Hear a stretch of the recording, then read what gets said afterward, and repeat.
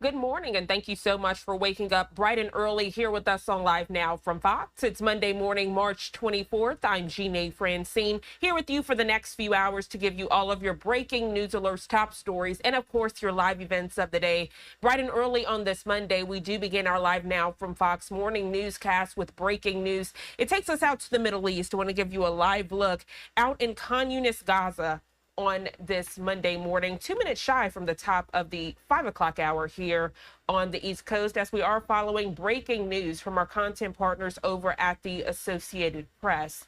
They report Israel's military hit the largest hospital in southern Gaza Sunday night, killing 2 people, wounding others, and causing a large fire. This information being reported to the Associated Press from the territory's health ministry. We learned that the strike hit the surgical building of Nasser Hospital in the city of Khan Yunis. Again, the ministry confirming that, and you can see on your screen a live look at Nasser Hospital in Khan Yunis, Gaza. If you look closely, you can see the black ash on the side of the building. That's where that strike happened. It goes on to say this happened days after the facility was overwhelmed with dead and wounded when Israel resumed the war in Gaza last week with a surprise wave of airstrikes. Now, those killed in Sunday night strike included a 16-year-old boy who underwent surgery 2 days ago. Also killed was a member of Hamas's political bureau who was being treated at the hospital. Hamas confirming that in a statement. Israel's military confirming the strike on the hospital, saying it hit a Hamas militant operating there. Israel blames civilian deaths on Hamas because it operates in densely populated areas. We are keeping a close eye on this story here on Live Now from Fox. Again, giving you a live look at the hospital where that Israeli strike happened overnight. As we further discuss this breaking news, keep in mind we will have a live guest coming up in our 6 o'clock hour. And just like we did last week, we want to hear from you. What questions do you have about the conflict in Gaza? Scan that QR code on your screen, or you can go to livenowfox.com/connect. From there, click on the Ask Now tab, and there you can submit questions for us. During our 6 o'clock hour, we'll be checking in with distinguished lecturer in Homeland and National Security with the University of New Haven, Ken Gray. Of course, we will have that thorough analysis. So scan that QR code. A lot of you all sent in questions to us last week when we had that live interview, and we thoroughly appreciated that. And that's what we want to do here on Live Now from Fox. The guests don't get the questions in advance. They get it real time as you all are seeing it on the screen, further adding to that authenticity and realness of our broadcast. All right, as we further discuss conflict in the Middle East, taking you back out to Khan Yunis, Gaza, and giving you a live look where that breaking news happened overnight as AP reports Israel strikes southern Gaza's largest hospital. As this is happening right now in Jerusalem, taking you out there now, we are learning that Israel's foreign minister and EU high representative are about to hold a news conference. Let's listen in.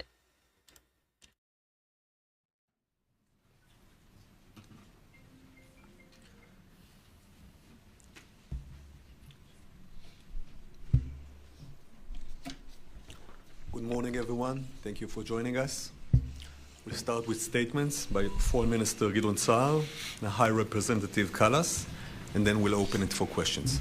Please.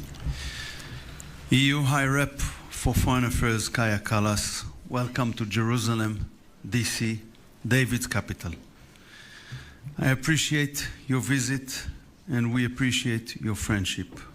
Last month you hosted me in Brussels and we renewed the important EU-Israel Association Council meeting.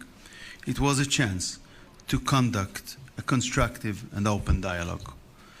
The European Union is Israel's largest trading partner and an important ally. We share a common history, partly painful, shared values, shared challenges, and shared interests. Sometimes there are also differences of opinion. That is okay. Israel is a strategic asset to Europe. We are now fighting the war of the free world. Iran, Houthis, Hamas, and Hezbollah attack us because we are nearby. But make no mistake, the war is against Western civilization, against its values and its ways of life. It is only natural for us to expect more support from Europe. We saw this morning the barbaric terror attack near Yokneam, which cost the life of a 75-year-old man. This is a result of the ongoing incitement in the Palestinian Authority. In our dangerous region, stability and de-radicalization cannot be attained through weakness. Only after ISIS was defeated on the battlefield did it stop drawing young Europeans to its ranks. It is not true that radical ideologies cannot be defeated. If terror and extremism are eradicated in the Middle East, it will make Europe safer. And if not, the opposite will be the case. For a week now, Israel has been operating against the Hamas terrorist state in Gaza. Israel agreed to U.S. Special Envoy Steve Witkoff's proposals to extend the temporary ceasefire. But Hamas twice rejected them. They are still holding in cruel captivity 59 of our citizens as hostages. They left us no choice. The war can end tomorrow with releasing our hostages, the demilitarization of Gaza, and the withdrawal of the armed Hamas and Islamic Jihad forces from there. War is not an ideology. We would be happy, and we will be happy, to achieve our aims by diplomatic means. But if that is not possible, we have no choice but continuing our military efforts. Not achieving our war goals would have terrible consequences for Israel, for our security, and for the whole region. Israel is acting in accordance with international law. Article 70 of the first additional protocol of Geneva Convention requires aid when the civilian population is not adequately supplied. During the 42 days ceasefire, Israel allowed 25,000 aid trucks to enter Gaza. According to Article 23 of the Fourth Geneva Convention, a side is not obliged to allow in aid if it is likely to assist the military or economic efforts of the enemy. Hamas used the goods to finance its activities, to restore its military capabilities, and to recruit new young terrorists. And as President Biden said on October 18, 2023, if Hamas diverts or steals the assistance, it will stop international community from being able to provide aid. It must be stated clearly, no country is obliged to facilitate a war against itself. Israel must not be held to a different standard. High Rep, Israel and EU share many challenges. Along with our American friends, we must unite against the axis of evil of Iran, the Houthis, Hamas and Hezbollah. I believe that what we began in Brussels can turn our challenges into opportunities. It can bring more stability and prosperity to Israel, to Europe, and to the free world. Thank you. Foreign Minister, High Representative, please. Thank you. Foreign Minister Saar, dear Gideon, it is important to be in Israel today, although I wish it would be under different circumstances. Let me start by condemning yesterday's attacks on rabbi in France. There is no place for anti-Semitism in Europe. We met exactly one month ago after the EU-Israel Association Council in Brussels, and it is clear that we are very good partners. Israel is a very relevant trade and investment partner for the European Union, and also a major player in growing tech sector. Unfortunately, my visit comes at a difficult time. The breakdown of ceasefire has caused appalling loss of life. This morning, I also met the families of the hostages, and always, listening to the stories is very, very hard. I again condemn strongly Hamas violence. It is never easy to meet the families who have lost their loved ones or to not know the fate of their loved ones for so many weeks in captivity. The EU stands in solidarity with Israel and its people following the horrible attacks on the 7th of October 2023. And I reiterate now what I said this morning. Resuming negotiations is the only feasible way to end the suffering on all sides. Violence feeds more violence. What we are witnessing now is a dangerous escalation. It is causing unbearable uncertainty for the hostages and their families, and it is likewise causing horror and death for the Palestinian people. Minister Saar, as I underlined when we met a month ago, the security of Israel is extremely important to the European Union. Israelis must be able to feel safe in their own homes. Israel has the right of self-defense against terror attacks, whether from Hamas, the Houthis, or Hezbollah. However, military actions must be proportionate. And Israeli strikes into Syria and Lebanon risk further escalation. The fundamental steps here are restating the ceasefire, ensuring the release of all hostages, and resuming the flow of humanitarian aid into Gaza, with the goal of a permanent ceasefire.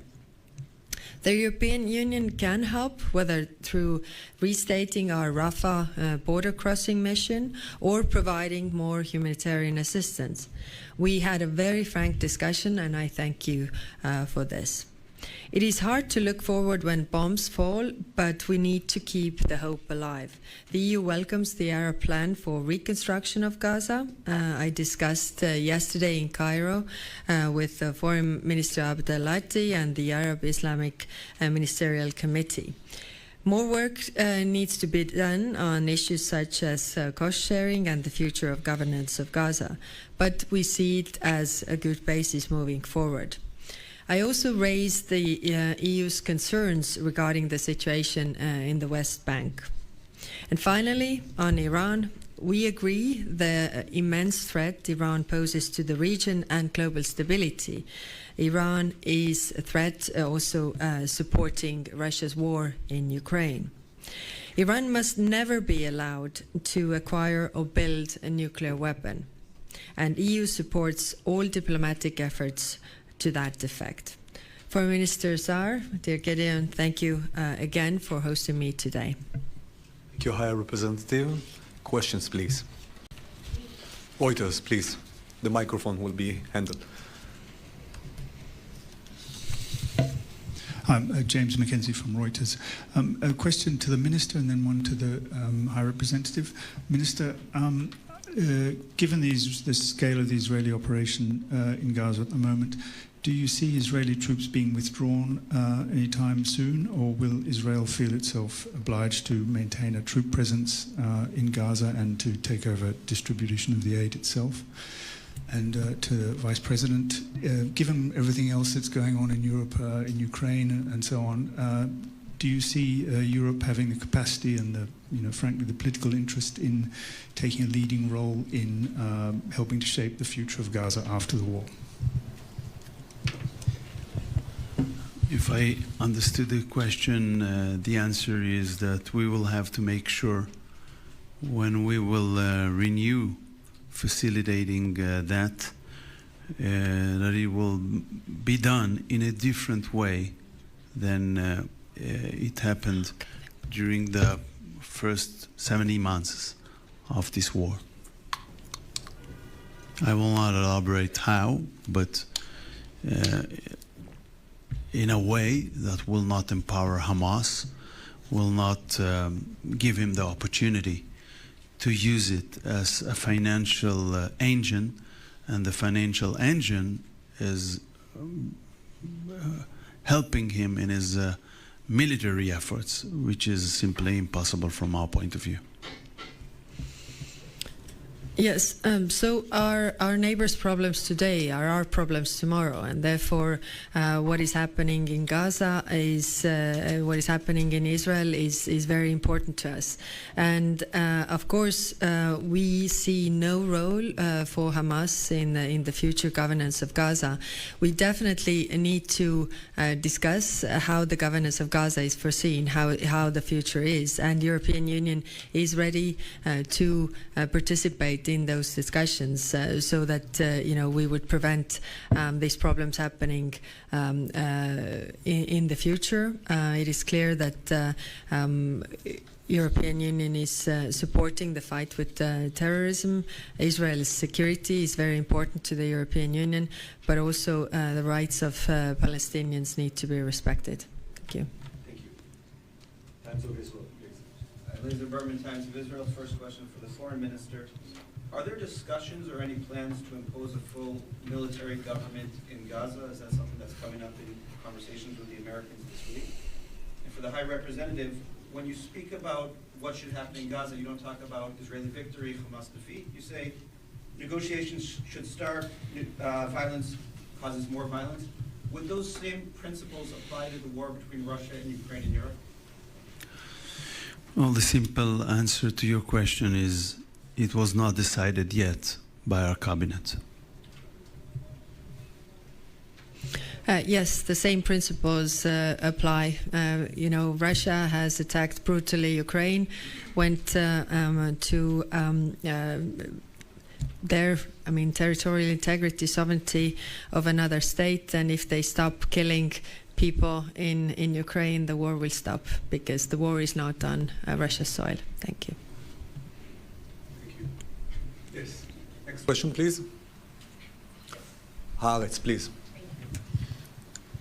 Hi, Lisa Rozovsky from Haaretz. I have a question for the High Representative and for the Minister of Foreign Affairs. So my first question is to you. Israel and specifically Minister Saar have a very strong negative stance regarding the interim government in Syria and Mr. Ashara. They warned the West and the EU not to be charmed by the jihadists in suits and are interested in Russian bases staying in Syria. What do you think of this stance, and what is your position regarding Israel's occupation of the buffer zone and the call to demilitarize Syria south of Damascus? And Minister Saar, yesterday 2 officials from your ministry were not able to answer at the Knesset whether they were consulted regarding the conference with the far-right parties, which is taking place this week in Jerusalem. there is a very serious outrage among the Jewish communities in Europe regarding this conference, yet you are taking part in it. Do you consider to withdraw? No. Okay, I have a longer answer. On your question on interim government in Syria, of course, our worry is the same. They say the right things. Will they do the right things? But we have discussed this in the European Union amongst all the member states, and our view is that we need a stable Syria. The Syrian people have suffered a lot. Syria is a very diverse country with different groups. So these need to be taken into the government to govern Gaza. Why we are moving ahead with lifting the sanctions is that in order to build Syria, I mean, the people need access to services. And if the people have access to services, the companies can, establish, have jobs, pay salaries, so the people also have hope. And if they have hope, then there are less clashes and less chaos, because they can see that there is future and you don't have to do this. And that is our approach right now. Yes, we are looking at this, step for step approach. We want to see, and we have the pressure on them to make also the right things, not only to say the right things. We are also constant contact with the Syrian civil society because they are giving us really fair and honest feedback. What is going on? So I think we have this small opportunity window to get this on the right track, but and we need to use it because we don't really have other options. Thank you. What Israel is doing in this regard, did you discuss it? Do you think? Yes, of course, we discussed this, Israel's actions, and we feel that these things are unnecessary because it is Syria is right now not attacking Israel, and that feeds more radicalization that is also against Israel, which we don't want to see, because, like I said, Israel's security is also very important to us. Yes, please, over there. Yes. Hi, Marissa Newman from Bloomberg. Question for the minister. How concerned is Israel about the Turkish military presence in Syria? And is there any expectation of a future military confrontation between Israel and Turkey on Syrian soil? With regard to the first question, we would like to see the same worries in the international community, at least with the same standards with regard to Turkish presence in Syria. With regard to the second question, we don't want confrontation with the Turks in Syria or anywhere else. Thank you. This press conference is now over. Thank you very much.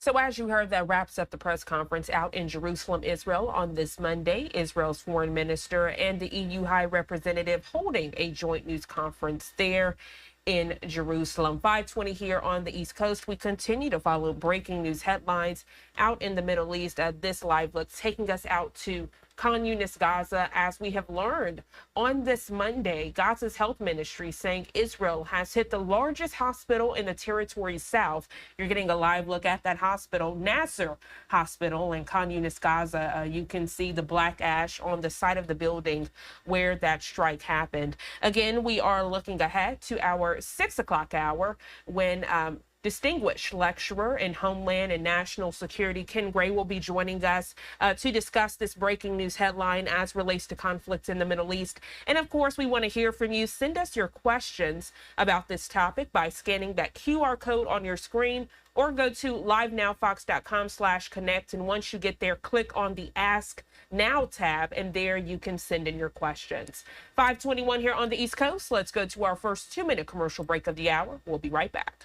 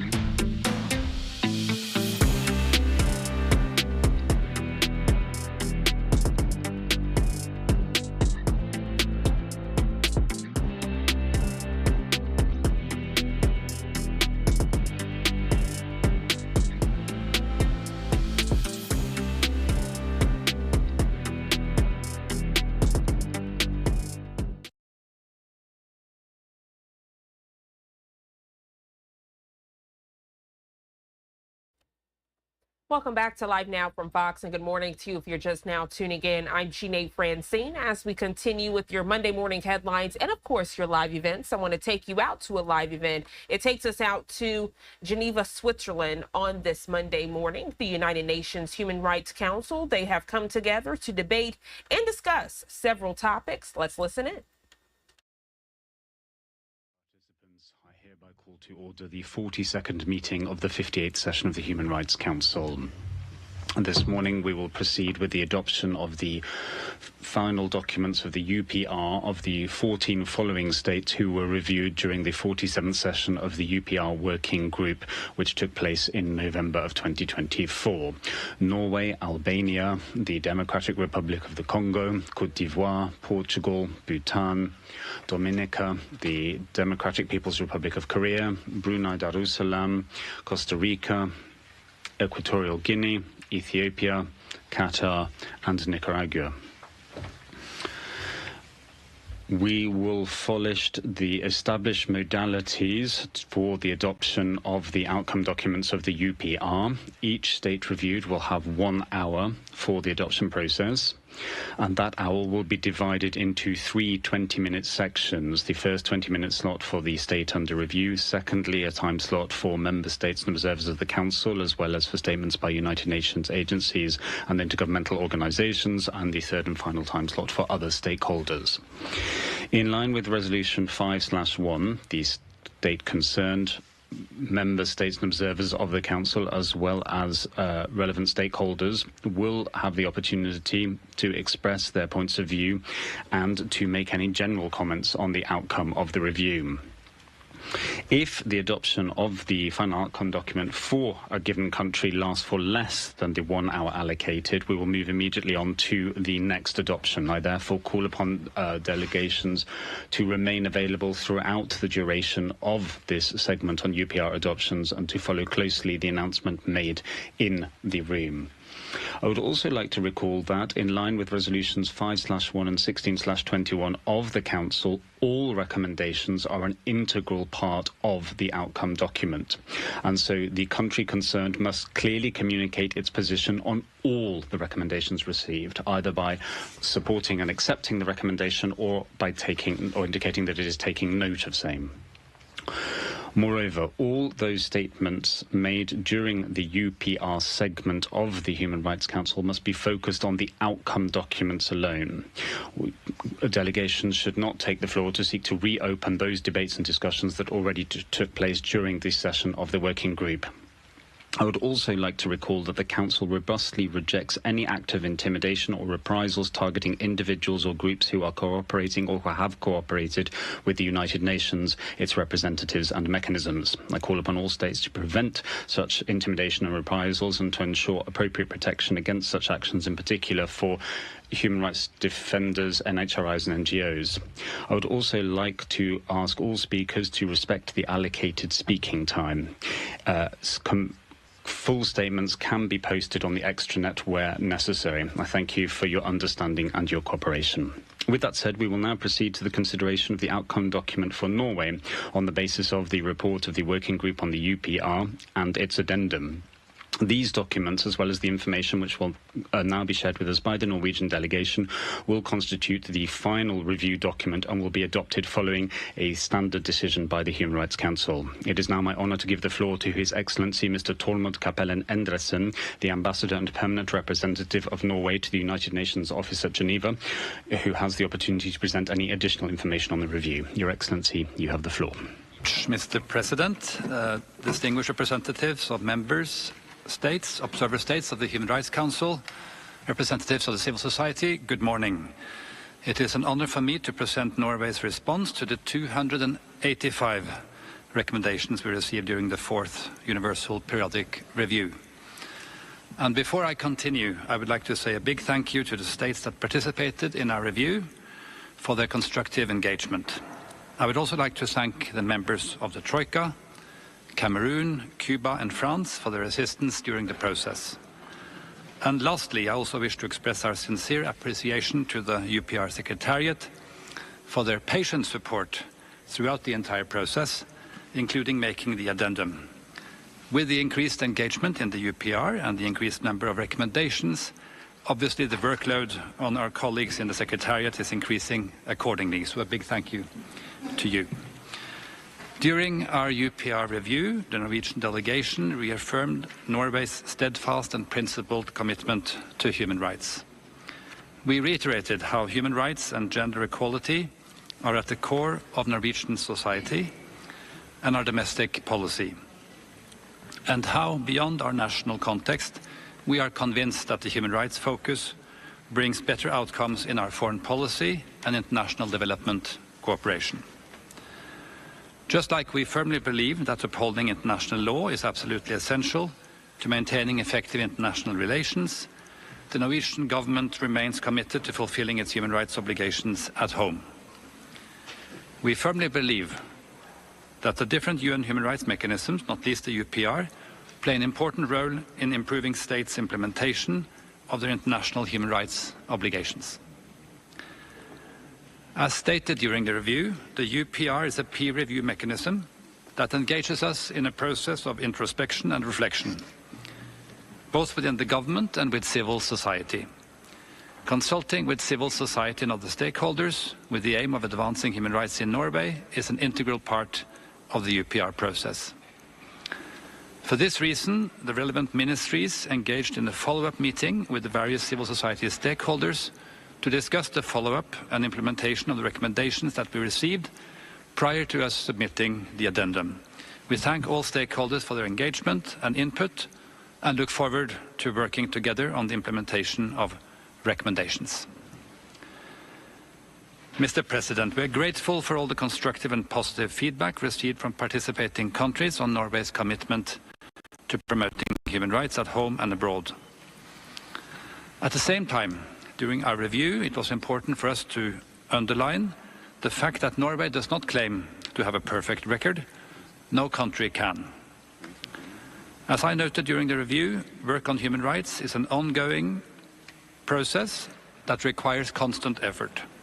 There will always be room for improvement, and we remain dedicated to making further progress, especially as the challenges we face evolve with our societies. So turning to the response to the recommendations, it's important for me to underline that we welcome all the recommendations made during the review. They have all been carefully considered. The recommendations we received covered a wide range of human rights, but we also saw a significant degree of convergence. 3 key themes can be highlighted. The first one is the protection of children's rights and the functioning of the children's welfare services. The second one is the protection of women against violence and rape. The third one is implementation of the CRPD into national law.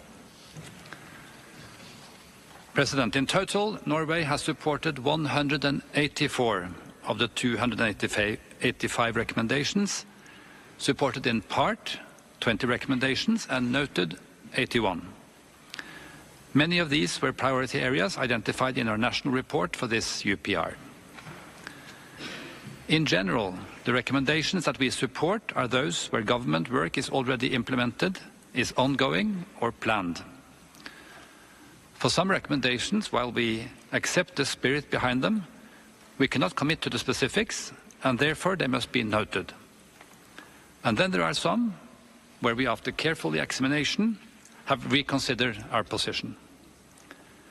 The implementation of the UN Convention on the Rights of Persons with Disabilities into the Human Rights Act is one such example. The government recently decided to incorporate the CRPD into the Human Rights Act. This decision was taken after a thorough assessment conducted by a government-appointed committee of experts and broad public consultation of the committee's report. The government aims to present the proposition on the incorporation to the Parliament in the autumn. When the convention was ratified by Norway in 2013, the government ascertained legal harmony between Norwegian law and the convention. Incorporation now into the Human Rights Act entails that the convention will have the force of Norwegian law and take precedence in the event of conflict with other legislation. So by incorporating the convention into Norwegian law, we will send a strong signal concerning the importance of the rights of persons with disabilities. When it comes to another main theme during our UPR process, the protection of children's rights and the children's welfare services, I wish to highlight that the government late last year announced the establishment of a group of experts. The group of experts has been tasked with making a holistic assessment on how the children's welfare services are organized and function in order to provide children with the best possible help and necessary services. When it comes to sexual violence and rape, since the UPR session in November 2024, the government has announced that it will present new legislation to Parliament this spring on what constitutes consent. Also in other areas, the government is actively taking steps to address ongoing challenges, and we remain committed to doing more. Parliament has reviewed the Truth and Reconciliation Commission's report, and the government is working on following up on its recommendations. The government has also launched an action plan against harassment and discrimination of the Sami people. On a related note, the government has also launched newly a new action plan against anti-Semitism. In conclusion, I would like to reiterate that we come out of our 4th review with an even greater conviction that the UPR plays a vital role in taking stock of where we are and when it comes to human rights in Norway, of identifying remaining challenges as well as progress with respect to achieving desired results. I look forward to hearing from states and civil society before providing my closing remarks. I thank you. Merci. Thank you very much. In line with paragraph 13 of the annex to resolution 16/21 of the Human Rights Council, I will at this juncture give the floor to the Norwegian Human Rights Commission for a video statement. President and distinguished members of the Human Rights Council, on behalf of the Norwegian Human Rights Institution, I appreciate this opportunity to comment on the recommendations to Norway. Although the government has endorsed or partly endorsed most recommendations, we note that certain recommendations were not accepted, and I will highlight one of these. The government did not accept the recommendation to allow all inmates a minimum of 8 hours a day outside the cell and to limit solitary confinement to exceptional cases. This remains an unresolved issue despite well-documented health risks associated with, for example, solitary confinement. The Parliamentary Ombudsman has documented extensive de facto solitary confinement in Norwegian prisons, that is, isolation that is not court-ordered or due to the inmate's own behavior, but due to lack of staff and resources. As early as 2021, our institution recommended amending the act relating to the execution of sentences in order to address this issue. We now hope for a stronger commitment to implement necessary reforms. We welcome the government's acceptance of recommendations on key issues such as violence and abuse, discrimination and child welfare services. We also commend the decision by the government to incorporate the Convention on the Rights of Persons with Disabilities into the Human Rights Act, as recommended by us, as well as many civil society organizations and the Equality and Anti-Discrimination Ombudsman. This is a crucial step toward ensuring that persons with disabilities can enjoy their human rights on equal terms with others.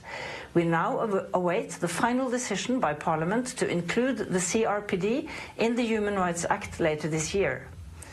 We thank you for this opportunity to give our input regarding the government's response to the UPR recommendations to Norway. Thank you. Merci. Thank you. I will now give the floor to member and observer states for their comments on the UPR outcome document. The speaking time is 1 minute and 30 seconds for all states. I begin by giving the floor to the distinguished representative of South Sudan. Yeah, Mr. President, South Sudan welcomed the distinguished delegation of the Republic of Norway on the adoption of its UPR outcome report and expresses its gratitude for its consistent, active engagement in the UPR process. We commend Norway for being a party to a large number of human rights instruments within the framework of the UN and the Council of Europe, and for prioritizing child protection through adopting the Child Welfare Act to give precedence to children's best interests, as well as by underscoring significant effort to advance gender equality.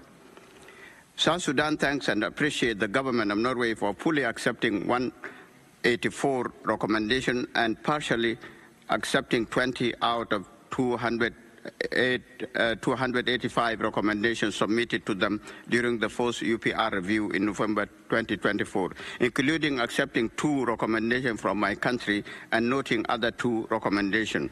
In conclusion, South Sudan extends its best wishes to Norway for successful implementation of the UPR recommendation and offer its unwavering support for adoption of its UPR outcome report. Thank you, Mr. President. Thank you. I give the floor representative of the Bolivarian Republic of Venezuela. Gracias, señor presidente. Thank you, President. We welcome the Norwegian delegation and thank them for their presentation. We have taken note of the high degree of cooperation with the UPR mechanism. We believe this speaks volumes about our belief that it is voluntary and not imposed mechanisms that reap the best results in terms of human rights. We note with some concern that only 64% of the recommendations received have been accepted by the state, and we urge the state to assess those recommendations that it did not or only partially accepted with a view to their possible implementation. We welcome the fact that 3 out of the 4 recommendations made by Venezuela were accepted fully, and that they partially accepted our 4th recommendation related to the application of the principle of the best interest of the child, both in the legislation as well as in judicial and administrative decision-making procedures that impact children. We wish Norway every success in the implementation of the recommendations accepted at this 4th cycle, and we fully support adoption of the report. Thank you very much. Thank you. I give the floor to the distinguished representative of Vietnam. Mr. President, Vietnam appreciates the delegation of Norway for engaging constructively during its 4th cycle of the UPR process. Once again, we commend the efforts of Norway to combat racism, discrimination, and violence against women and children by, among others, adopting the action plan against racism and discrimination on grounds of ethnicity and religion. We thank Norway for accepting all of our 3 recommendations on combating discrimination to foster a more inclusive society, ensuring equitable access to justice, and domestic violence prevention. We take positive note of initiatives that Norway has taken towards combating exploitation of migrant workers, advancing gender equality, narrowing the gender pay gap, protecting the rights of migrant workers, and improving the quality and affordability of healthcare services. Mr. President, Vietnam fully supports the adoption by consensus of the UPR outcome of Norway by the Council, and wishes Norway every success in the implementation of all supported recommendations. I thank you.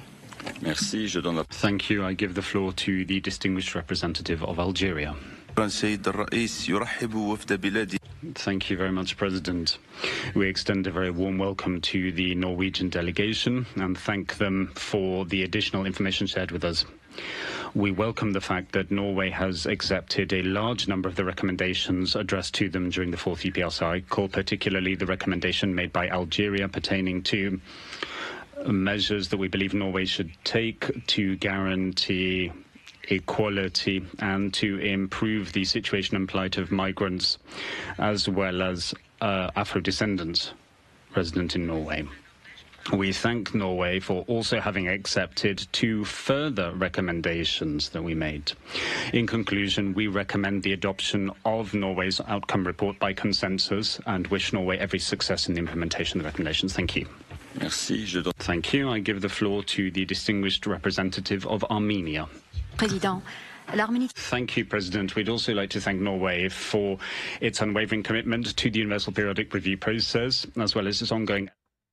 If you're just now tuning into Live Now from Fox, on the left side of your screen, we are live in Geneva, Switzerland. The United Nations Human Rights Council coming together this Monday to debate and discuss the recommendation of Norway. That bottom right box giving you a live look out in Jerusalem, Israel, and right above that, a live look out in Khan Yunis, Gaza. As we are following breaking news on this Monday, we're learning from the Associated Press that Israel striked the largest hospital in Gaza, Nasser Hospital. You can see some of the ash and the blackness on the side of the hospital there in that top right box where that strike happened.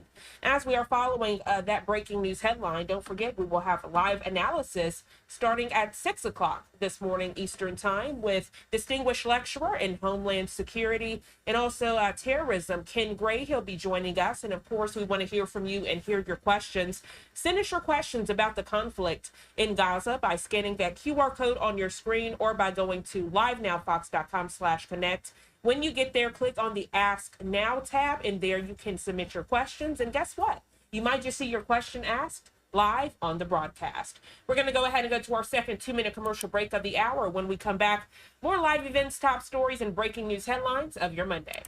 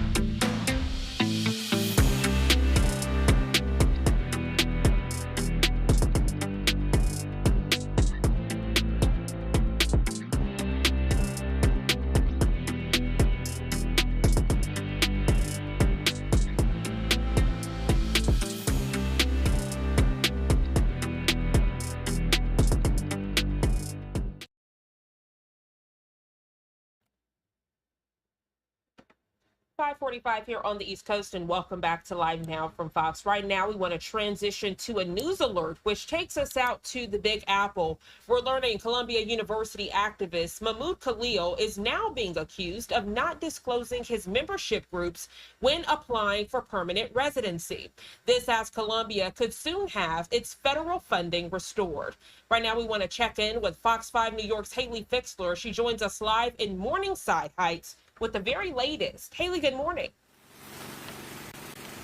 Good morning. A lot to go through this morning. Officials say Khalil did not reveal that he was working for a UN agency for Palestinian refugees or that he was working for the Syria office at the British Embassy in Lebanon. The DOJ now says that his presence here, his activities here pose some foreign policy threats. So here is what we know. We know that there have been significant allegations that some members of the United Nations Relief and Works Agency participated in the October 7th, 2023 terrorist attacks in Israel.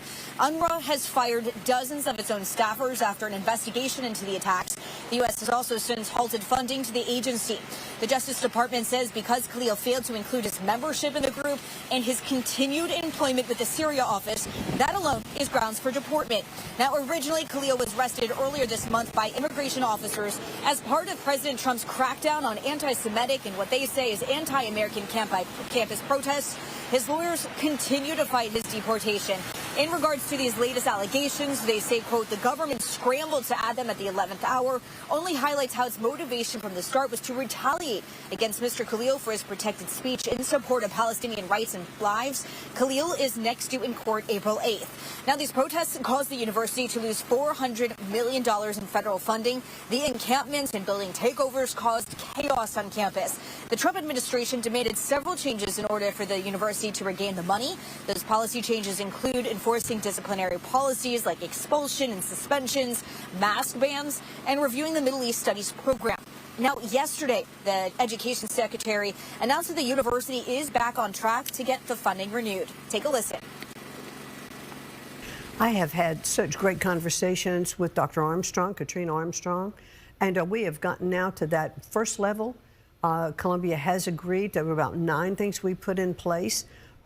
When she and I met, she said she knew that this was her responsibility to make sure that children on her campus were safe. She wanted to make sure there was no discrimination of any kind. She wanted to address any systemic issues that were identified relative to the anti-Semitism on campus, and they have worked very hard in a very short period of time. Now, interim Columbia University President Katrina Armstrong said that these changes were not a reaction to federal pressure. They also say here at Columbia, this organizers say creating what they call a vigil that's in response to what they say is Columbia's concessions to the Trump administration. Live in Morningside Heights, back to you. All right, Fox 5 New York's Haley Fixler, always a pleasure. Thank you so much for joining us with this news alert. Have a great rest of your day. And right now, I want to take you out to the Big Apple, a different skyline shot. The sun not up just yet, as it's only 5:49 here on the East Coast. But of course, as we get those beautiful sunrise shots, you'll get them right here on Live Now from Fox. Here at 5:50, we're going to take our third 2-minute commercial break of the hour. When we come back, we are following some breaking news as it relates to the death of former Utah Representative Mia Love, the very latest in response from her family when we return.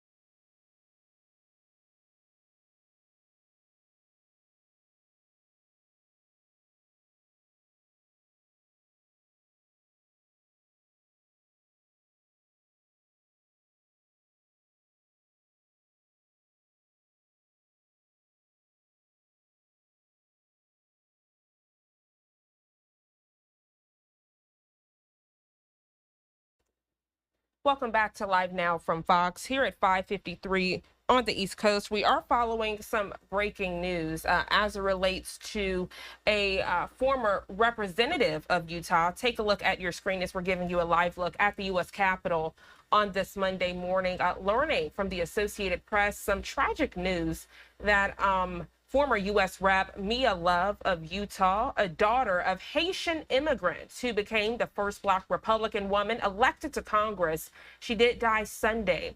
She was 49 years old. Love's family posting news of her death on Love's X account. We are working to get that here with you on Live Now from Fox. We also learned that she has undergone recent treatment for brain cancer and received immunotherapy as part of a clinical trial at Duke University's Brain Tumor Center.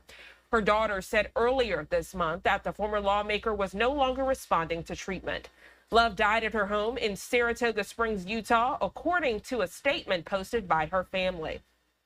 We are getting that statement now. I'm going to transition your screen to give you a look. Take a look now. You can see that statement on X on this Monday. It says, quote, "With grateful hearts filled to overflowing for the profound influence of Mia on our lives, we want you to know that she passed away peacefully today. She was in her home surrounded by family. In the midst of a celebration of her life and an avalanche of happy memories, Mia quietly slipped the bands of mortality and, as her words and vision always did, soared heavenward. We are thankful for the many good wishes, prayers, and condolences. We are taking some time as a family and will provide information about funeral services and a public celebration of her life in the days to come." So that coming from her family, they post that on her X page. Of course, this is a developing situation, and as you just heard, we are looking to get information about the funeral arrangements and other agenda items. We do know Love entered politics back in 2003 after winning a seat on the city council in Saratoga Springs, a growing community about 30 miles south of Salt Lake City. She later became the city's mayor. We're going to go ahead and take our final 2-minute commercial break of the hour. More breaking news headlines, top stories, and live events of the day when we return.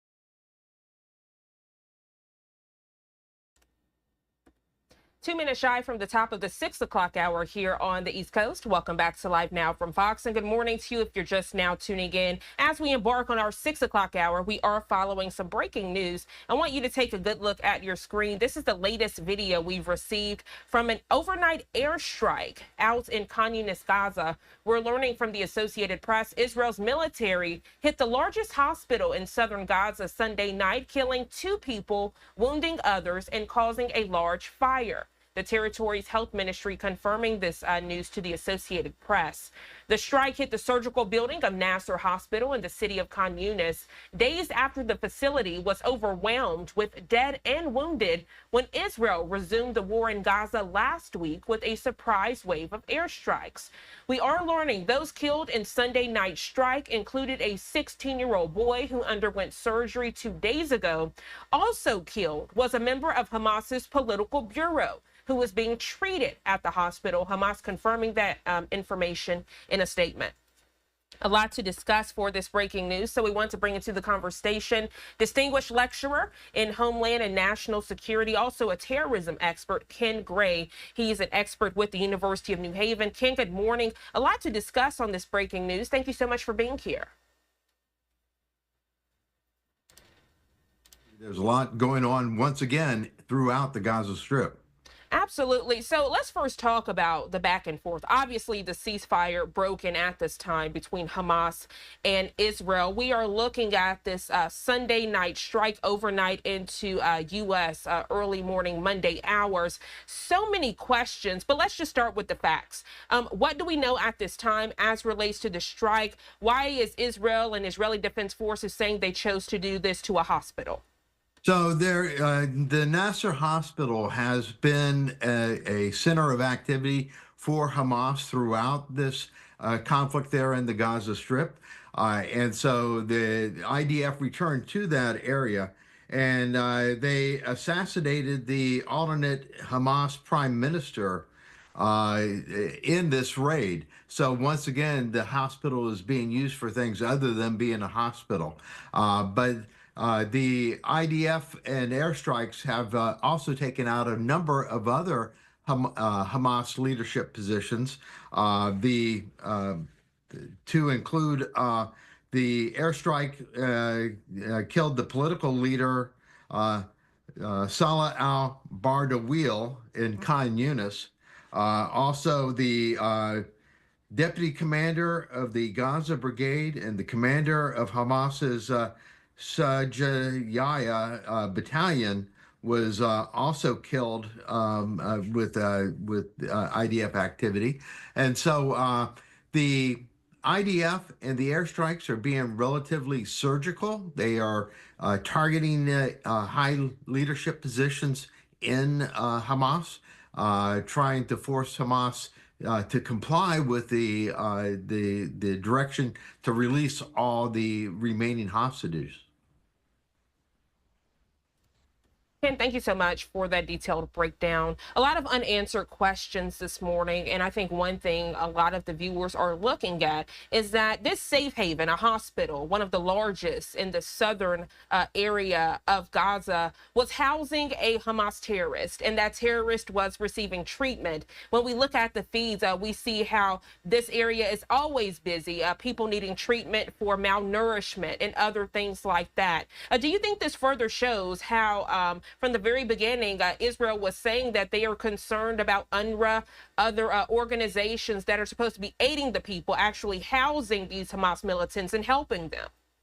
Not only that, but also the fact that the hospital, which is a center of the civic activity, a place where people are brought to when they are injured or sick, and instead Hamas has been using that as a shield, trying to use it to keep the IDF and to try to keep airstrikes from hitting at their location. You'll recall that there was a search through Nasser Hospital, not only for Hamas members back 8 months ago, but also looking for tunnel entrances with the belief that Hamas may have actual centers for their communications and centers for their direction, their actual headquarters located underneath Nasser Hospital. They did a search throughout the hospital and routed out a number of Hamas members there. They did find indication of some weapons inside Nasser Hospital, but I don't think they found what they thought they were going to find. That is a entrance into a command center. That did not occur. But nonetheless, Nasser Hospital is once again being used by Hamas in addition to treating the sick and wounded. As you explained that, Ken, I found the latest from Israel Defense Forces on this Monday morning via X. They say, quote, a key Hamas terrorist who was operating from within the Nasser Hospital compound in Gaza was precisely struck. The strike was conducted following an extensive intelligence gathering process and with precise munitions in order to mitigate harm to the surrounding environment as much as possible. They conclude their statement by saying, Hamas exploits civilian infrastructure while brutally endangering the Gazan population, cynically using an active hospital as a shelter for planning and executing murderous terrorist attacks in a direct violation of international law. Again, Ken, that's the latest from Israel Defense Forces. People feeling this morning at one point, Hamas was kind of secretive about being in plain sight. You know, they would use that tunnel network you shared with us from the beginning of this conflict. But now just to be in the midst of civilian life in the hospital receiving treatment. Concerns this morning from the innocent Palestinian people who have lost loved ones because of Hamas. Where do they go from here? Yeah. Throughout this conflict, Hamas has been using the Palestinian people as a shield. They actively move around to try to hide within the non-Hamas Palestinian camps.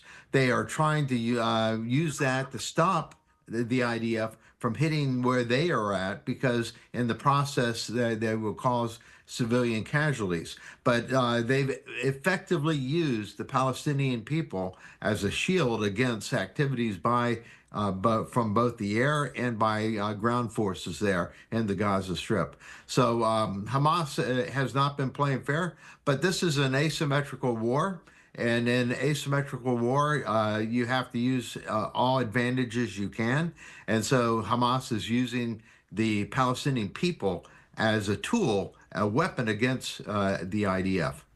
Questions this morning, Ken, surrounding what does this mean for a potential ceasefire in the coming days or months? What does this mean about the remaining hostages still in Hamas captivity? We've seen those protests across Jerusalem and Tel Aviv, Israel, this time last week. People protesting right outside of Israeli Prime Minister Benjamin Netanyahu's home, demanding that the Israeli government do more to get that ceasefire so the remaining hostages can come home. Yeah.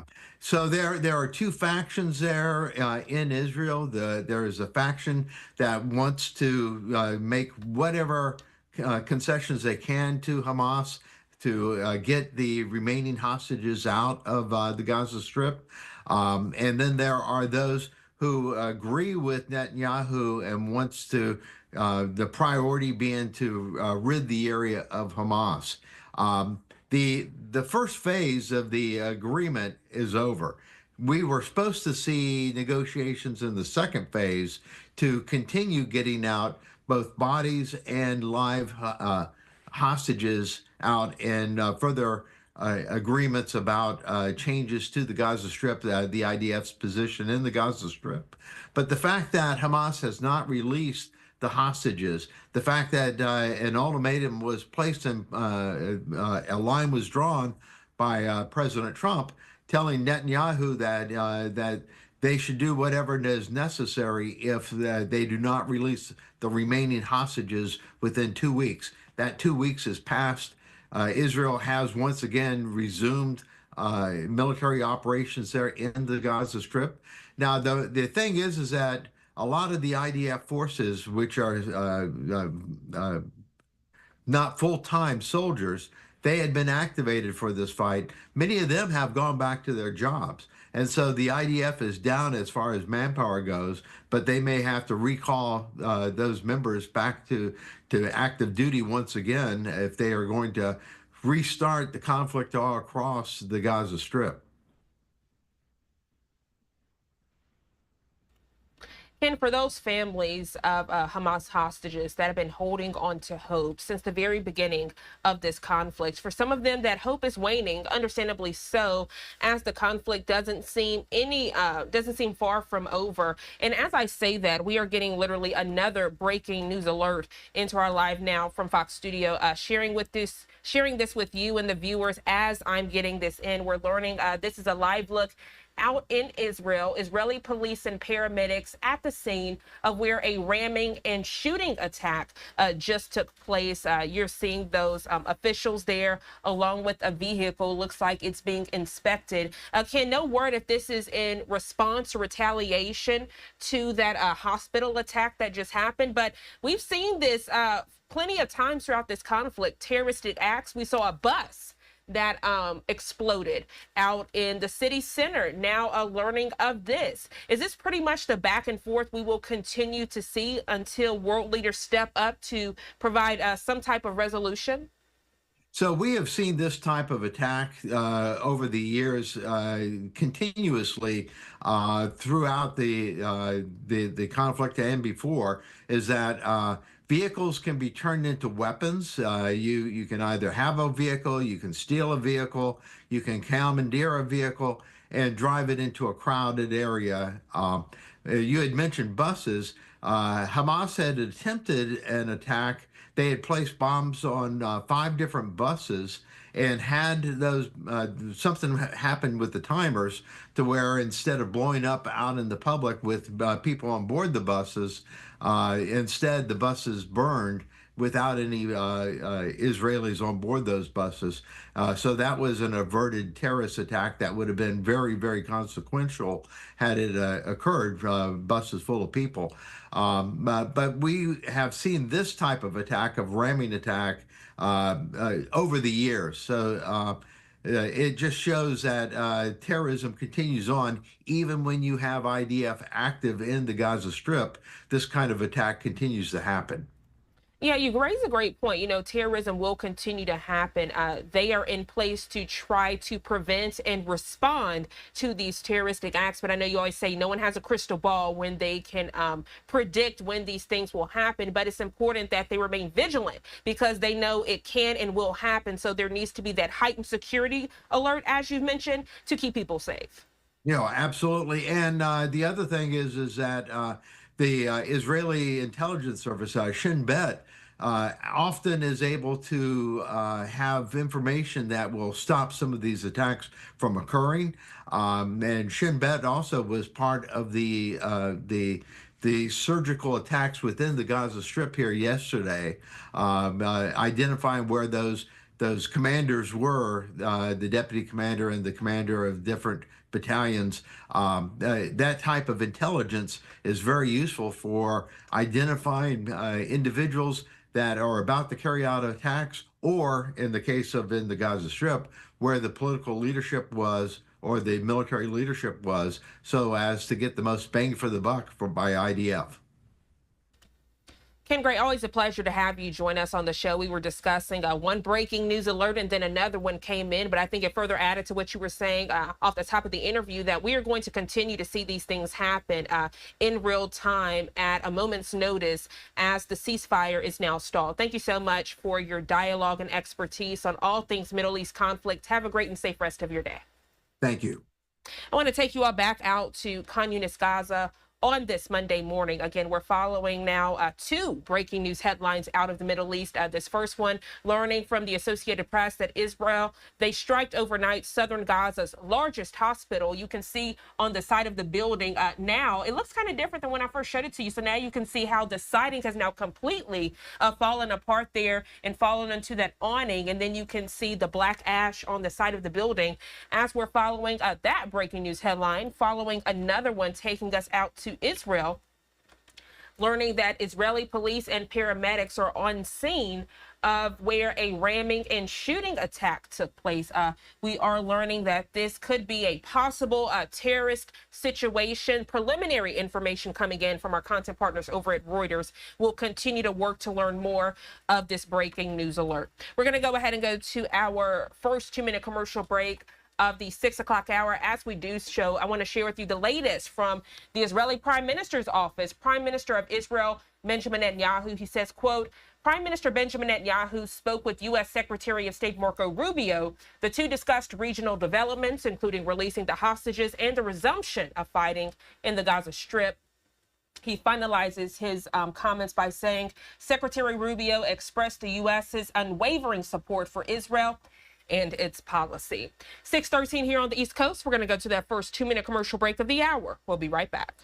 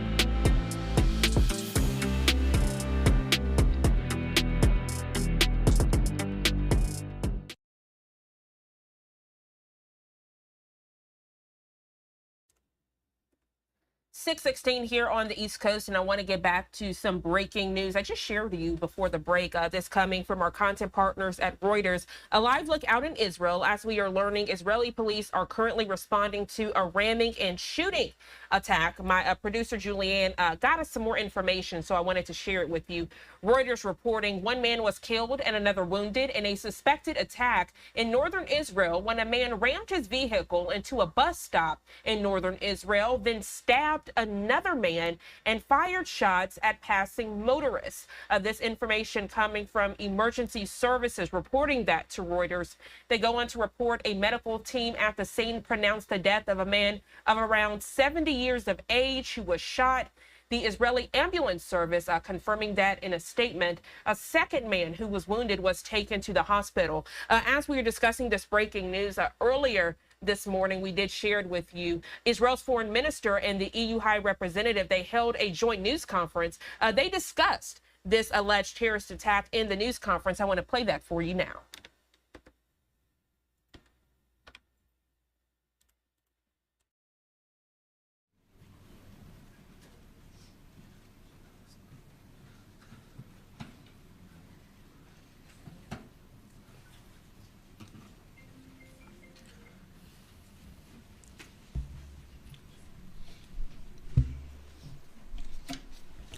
Good morning, everyone. Thank you for joining us. We'll start with statements by Foreign Minister Gideon Saar and High Representative Kallas, and then we'll open it for questions. Please. EU High Rep for Foreign Affairs Kaya Kallas, welcome to Jerusalem, D.C., David's capital. I appreciate your visit and we appreciate your friendship. Last month you hosted me in Brussels and we renewed the important EU-Israel Association Council meeting. It was a chance to conduct a constructive and open dialogue. The European Union is Israel's largest trading partner and an important ally. We share a common history, partly painful, shared values, shared challenges, and shared interests. Sometimes there are also differences of opinion. That is okay. Israel is a strategic asset to Europe. We are now fighting the war of the free world. Iran, Houthis, Hamas, and Hezbollah attack us because we are nearby. But make no mistake, the war is against Western civilization, against its values and its ways of life. It is only natural for us to expect more support from Europe. We saw this morning the barbaric terror attack near Yokneam, which cost the life of a 75-year-old man. This is a result of the ongoing incitement in the Palestinian Authority. In our dangerous region, stability and de-radicalization cannot be attained through weakness. Only after ISIS was defeated on the battlefield did it stop drawing young Europeans to its ranks. It is not true that radical ideologies cannot be defeated. If terror and extremism are eradicated in the Middle East, it will make Europe safer. And if not, the opposite will be the case. For a week now, Israel has been operating against the Hamas terrorist state in Gaza. Israel agreed to U.S. Special Envoy Steve Witkoff's proposals to extend the temporary ceasefire. But Hamas twice rejected them. They are still holding in cruel captivity 59 of our citizens as hostages. They left us no choice. The war can end tomorrow with releasing our hostages, the demilitarization of Gaza, and the withdrawal of the armed Hamas and Islamic Jihad forces from there. War is not an ideology. We would be happy, and we will be happy, to achieve our aims by diplomatic means. But if that is not possible, we have no choice but continuing our military efforts. Not achieving our war goals would have terrible consequences for Israel, for our security, and for the whole region. Israel is acting in accordance with international law. Article 70 of the first additional protocol of Geneva Convention requires aid when the civilian population is not adequately supplied. During the 42 days ceasefire, Israel allowed 25,000 aid trucks to enter Gaza. According to Article 23 of the Fourth Geneva Convention, a side is not obliged to allow in aid if it is likely to assist the military or economic efforts of the enemy. Hamas used the goods to finance its activities, to restore its military capabilities, and to recruit new young terrorists. And as President Biden said on October 18, 2023, if Hamas diverts or steals the assistance, it will stop international community from being able to provide aid. It must be stated clearly, no country is obliged to facilitate a war against itself. Israel must not be held to a different standard. High Rep, Israel and EU share many challenges. Along with our American friends, we must unite against the axis of evil of Iran, the Houthis, Hamas and Hezbollah. I believe that what we began in Brussels can turn our challenges into opportunities.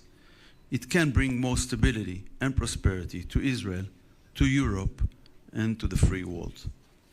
Thank you. Foreign Minister, High Representative, please.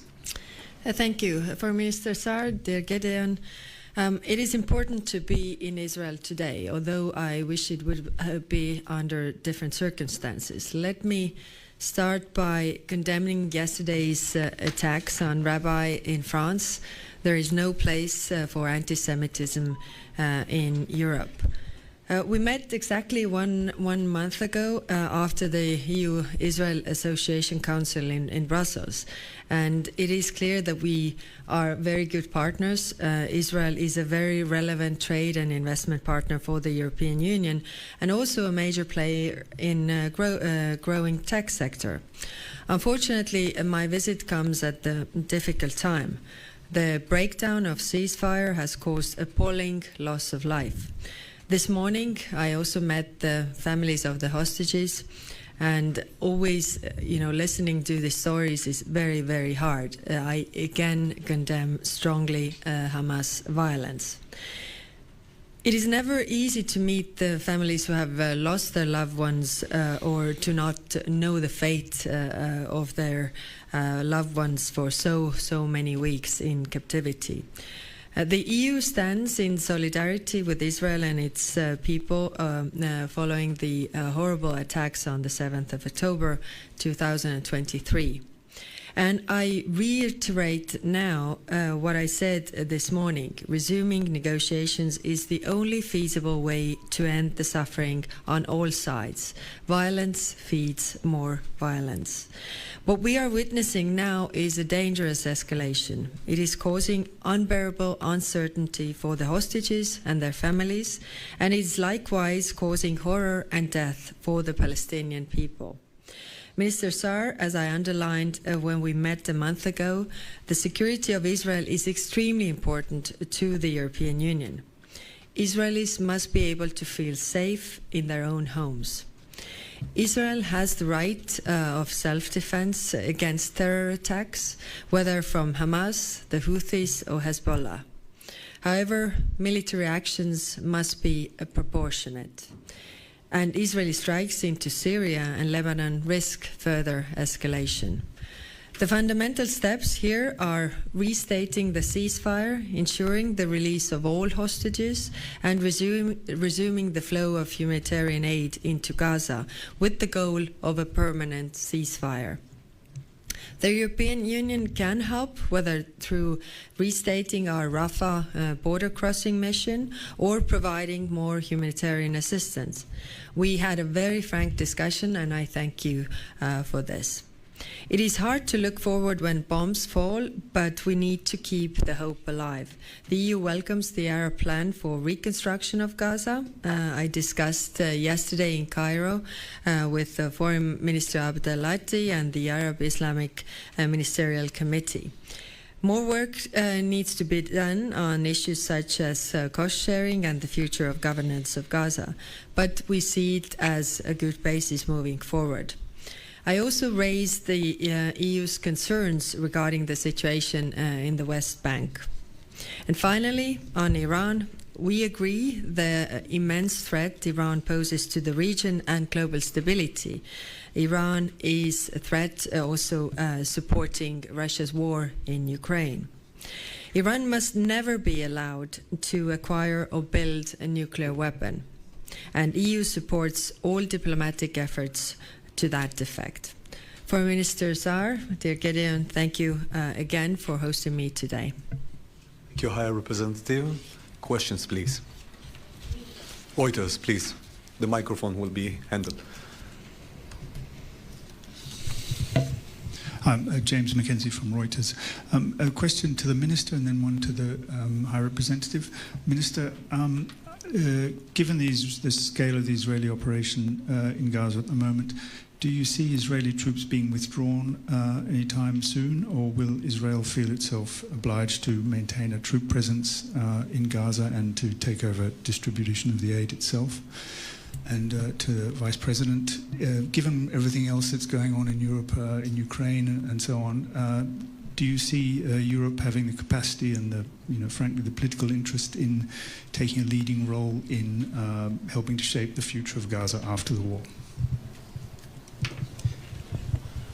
If I understood the question, the answer is that we will have to make sure when we will renew facilitating that it will be done in a different way than it happened during the first 70 months of this war. I will not elaborate how, but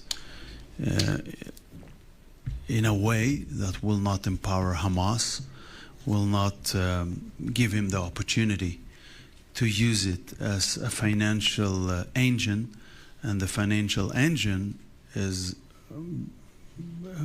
helping him in his military efforts, which is simply impossible from our point of view. Yes, so our neighbors' problems today are our problems tomorrow, and therefore what is happening in Gaza is what is happening in Israel is very important to us. And of course, we see no role for Hamas in the future governance of Gaza. We definitely need to discuss how the governance of Gaza is foreseen, how the future is, and European Union is ready to participate in those discussions so that we would prevent these problems happening in the future. It is clear that European Union is supporting the fight with terrorism. Israel's security is very important to the European Union, but also the rights of Palestinians need to be respected. Thank you. Thank you. Time's over as well, please. Lisa Berman, Times of Israel. First question for the Foreign Minister. Are there discussions or any plans to impose a full military government in Gaza? Is that something that's coming up in conversations with the Americans this week? And for the High Representative, when you speak about what should happen in Gaza, you don't talk about Israeli victory, Hamas defeat. You say negotiations should start, violence causes more violence. Would those same principles apply to the war between Russia and Ukraine and Europe? Well, the simple answer to your question is it was not decided yet by our cabinet. Yes, the same principles apply. Russia has attacked brutally Ukraine, went to their territorial integrity, sovereignty of another state, and if they stop killing people in Ukraine, the war will stop, because the war is not on Russia's soil. Thank you. Yes. Next question, please. Haaretz, please.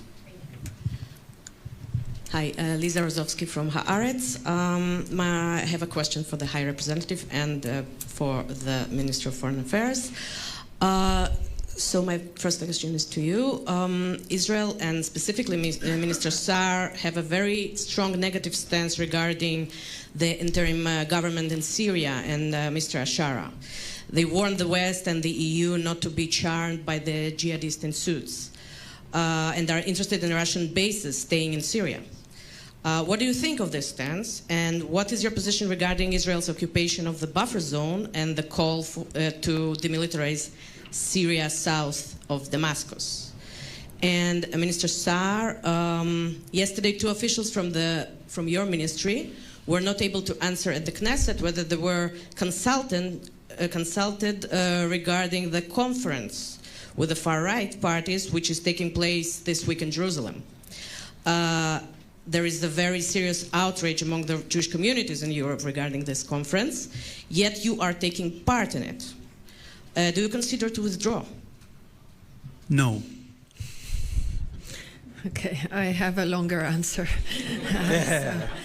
On your question on interim government in Syria, of course, our worry is the same. They say the right things. Will they do the right things? But we have discussed this in the European Union amongst all the member states, and our view is that we need a stable Syria. The Syrian people have suffered a lot. Syria is a very diverse country with different groups. So these need to be taken into the government to govern Gaza. Why we are moving ahead with lifting the sanctions is that in order to build Syria, the people need access to services. And if the people have access to services, the companies can, establish, have jobs, pay salaries, so the people also have hope. And if they have hope, then there are less clashes and less chaos, because they can see that there is future and you don't have to do this. And that is our approach right now. Yes, we are looking at this, step for step approach. We want to see, and we have the pressure on them to make also the right things, not only to say the right things.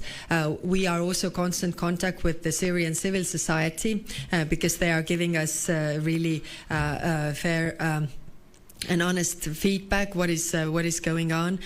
So I think have this small opportunity window to get this on the right track, but and we need to use it because we don't really have other options. Thank you. Israel, what Israel is doing in this regard, did you discuss it? Do you think? Do you have a position about it? Yes, of course, we discussed this, Israel's actions, and we feel that these things are unnecessary because it is Syria is right now not attacking Israel, and that feeds more radicalization that is also against Israel, which we don't want to see, because, like I said, Israel's security is also very important to us. Yes, please, over there. Yes. Hi, Marissa Newman from Bloomberg. Question for the minister. How concerned is Israel about the Turkish military presence in Syria? And is there any expectation of a future military confrontation between Israel and Turkey on Syrian soil? With regard to the first question, we would like to see the same worries in the international community, at least with the same standards with regard to Turkish presence in Syria. With regard to the second question, we don't want confrontation with the Turks in Syria or anywhere else. Thank you. This press conference is now over. Thank you very much.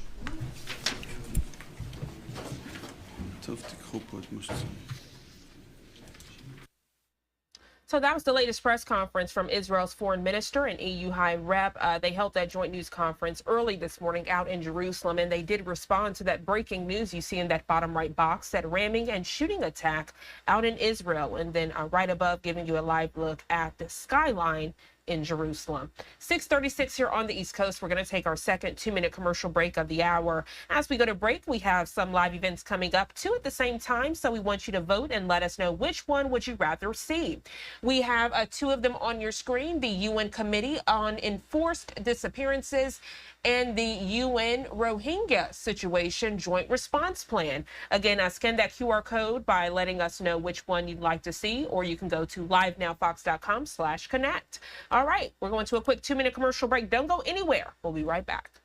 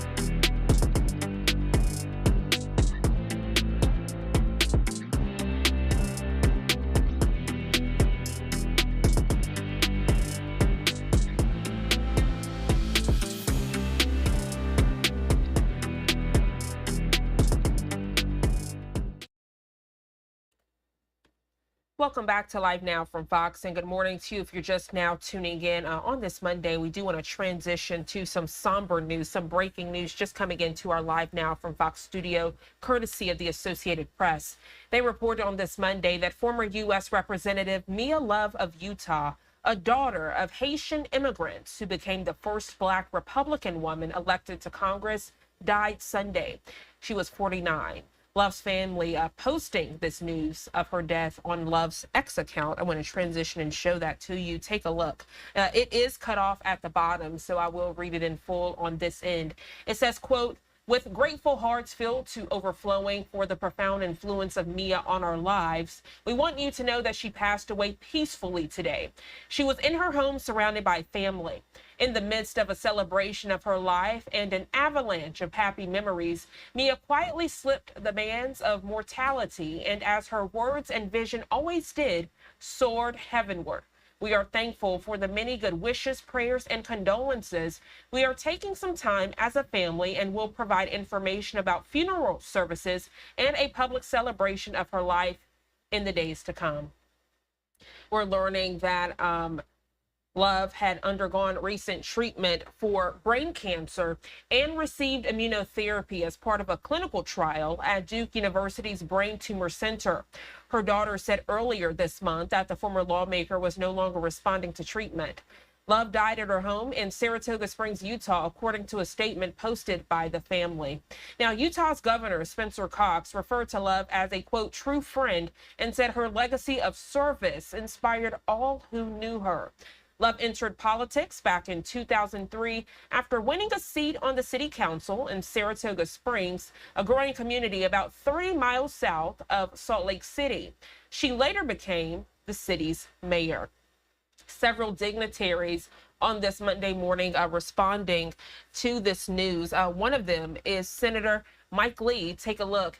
He says, quote, "Please join me in praying for the Love family and remembering Mia Love as a friend, trailblazer, congresswoman, wife, mother, and patriot. May she rest in peace, and may the great things she worked for in this life inspire the people of Utah and all Americans to better serve each other, our families, and our countries." Again, this is in response to this breaking news, learning that former GOP Representative Mia Love died at the age of 49 after a battle with cancer. As we get more information in, you'll be the first to know right here on Live Now from Fox.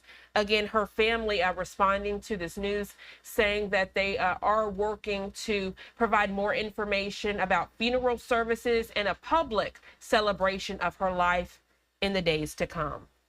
6:41 here on the East Coast. We are going to take a quick 2-minute commercial break. As we do, I want to get back to this poll we have been conducting as we are asking you this Monday, which live event would you rather watch? Right here on Live Now from Fox. As I mentioned, both of these events starting at the same time. We have two to choose from: the UN Committee on Enforced Disappearances and the UN Rohingya Situation Joint Response Plan.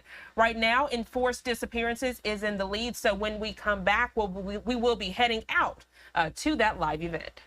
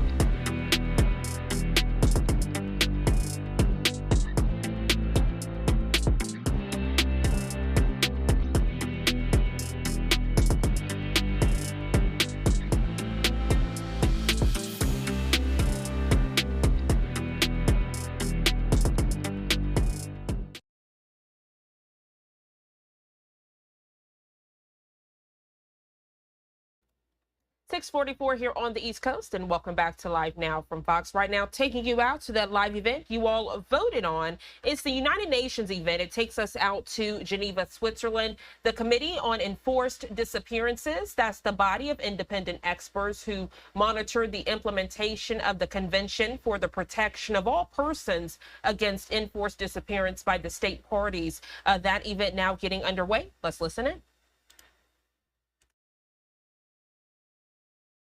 Of our country's efforts to implement the Convention.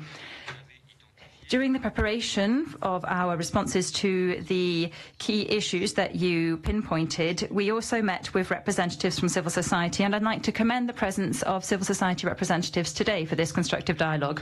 Belgium would like to take the opportunity to highlight just how much importance we attach to the protection and promotion of human rights. Belgium has always supported the gradual implementation of the various treaty mechanisms within the United Nations. These lie at the very heart of the human rights framework and play a key role in the protection and promotion of human rights at the national level. Belgium has also always been committed to actively cooperating with the various committees by submitting its periodic reports on time and by engaging in interactive dialogue during the oral presentations of these reports and by actively following up on the recommendations made by the treaty bodies and the committees. Belgium also advocates ratification by the convention by states who have not yet ratified it. To this end, during the fourth cycle of the UPR, Belgium made 50 statements to try and achieve this, and we have also actively participated in and made commitments during the first Global Congress on Enforced Disappearances, which took place here in Geneva in January. Rest assured that Belgium will continue to work for the respect and implementation of the Convention. Chairman, members of the committee, allow me now to introduce the Belgium delegation to you. Our delegation comprises the following representatives. At the federal level and from the permanent representation of Belgium to the United Nations in Geneva, I have with me Ms. Gail Pauwys ten Bosche, who is the Deputy Permanent Representative, and she is sat to my right, and Mr. Peter Jan Hamels, who is the First Secretary here in the room with us. From SPF Justice, we have Mr. Steven Lambour, who is a General Counsellor and Head of the Criminal Law Directorate, and he is the Deputy Head of Delegation. Also from SPF Justice, we have Ms. Anne-Marie Baldovin, who is an attaché from the Directorate General on Legislation, Freedoms and Fundamental Rights. From the Federal Police, we have Ms. Sandrine Rocher, a legal advisor from the Directorate of International Police Cooperation. From the federated entities, for the French-speaking community, we have Ms. Catherine de Pauw, or rather this is the Flemish community. We have the General Delegate from the Flemish government for the multilateral organizations Geneva, and Mr. Thomas Peters, who is a legal advisor on human rights from the Department of Foreign Affairs of the Flemish government. And finally, for the French community, we have Ms. Sharon Weinblum, who is a general delegate for the French Community Government of Belgium and the Wallonia region in Geneva. And we also have Ms. Audrey Moncari, who is from the French Community of Belgium and the Wallonia region here attaché here in Geneva. So as you can see, this delegation reflects the plurality of the various bodies that are tasked with ensuring implementation of the Convention. And finally, with your leave, Chairman, I'd like to give the floor to Mr. Steven Lambour, who is the Deputy Head of Delegation, who will address the key developments regarding the implementation of this Convention. Thank you. Monsieur le Président. Chairman, distinguished committee members, allow me also to thank the committee and to express our great appreciation for the committee's tireless work to address enforced disappearances and for its efforts to prevent violations of the Convention around the world. And we thank you also for your support for victims and your efforts to ensure better implementation of the Convention. We would also like to thank the committee for the organisation of this constructive dialogue. It is our view that this interactive dialogue is a key opportunity for us to better ensure the protection of fundamental rights and improve our work to combat enforced disappearances. Our preparatory work involved in Belgium multiple institutional stakeholders, be this within the Federal Justice Service, which we call SPF, and the Foreign Affairs SPF, the Federal Police, or at the community level. Civil society representatives were also consulted. You will recall that in 2013, Belgium submitted its report pursuant to Article 29, paragraph 1, and the committee considered this report in 2014. Since then, Belgium responded to the requests issued by the committee in 2014 and 2016 by submitting additional information in 2016 and 2021, respectively. These fruitful exchanges show the richness of Belgium's interactions with the committee and the significance that Belgium attaches to following up on the committee's requests. The elements covered during these previous exchanges with the committee have already been examined carefully, and the committee is well aware of them, and I shall not dwell on them now. Today, it is my great honour to reflect recent developments regarding implementation of the Convention in Belgium. This broad overview relates to the key issues identified by the committee on the basis of the additional information provided by Belgium in 2021, and we will provide further information today during our dialogue. I would like to begin by reiterating Belgium's commitment, be it at the federal level or at the level of the federated entities, for ensuring proper implementation of the Convention. At the federal level, Belgium has developed its new criminal code, which encompasses new provisions to better reflect enforced disappearance. This new criminal code was adopted in 2024. It was amended through an inclusive process to ensure that it is in tune with modern issues and societal concerns, and it will enter into force soon. Enforced disappearance that does not constitute a crime against humanity is recognized as a separate crime, which can incur a level 6 penalty. An act of enforced disappearance, which is a crime against humanity, is also a separate crime that can incur a level 8 punishment. The most serious level, which includes life imprisonment or 18 to 20 years of imprisonment. Incriminations require all of the provisions under the Convention to be met, and also due consideration should be given to mitigating and aggravating circumstances. Enforced disappearances is thus addressed in a multi-dimensional way. Regarding deprivation of liberty, the Federal Police has developed an e-register, which is currently being tested and which will be made available to the integrated police services in a timely fashion. Regarding the disappearance of foreign unaccompanied minors, a circular letter of the Prosecutor General of 2022 said that there should be heightened vigilance by all relevant services here. In a more cross-cutting way, a working group comprising members of all the relevant services, both at the federal level and the level of the federated agencies, and including representatives from civil society, led in 2023 to the publication of a handbook on the disappearance of minors. The guiding thread of this is, of course, the best interest of the child, and all of the recommendations and guidelines that are included in this handbook should also always be implemented in full respect of the fundamental rights, the best interest, and the integrity of the minor. This handbook has been made available to all relevant services, and it is currently used by the services and civil servants concerned, including the youth community services and the integrated police services. Our efforts have also led to measures being taken to prevent international adoptions when these are illegal. Let me give you a few examples. At the federal level, The new criminal code includes offences linked to fraudulent adoption with or without an intermediary. It includes laws on elements that ensure that accomplices in unlawful adoptions can also be prosecuted and punished, even though they are not necessarily acting as intermediaries.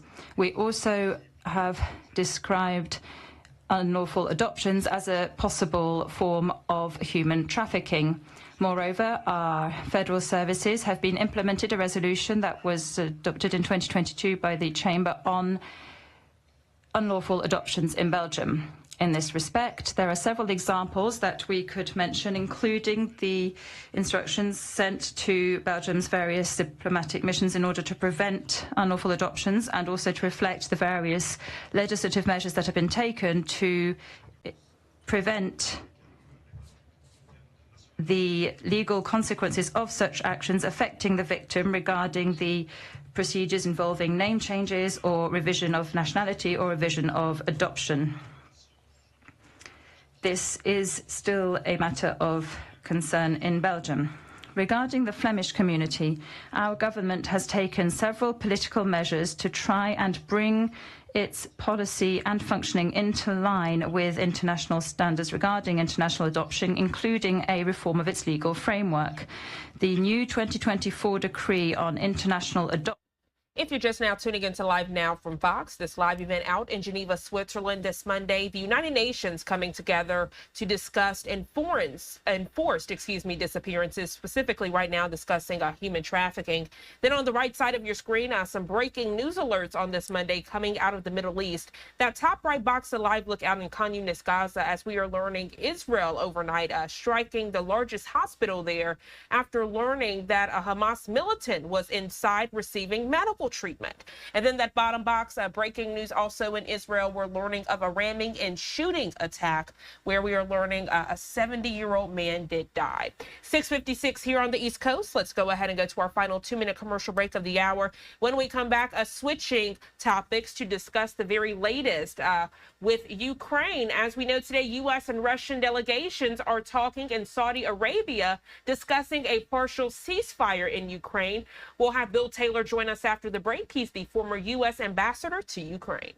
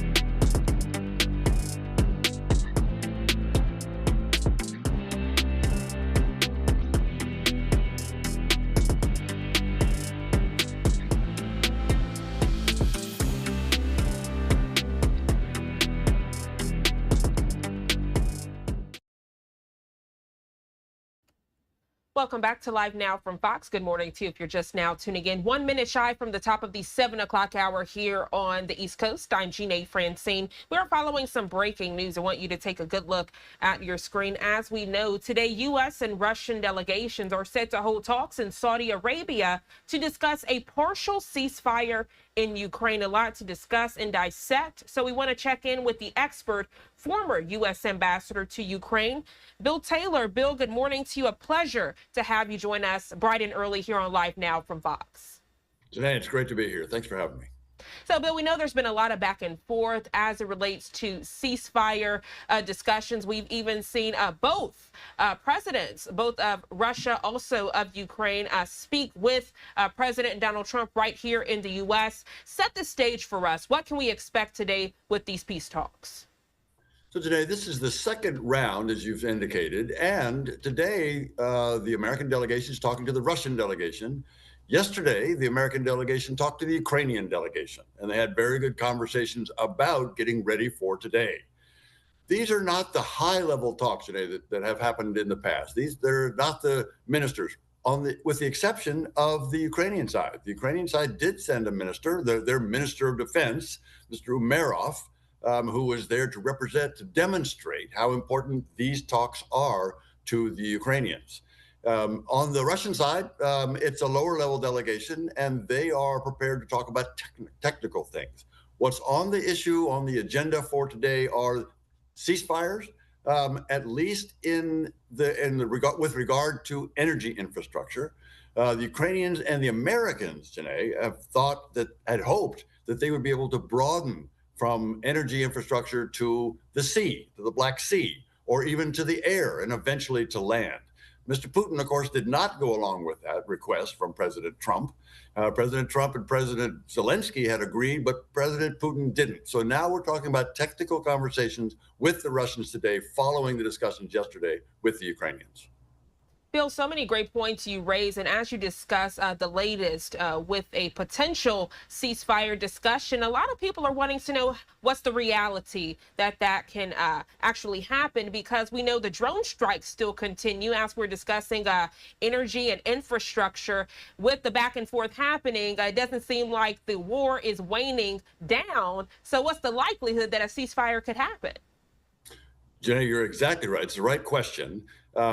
Many people who've looked at ceasefires tell us that until the details of a ceasefire are agreed, and they're not yet, what we have is a general commitment on the part of all three, the Americans and the Ukrainians and the Russians, general commitment to a ceasefire against energy infrastructure. They're hoping it's further, but there's not been any agreement on what is energy infrastructure. There's not an agreement on when it goes into effect, how it will be monitored, who will identify violations, what happens if there are violations. These presumably are the issues that will be discussed here today.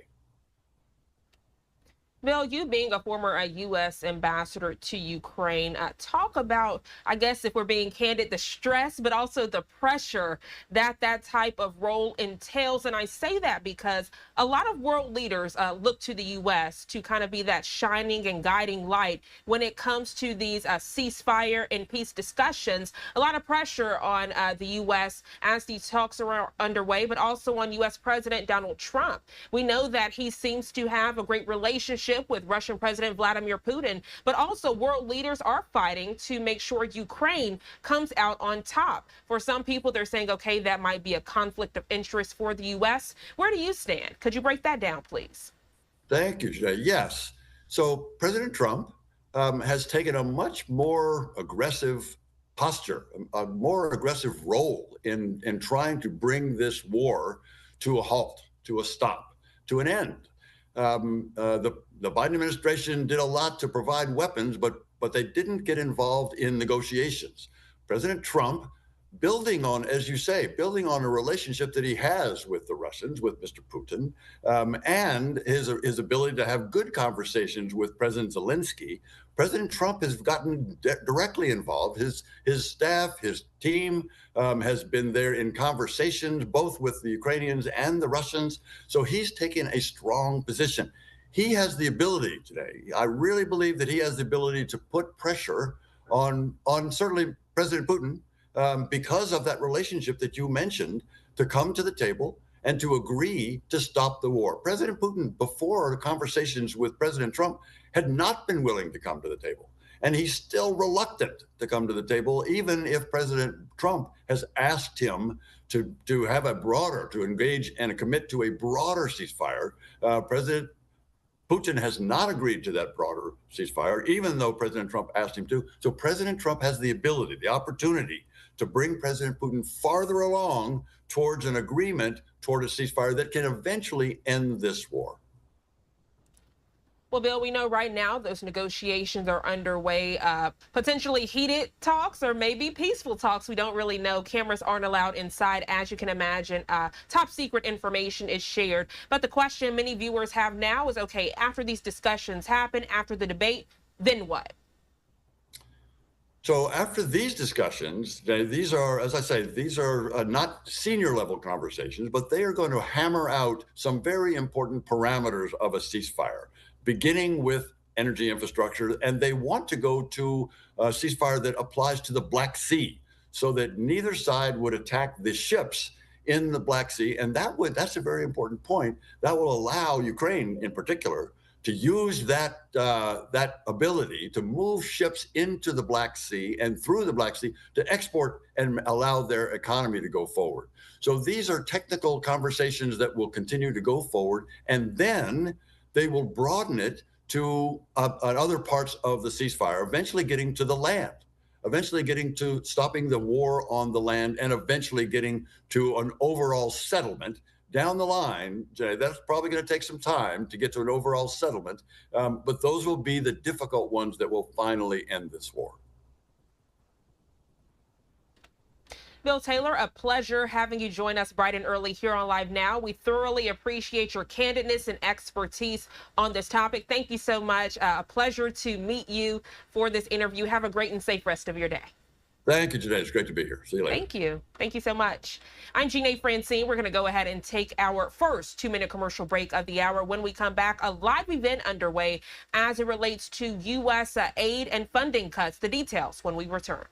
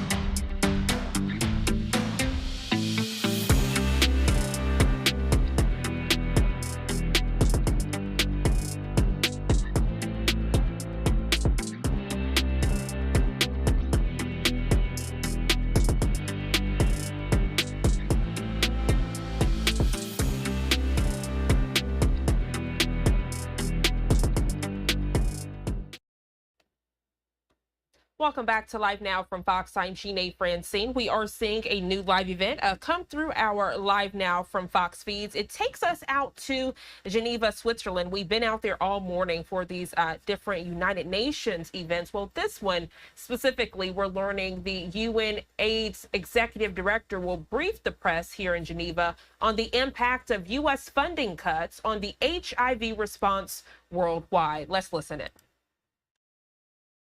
As the head of UNAIDS, that was in 2019, one of the first things I did was to visit Kenya. There I met a woman called Juliana Atieno. She had been diagnosed with HIV as a teenager. She had been raped when she was in high school. But she'd gone on to fight, to get on treatment, and was now working as what we call a mentor mother in the HIV language. That is someone who connects pregnant women to services, looks out in the community, encourages them to come to a clinic to get tested, to get antenatal care, and to stay on treatment until they have a baby who is free from HIV. So important is her role in the community. In Africa, where there is strong patriarchy, men dominating women, you have even violence in families when one shows up as HIV positive. There's a risk of even being thrown out of a home if you go to a clinic and find you're HIV positive. Getting your husband to also come and be tested, and that whole story, this the mentor mother does. She saves lives. She's a connector. I met her. I was so impressed by her. Now, recently, I called her again because I know that the project she was working on, connecting people, pregnant women to the clinic, was funded by USAID. And I wanted to know whether she was okay. She told us that the project had received a stop work order from the United States in January, and that all the staff had been put on unpaid leave, including herself. She told us that mothers had panicked and were running to different clinics, trying to stockpile medicines, expecting them to run out. She said that she put on a plastic smile to these mothers to make them feel calm, but deep down, she was herself in panic. Because, you know, Juliana, who when I met her had 2 little children, had just given birth to a baby girl 4 months earlier and was still breastfeeding. To prevent transmitting to her baby, she needed to stay on treatment herself. Wasn't sure whether she was going to be able to.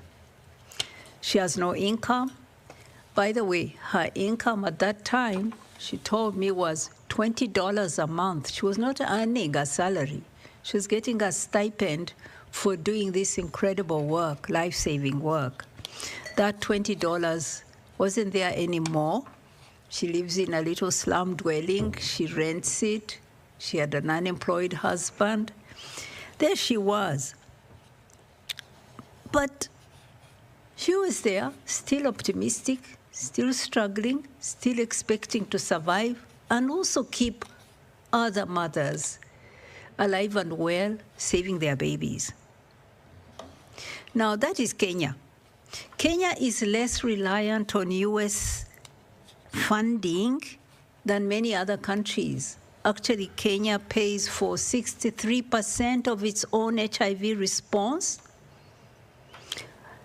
But now, think about a country like Tanzania, which depends 94% of its response from external supporters, mostly from the United States. So you can see. And then, even short-term interruptions to treatment are devastating for people living with HIV. If someone skips their doses, this leads to drug resistance. This leads to a viral load increase. And this leads to infections. So, I could give you more stories. I can tell you about a guy in Uganda, just 22 years old, Emmanuel, who said that the US-funded clinic he was going to was closed, and the government advised all people who were in such clinics to report to the government-funded hospital or clinic. But he said that that's what everybody did, and so he went, he waited 6 hours in the line, and at the end of 6 hours, they said they had run out of ARVs and told him to come back after 2 weeks. That's how resistance builds up. He doesn't take treatment for 2 weeks, he starts getting resistant to the drugs. So, and then gets sick, and then that's how we see deaths increasing. So this sudden withdrawal of US funding has led shutting down of many clinics, laying off of thousands of health workers. These are nurses, doctors, lab technicians, pharmacy workers, all kinds of data entries. It's a lot.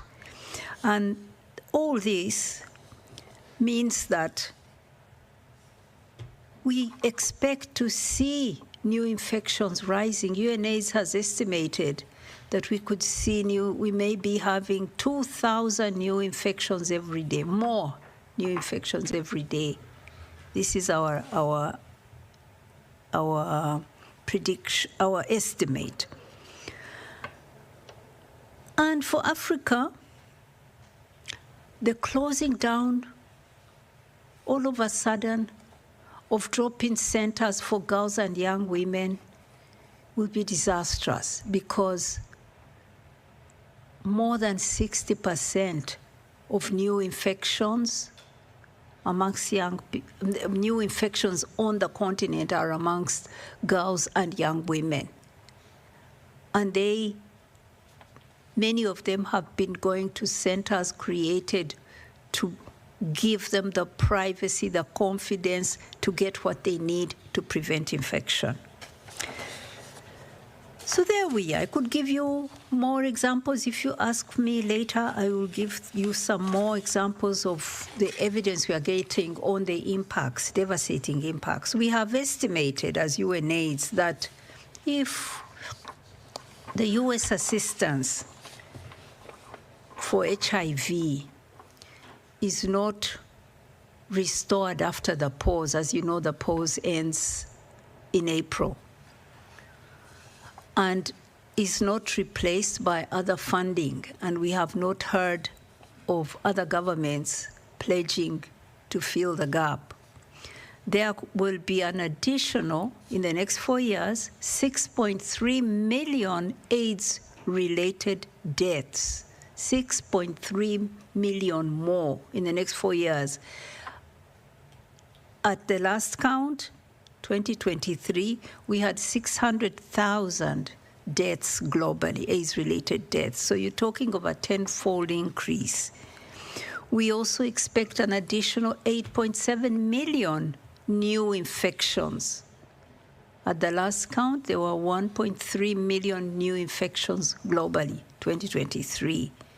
You're talking of losing the gains that we have made over the last 25 years. It is very serious. Today is World TB Day. Nearly 1/3 of all deaths among people living with HIV are from TB co-infections. Very, very, very closely related. The US cuts mean that today 27 countries in Africa and Asia are experiencing shortages of staff, disruptions of diagnostics, treatment, and surveillance systems are collapsing. The door is being opened to millions more AIDS-related deaths through TB. Let me lastly talk about prevention. Prevention is actually being impacted even more than treatment. Since there was a waiver to PEPFAR, we've seen some services coming back, particularly treatment services. But challenges are there, particularly for key populations, girls and young women. These people who have been served by special services that help them to overcome stigma, discrimination, criminalization. I'm talking of LGBTQ people, sex workers, people who inject drugs, and as I said, girls and young women. Prevention services are not coming back that easily because the cuts, in addition to the cuts, there is also a pushback on rights. And people who have been experiencing discrimination, stigma, who are criminalized, are afraid to come for services to places where they might face discrimination. So we're seeing the centers that we are providing them with prevention services not reopening for fear that this might not be consistent with the new guidelines. So there we are. I want to say that it was probably the greatest, that the United States leadership has been really the greatest act of humanity in global health, not just for HIV, but supporting the eradication of so many other diseases, progress against other diseases. We are so grateful for that. And we continue to count on American leadership in global health. The United States has been an incredible partner for us. UNAIDS, of course, Global Fund, working closely with their PEPFAR program. It is reasonable for the United States to want to reduce its funding over time.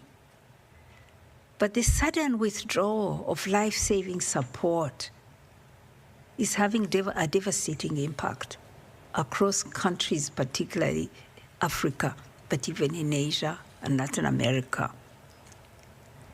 We urge for a reconsideration and an urgent restoration of services, life-saving services. I want to be clear that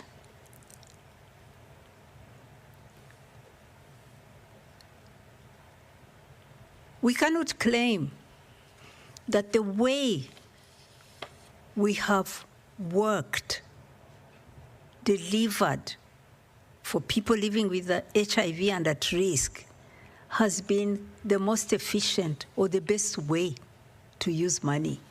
I think some of the criticism is valid about the strategy that has been used and how we have addressed our work. It is an opportunity to rethink and find more efficient ways of delivering life-saving support. But the suddenness, sudden withdrawal of services, I repeat, is devastating. It's going to cost many lives and needs to be reversed quickly. America also has been a leader in innovation for health technologies, for HIV. let's also remember that America has dominated the field of innovation for HIV, whether it's diagnostics, prevention tools, treatment tools. A list of companies that have made fortunes out of working on this disease and have saved many lives. PEPFAR has saved like 26 million lives since it first came on board 20 years ago. US innovations have led to a revolution in treatment.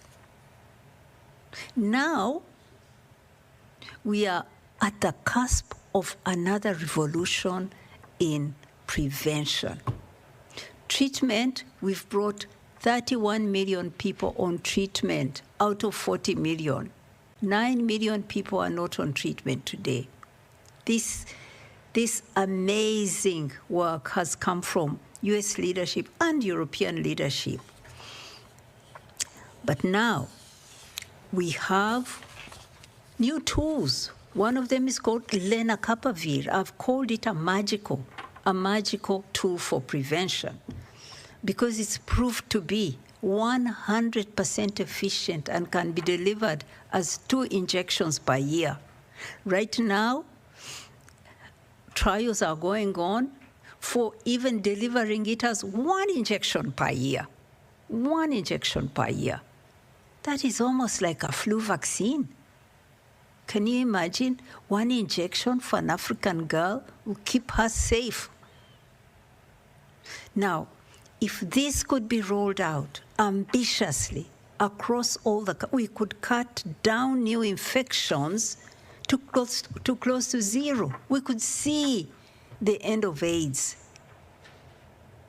This is the opportunity that must be seized to drive down new infections, to get it down to zero, and then the challenge will be getting those who are living with HIV today on treatment, staying on treatment. That is a job we already know how to do very well. Now, this is an American innovation, lenacapavir. Gilead is an American company that stands to make the profits out of this innovation. Only if the President of the United States, his administration, see the deal that it is. It is an amazing deal. President Trump likes to cut deals. He's a deal maker. So I'm making this message directly to his administration. There is a deal here.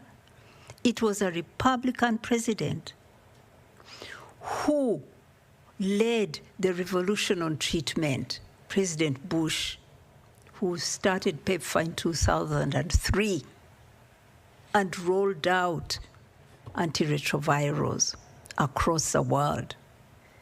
It could be President Trump, another Republican president, who leads the prevention revolution leading towards the end of AIDS. But the deal is that an American company is enabled to produce and to license generics across the regions, to produce millions and roll out this injectable to those who really need it. The new infections, they are in middle-income countries, they are in the low-income countries of the South. To roll it out to all those people who need it, to make profits for Gilead, to create good jobs for Americans, and to save lives in the South. That's the deal. And I believe that this is an opportunity not to be missed. I want now to say that this, and this is my last point, that you see, this is also the way that developing countries, particularly the low-income countries, can sustainably support their own responses. They were already on the path to progressively pay for their own responses. Many of them are on the path, and we UNAIDS have been supporting them to draw these roadmaps. Now, with a reducing load number of people living with HIV, with no new infections, now the burden, the financial burden, becomes manageable for these countries, particularly low-income countries that face many challenges for their development. So I want to stop there and take your questions. And I'm also keen to hear you and what you think of the deal.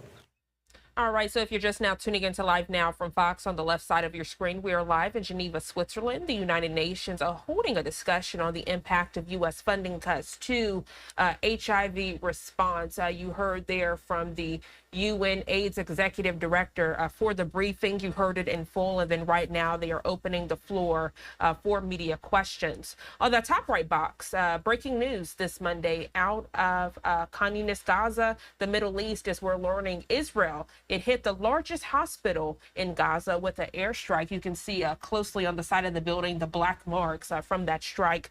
And then that bottom box, a live look from a courthouse in Paris, stakeout and arrivals on the opening day of trial for French actor Gerard Depardieu. The trial centers around the alleged sexual assault of 2 women on the set. 7:30 here on the East Coast. Let's go ahead and take our second 2-minute commercial break of the hour. We'll be right back.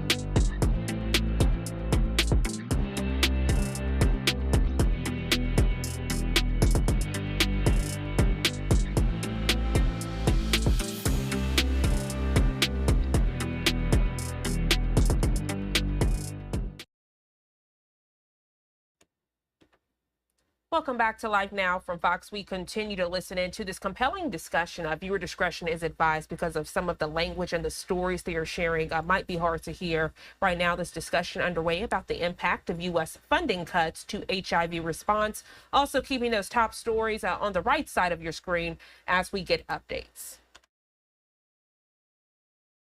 In the field because of this, excuse me? Yes, UNAIDS staff. What is the percentage or the number of UNAIDS staff who has already lost their jobs in Geneva or in the field? And my last question for the moment will be about Europe, because we've heard that young people seem to be less likely to protect themselves during sexual intercourse.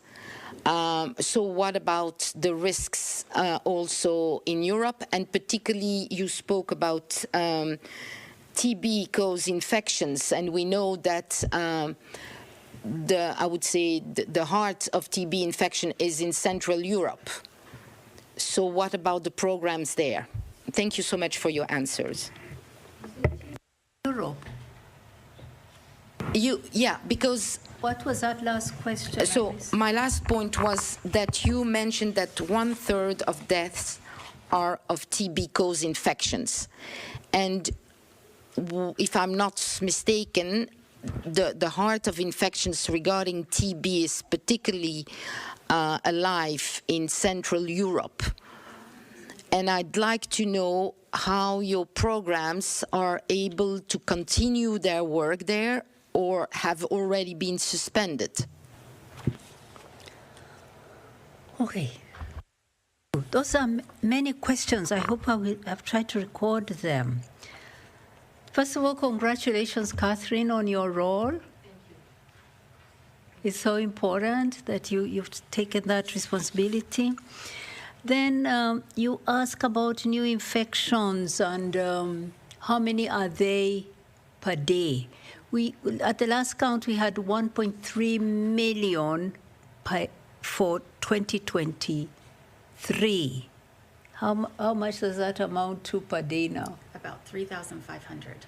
About 3,500. Thank you, Anjali. So we have 3,500. We're talking of another 2,000. So you see, you're almost doubling the new infections. Second question was about the next questions were very much around UNAIDS, if I understood them. One was about, have we found new donors to fill the U.S. gap? Yeah, in prevention. In prevention in countries. I mean, no. In case United States of America, after this pause, that means from beginning May, doesn't support in another form, doesn't support financially in another form your work, your programs. UNAIDS work. UNAIDS always. Have you already identified new donors, foundations, countries, individuals? Well, thank you. Got your question. You're now asking about us as UNAIDS. Tell you the truth, for me, always, I come from activism. That's who I am. My focus is always about people living with HIV, my cause. People living with HIV, people at risk, and how they are being affected. And I also think about the work we do for them. Thinking about that, first, we had a budget, a core budget of $144 million in 2024. Out of that, 50 million was a contribution, very generous contribution from the United States. That's about 35% of our total core budget, the core budget. Now, that we do not know whether it will be restored for next year. We don't know. We are indeed engaging with the United States government. What's important for us is to let them understand that the role of UNAIDS complements the role of PEPFAR. We do, in the whole ecosystem of HIV, we have our specific role, just like PEPFAR has its role and Global Fund has its role. Among our roles is the data role. We gather, because we have the presence on the ground in countries, we have the data role, we gather all the data that everyone uses, including PEPFAR. We also have our political role of setting the goals every 5 years. mobilizing the whole world to agree on ambitious targets and holding them accountable to them. That's our role. Without that, every country would take its own direction, set a very low bar for itself. We would not see ambition of the response. PEPFAR would not get the results from the funding of American taxpayers. So, and that's just two of the roles. We play a community role, for example. The people who are most in need, who live with HIV, are on the margins of society. They need to be connected to the planning, to the delivery of services. That's our role, to support communities of excluded people to come and get what they need to claim their rights to services and to be part of the process. That's our role, to set the policies that must be there for the money to deliver. You need some clear policies, both on the science and also on rights, to make the money work. So all these things are ours to do so that PEPFAR can do its program work. So we are engaging with the American government, and my colleague, Deputy Executive Director, leads that role to persuade the government that we are a complement, that if you put PEPFAR back, you also need UNAIDS to fit in, to plug in. That is very important. Regarding other donors, I mean, the European donors already contribute to us, make contributions to the joint program. But we've been trying from a couple of years to engage some more. And with some success, given that European countries have been reducing their aid budgets. As I talk now, some of them have indicated significant cuts because of commitments in defense and other reasons.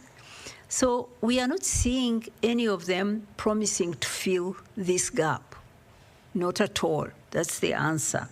What we are seeing and hoping is that they will stay the course. They will stay the course, and we continue to fight. In terms of what has been suspended, I didn't understand that question, but we are indeed in a restructuring process. We are looking at different scenarios of how we can manage to keep this important role going. But let me be clear. In looking at this, we are not trying to protect a brand. That's not me. That's not my way. I am an activist leading an activist organization. We are an advocacy body. We are looking at how to make sure that this important role we play continues to be played so that people living with HIV, people at risk, continue getting what they truly deserve, these life-saving services, whatever way it comes, whether it comes as a smaller UNAIDS, whether it comes as a UNAIDS in partnership with somebody else, I don't know, but we are looking at many scenarios of the future, a future that could include less or even no contribution from the United States. We can't assume it. We can't assume the contribution. Now, how many staff have lost jobs?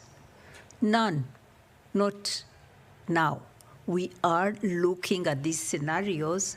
We are in a restructuring process, but we haven't yet given anybody a pink slip, if that's a simple answer to your question. But indeed, there are going to be painful decisions to make, but these decisions are right now being considered. TB, it's true, in Eastern Europe and Central Asia, it is a big issue. I could pass that question to Anjali about what we are doing there. Can you? Thanks. You're listening in as the conversation continues out in Geneva, Switzerland. The United Nations, they are discussing the impacts of U.S. funding cuts to HIV response with those top stories on the right side of your screen. 7:43 here on the East Coast. Let's take our third 2-minute commercial break of the hour. We'll be right back.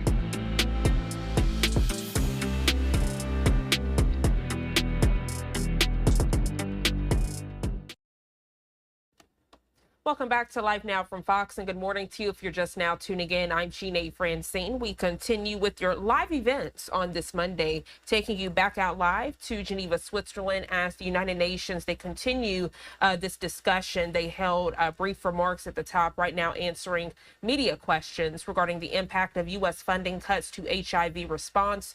On the right side of your screen, that top right box, a live look out in Khan Yunis, Gaza. As we have learned from the Associated Press that Israel, they did strike the largest hospital in Gaza. You're getting a live look at that hospital on this Monday. And then that bottom box giving you a live look from a courthouse in Paris as we are awaiting opening day of trial of French actor Gerard Depardieu. The trial centers around the alleged sexual assault of 2 women on the set. Let's continue to listen in to get the final questions of this United Nations meeting. Again, the focal point is the impact of U.S. funding cuts to HIV response.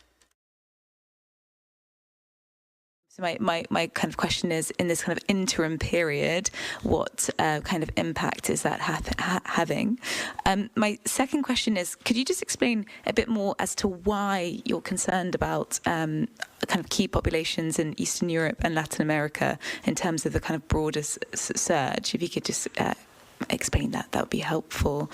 And also, in terms of kind of key population areas who are impacted, I noted also that testing for pregnant women is one of your areas of concern. Again, are you able to describe what kind of impact the shuttering of US-funded facilities for testing pregnant women is having? Thank you.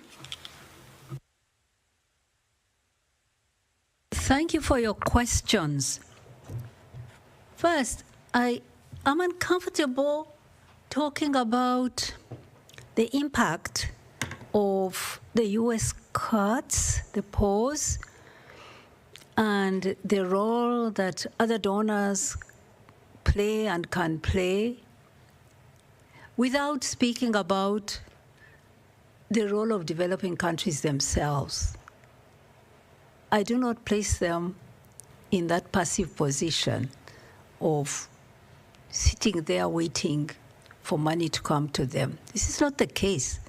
They are fighting. These countries, particularly the low-income countries of Africa, are facing huge challenges today. They are the ones facing the worst impacts of climate change. They are facing, some of them, they are in debt distress. Others are close to debt distress. They are paying towards interest on their debts 3-4 times more than they are putting in the health of their people. This debt isn't entirely their own creation.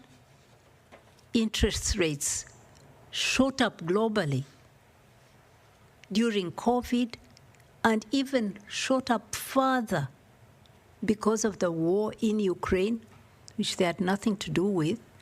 They found their debt multiplying 3-4 times over. So these countries are facing the consequences of global challenges that they have contributed very little to. But they are now losing global solidarity, the support that really is justified support to them, that compensates a little for much of what is unjust in the global economy. Many of these countries, Africa loses $88.6 billion through illicit financial flows, most of it tax dodging, just avoiding the rules, using the rules that help companies not to pay their taxes where they do their production. 88 billion. Their total bill for health is 144 billion. But they already lose 88.6 through tax dodging. You need to see this problem more globally, comprehensively. But these countries are fighting. We are following them. We are seeing so many of them trying to stretch already very weak, fragile health systems to absorb people living with HIV and people at risk. We're seeing some of them making small reallocations out of tight budgets that they have. We are seeing them asking civil society to work with them closely. They are coming to us to give them advice on smart ways to deal with the gap. So let's not assume that they are sitting there just waiting for help. They are fighting, and they need support. Coming to I think the question was very much around the impact if there's no gap filling. One thing I'm sure of is that the ingenuity, the unity of this movement of people living with HIV will fight for survival. I see a changed way of responding to HIV. I can see us being forced to be innovative at the country level. I can see donors changing how they work. I mean, some of it was not going to be sustainable anyway. The parallel systems that exist through which PEPFAR delivers, this may not be viable anymore. There's going to be a lot of changes, but I can see that change will be driven by people living with HIV themselves, demanding and fighting to live just like they did. How did they get treatment? It wasn't just handed to them. People living with HIV in the South and gay people in the North came together and demanded that ARVs that were already available in the North become available for everyone living with HIV. And that's how it happened, through a movement, through struggle. I see that I am optimistic, as always, as a fighter, as a social justice fighter, that we will mobilize the movement, we will make demands, and governments and companies will follow. I believe that.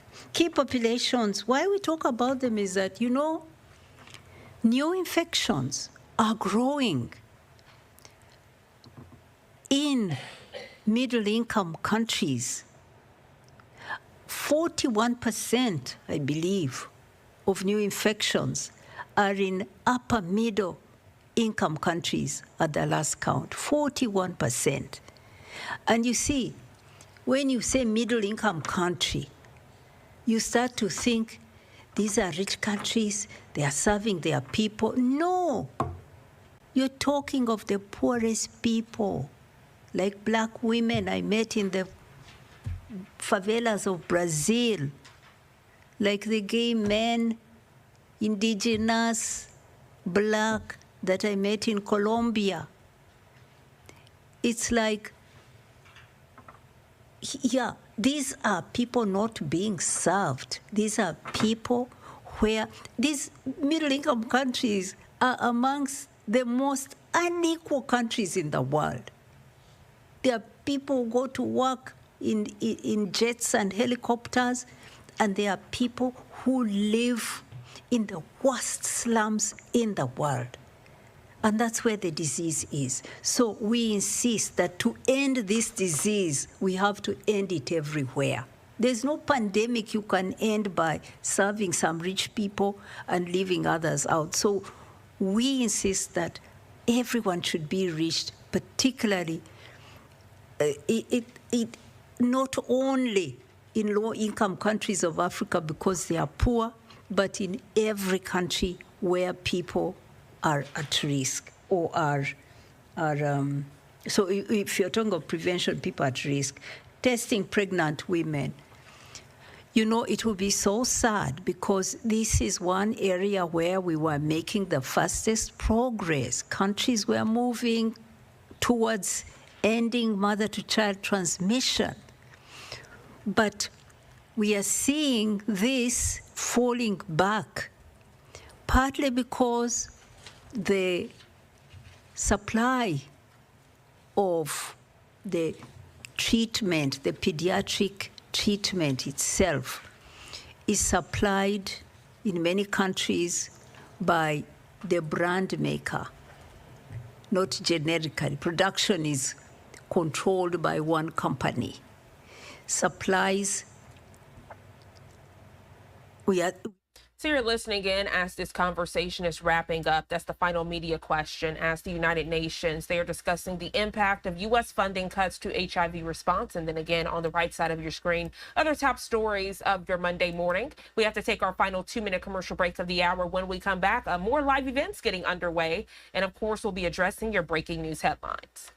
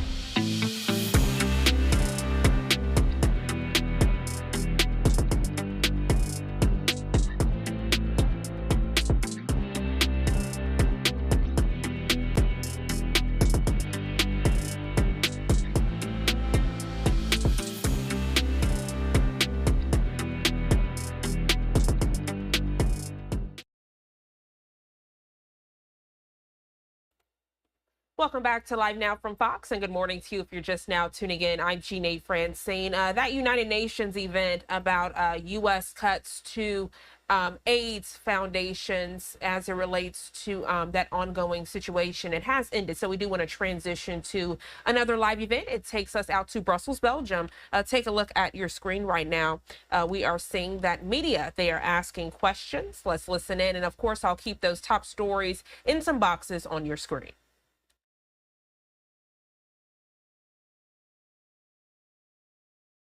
Azerbaijan. And while the EU encouraged Azerbaijan to sign and ratify the agreement, does it also urge Armenia in its bilateral contacts to amend its constitution in order to root out territorial claims against Azerbaijan? Also, in its reply to the question of local Armenian press, EU spokesperson stressed that it's of great importance that Azerbaijan ensures the right to a fair trial and adequate detention conditions of Armenians who either have been charged or convicted of war crimes in line with its international commitments. So I would like to know when the EU is going to urge Armenia to comply with its commitments under international humanitarian law, subsequently calling upon the latter to present the accurate maps of the 1.5 million landmines and explosive remnants of war in the formerly occupied territories of Azerbaijan, which continue to claim innocent lives. And the last question, when the EU is going to urge Armenia to share the information about the fate of nearly 4,000 persons who went missing as a result of Armenian aggression. Thank you. Thank you very much. You brought in a large number of points, so I'll try to take it one by one. So first of all, we start with our statement. We had issued indeed a spoke statement on the temporary opening of the Margarali Khan border crossing that we have issued. We consider this as a gesture of goodwill that will not only help those in need in Syria, but also shows added value when it comes to the bilateral dialogue and builds also into the efforts on the normalization of relationships between Armenia and Turkey. Now, when it comes to Armenia and Azerbaijan, the European Union is welcoming the respective announcements that were made by Armenia and Azerbaijan on the finalization of their negotiations on the draft agreement on peace and establishment on interstate relations. We also commend both sides for their persistent work over the past years in this direction, both on the bilateral track but also on the involvement of the international community. And the EU welcomes also the Armenia paving the way for the finalization of the text. To finish up, the announcements represent a decisive step towards a lasting peace, and this is what we want to see, and the security in the region.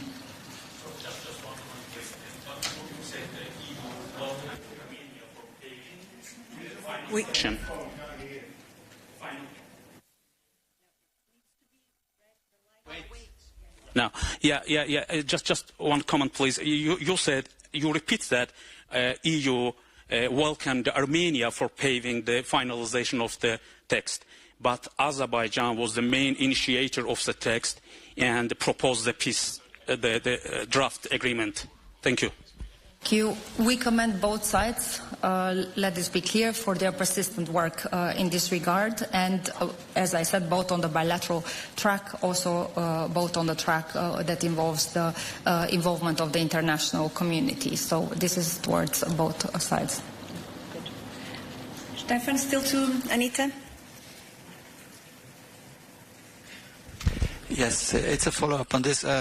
Is it correct that as a condition asked by Azerbaijan, the EU mission to I think it's called EUMA, has to be stopped? Is that correct? And secondly, I'm just sorry to come back on Greenland.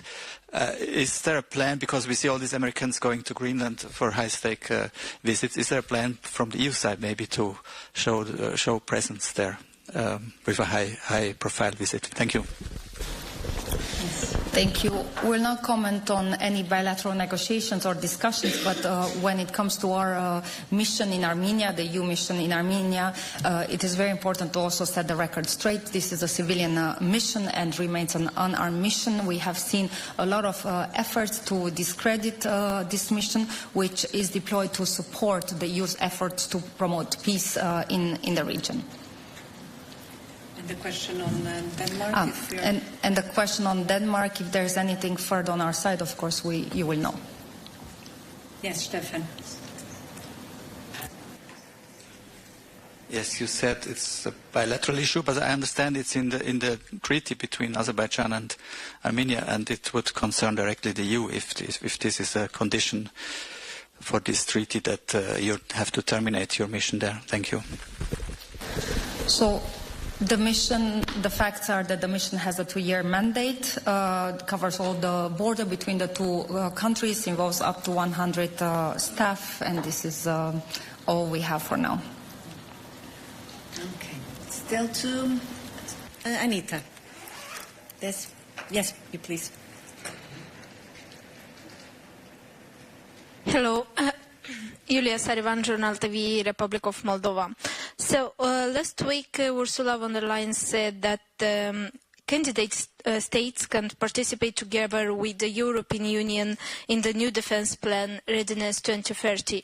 I wanted to ask how exactly can Moldova participate in this plan?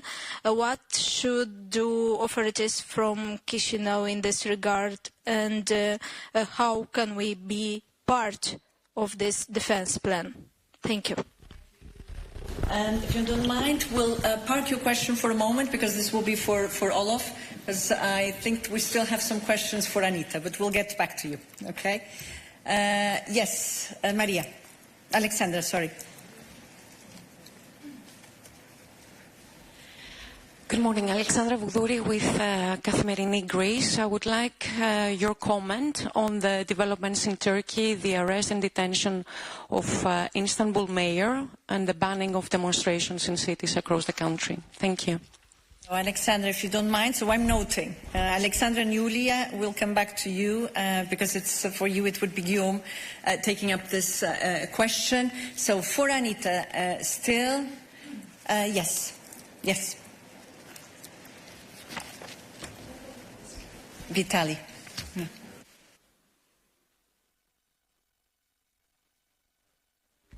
Thank you. Vitaly Sizo, UATV, I would like to have your comment on the special envoy of Donald Trump for Middle East, Mr. Witkoff, in his interview said that there is one of the main obstacles to reach the agreement with Russia. It's the future of 4 regions of Ukraine, which are under occupation now, and he referred to so-called referendum, which were conducted under occupation and without international observation, like it were real referendums and like matter of discussion. From point of view of EU, are you still consider territorial integrity of Ukraine as one of the main preconditions for future peace negotiation, or you are ready to discuss the status of some region of Ukraine? Thank you. Thank you. When it comes to the discussion on peace talks, our position is very clear, and I would like to reiterate 2 main points. One, the EU's position for peace is that it is for Ukraine to decide the actual conditions, and the second one is our point that nothing about Ukraine without Ukraine. This shows also in view of Russia's continuous attacks that Russia cannot be trusted. We have seen also the attacks over the weekend, including a strike on Kyiv, where 3 people have died, including a 5-year-old child. So this shows that Russia still needs to demonstrate its genuine political will to end its illegal and unprovoked aggression. Now, when it comes to our support is very strong, as we have shown through the different strands, the military, the financial, the humanitarian support, sanctions, the 16 sanction packages, the 17 sanction packages, also the military support plan. We have to support Ukraine right now more than ever, and this is what we will be doing. Yes, Vitaly, follow-up? But from the point of view EU, is it possible to discuss the territorial integrity of Ukraine for the sake of possible negotiation? Thank you. Thank you. We have already addressed this question, but also let me recall the European Council's conclusion from the 21st of March, where the Council is also reiterating its unwavering support to Ukraine's independence, sovereignty and territorial integrity, and also a last point on this referenda that were a total sham and at gunpoint. That was very clear. Anita? Yes, Magnus. Thank you, Paula. Just to be perfectly clear, does the EU Commission see the referendums which got referred to as legitimate? I have just answered that question. Still to Anita on external affairs? I guess so. Valeria Pashko, Republic Broadcaster of Ukraine. I have a question about trade liberalization with Ukraine. I'm not sure if it's not. Okay. Sorry.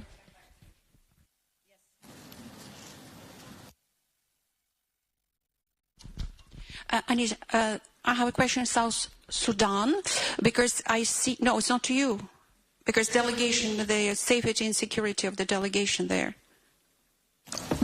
Yes, to cover the whole world, we need two colleagues. That's why. So, anyone else still to Anita? I see one question still on Greenland from Karen Axelsen online. Yes, hi, thank you for this. You keep iterating your support for Denmark and for territorial integrity. It doesn't seem really to have a great impact on the Trump administration. A couple of hours ago, J.D. Vance repeated his claim that Denmark is a bad ally and not doing its job. So what is your reaction to that claim that Denmark is not a good ally? Thank you. And what are you going to do about it? Thanks. Thank you. I cannot comment on any comments coming from the U.S. side. I can only comment on our policy, Denmark, as a member state, having our full support that we cherish and worship. Good. And we have another question for Anita from Ekrem Krasnik. Hello, can you hear me, please? We can. You do, great. Can we go one by one with Anita? Before I bumped her with like 4 or 5, perhaps 6. What we've been doing and covering already. We're listening here to the European Commission. They're discussing multiple topics, including some security concerns within the region because of the ongoing war between Russia and Ukraine, and a reminder that members from the Trump administration and in the U.S., they're going to be meeting with Russian delegates to talk about that ceasefire proposal. I brought you back out here to a live picture over at the White House on this Monday. And then we heard some remarks regarding the Trump administration's interest within Greenland. Also, just looking ahead to the fact that Second Lady Usha Vance will be visiting the land sometime this week. We're going to have more information on that, of course, as it gets underway. Thank you all for being with us on this Monday, March 24th. My name is Coral Lahara, and I'll be with you throughout the next several hours, continuing to guide you through the day's top stories, showcasing live events from around the world. We're going to step away for our first commercial break of this hour. Much more right after this.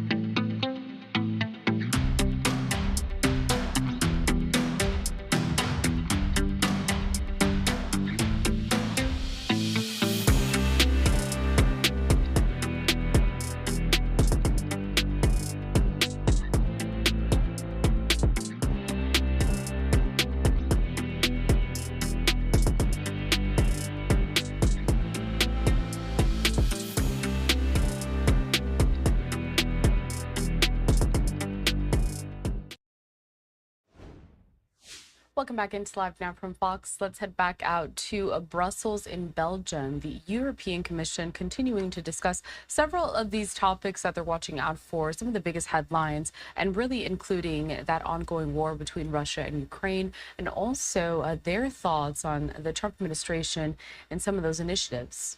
Let's watch. Dialogue between the US and us on the Western Balkans. That's basically what Anita just replied. You would like to add? Yes, I understood the answer. Do you have at any level cooperation with the United States in this moment, being through Quint group or bilaterally at the lower or medium level or whatever level in dealing with the Western Balkans in general, not only the dialogue? Yes, we are in contact, but I have nothing more specific to tell you in this regard. Good. Still to Anita? Yes? Still to Anita on the external affairs? Thank you, Paula. It's a follow-up on the question of my colleague here, Alexandra. We need a comment on camera regarding the arrest and the imprisonment of Ekrem İmamoğlu, the mayor of Istanbul, who's also the Turkish opposition presidential candidate. And we would like to have a comment on camera. We don't ask you a comment on the accession process. Thank you. Good. No, we'll come back to that. I just wanted to make sure that we exhaust all the questions. No, we will come back to that, but it will be Guillaume indeed.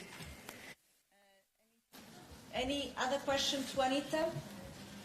No, so we let Anita rest a bit. Good. Guillaume.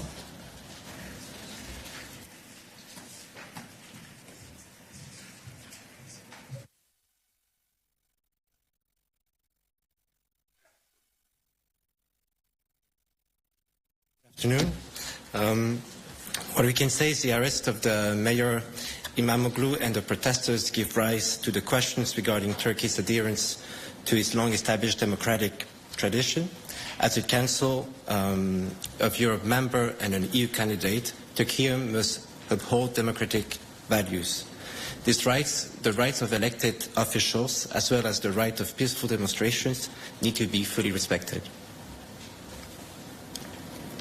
Yes, Alexandra.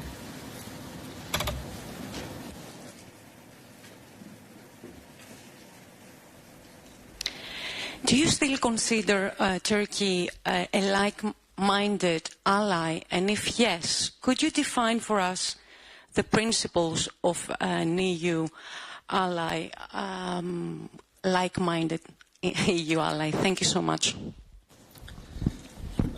I would recall what what President von der Leyen said last week, precisely on Turkey. We want Turkey to remain anchored to Europe, but this requires a clear commitment to democratic norms and practices, and it's key that Turkey respects those fundamental principles. Yes, Jorge, to Guillaume. Hello. It's following up on Alexandra's as well, because last week we saw President Erdogan. He joined a video conference with President Ursula von der Leyen and President Antonio Costa. After the EU summit, there's been a, let's say, rapprochement between EU and Turkey regarding Ukraine and the possible coalition of the willing. Is the Commission reconsidering Turkey's participation or close involvement in this process in light of the recent developments, or you see the two things, the arrest of the mayor and the coalition of the willing, as completely separate things that do not influence each other? Thank you. So Turkey had been part of this discussion as coalition of the willing already previously and before the developments in Turkey, and it was in that capacity that indeed there was a debrief of the European Council, as it had already taken place after the previous European Council, with Turkey, but also with other countries who had shown an interest in the coalition of the willing and in that particular discussion. Yes, Alexandra.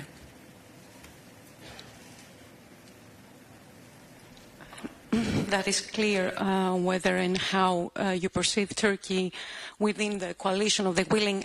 My question will be different. Are you perhaps reconsidering the organization of 2 high-level dialogues next month, which the President has informed the 27 EU leaders in her letter ahead of the EU Council, which will focus on economy and migration, if I'm not mistaken? Thank you so much.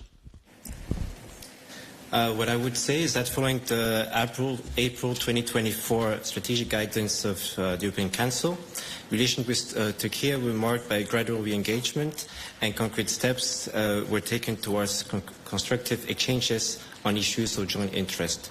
So as you mentioned, in this context, the EU engages in high-level dialogues with Turkey on a number of issues.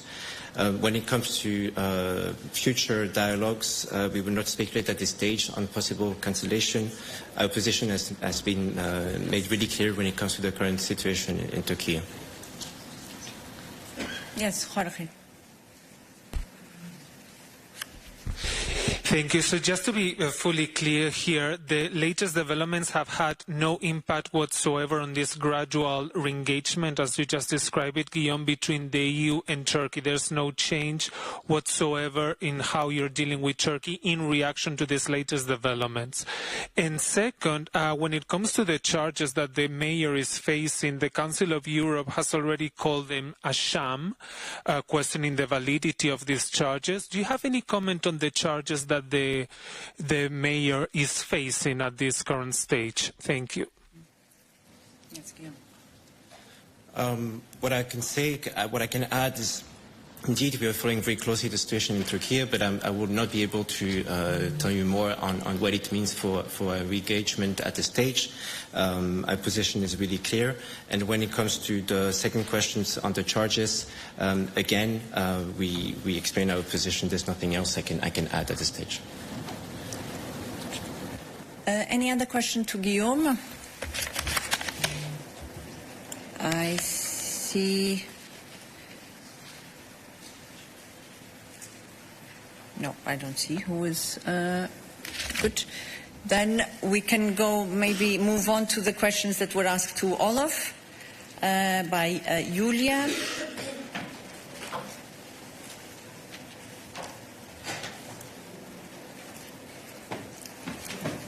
Julia, if you don't mind just repeating briefly so that we all recall what the question was.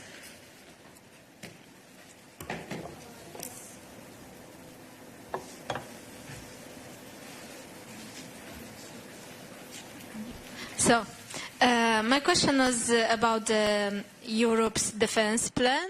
When last week Ursula von der Leyen said in the press conference that the candidate countries can join this defense plan of Europe Readiness 2030. And I'd like you to explain to us how exactly can Moldova join, what the authorities should do to join this defense plan, and what does it mean for us as a country? Thank you. Thank you for your question. So I'll give you the wider general answer, and if you have more specific questions, I would encourage you to follow up bilaterally afterwards. So essentially, when it comes to procurement, under the Security Action for Europe instrument, or SAFE as we call it, this permits all countries with whom the EU has signed a security and defence partnership to buy together with member states, together with EU member states. So this means that they can do procurement together with EU member states. They can also negotiate specific mutually beneficial agreements on the participation of their respective industries in such procurement. So there's the national participation, and then there's the participation of specific industries. So I hope that gives you some clarity. And if you have more specific questions, please follow up with us. Okay. Thank you. And then now maybe we can move to the question that you had earlier on, which is also to Olaf. On trade liberalization. So my question is on trade liberalization with Ukraine, which expires on June 5.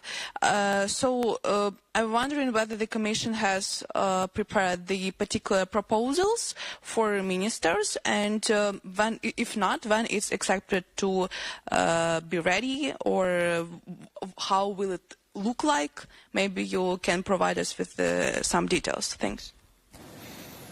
Thanks for your question.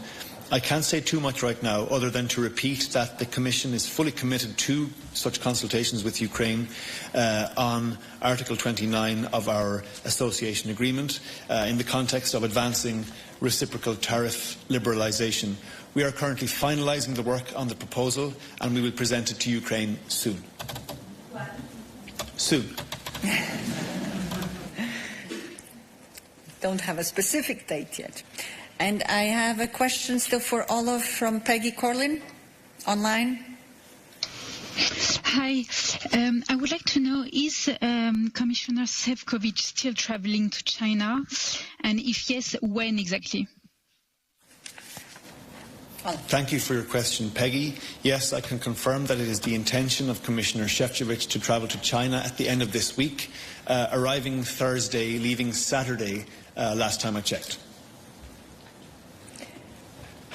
Good. Any other question to Olof? Yes. Hi, Magdalena Cedro, Polish press agency. I have a follow-up on the trade with Ukraine. So Ukraine will be consulted on the proposal first, but how will the legislative procedure look like? Will you consult also member states? And will it be done before the current regulation expire in June?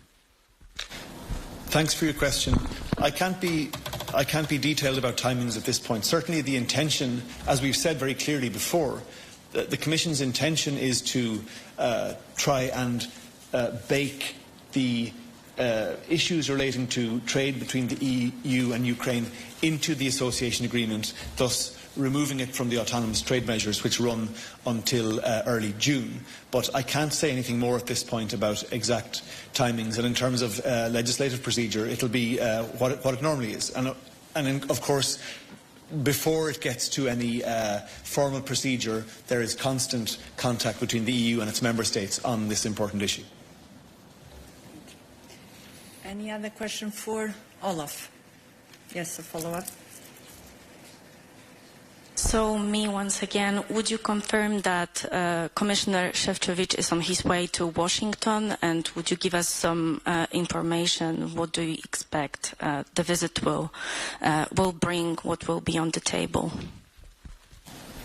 Thank you for your question.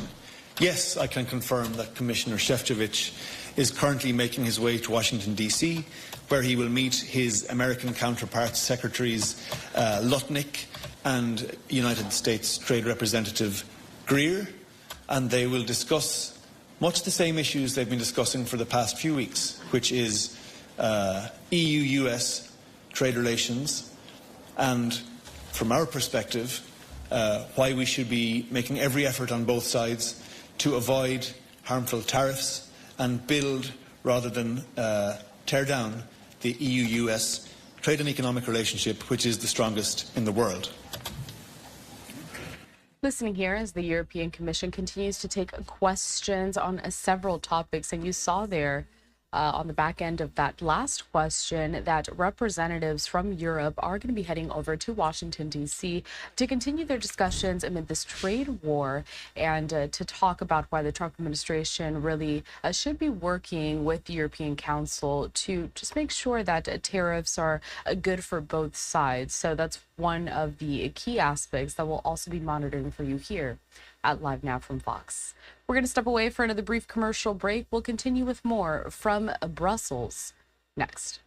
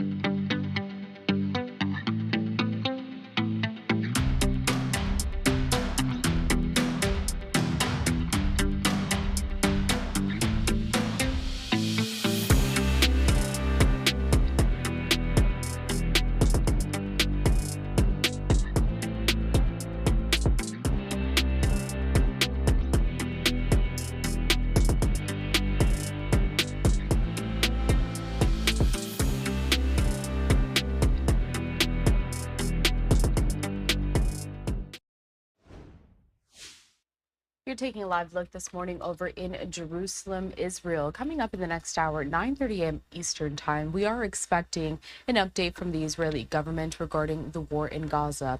Now, this comes as the Associated Press reporting earlier today that Israeli strikes across the Gaza Strip have killed more than 60 Palestinians, including women and children.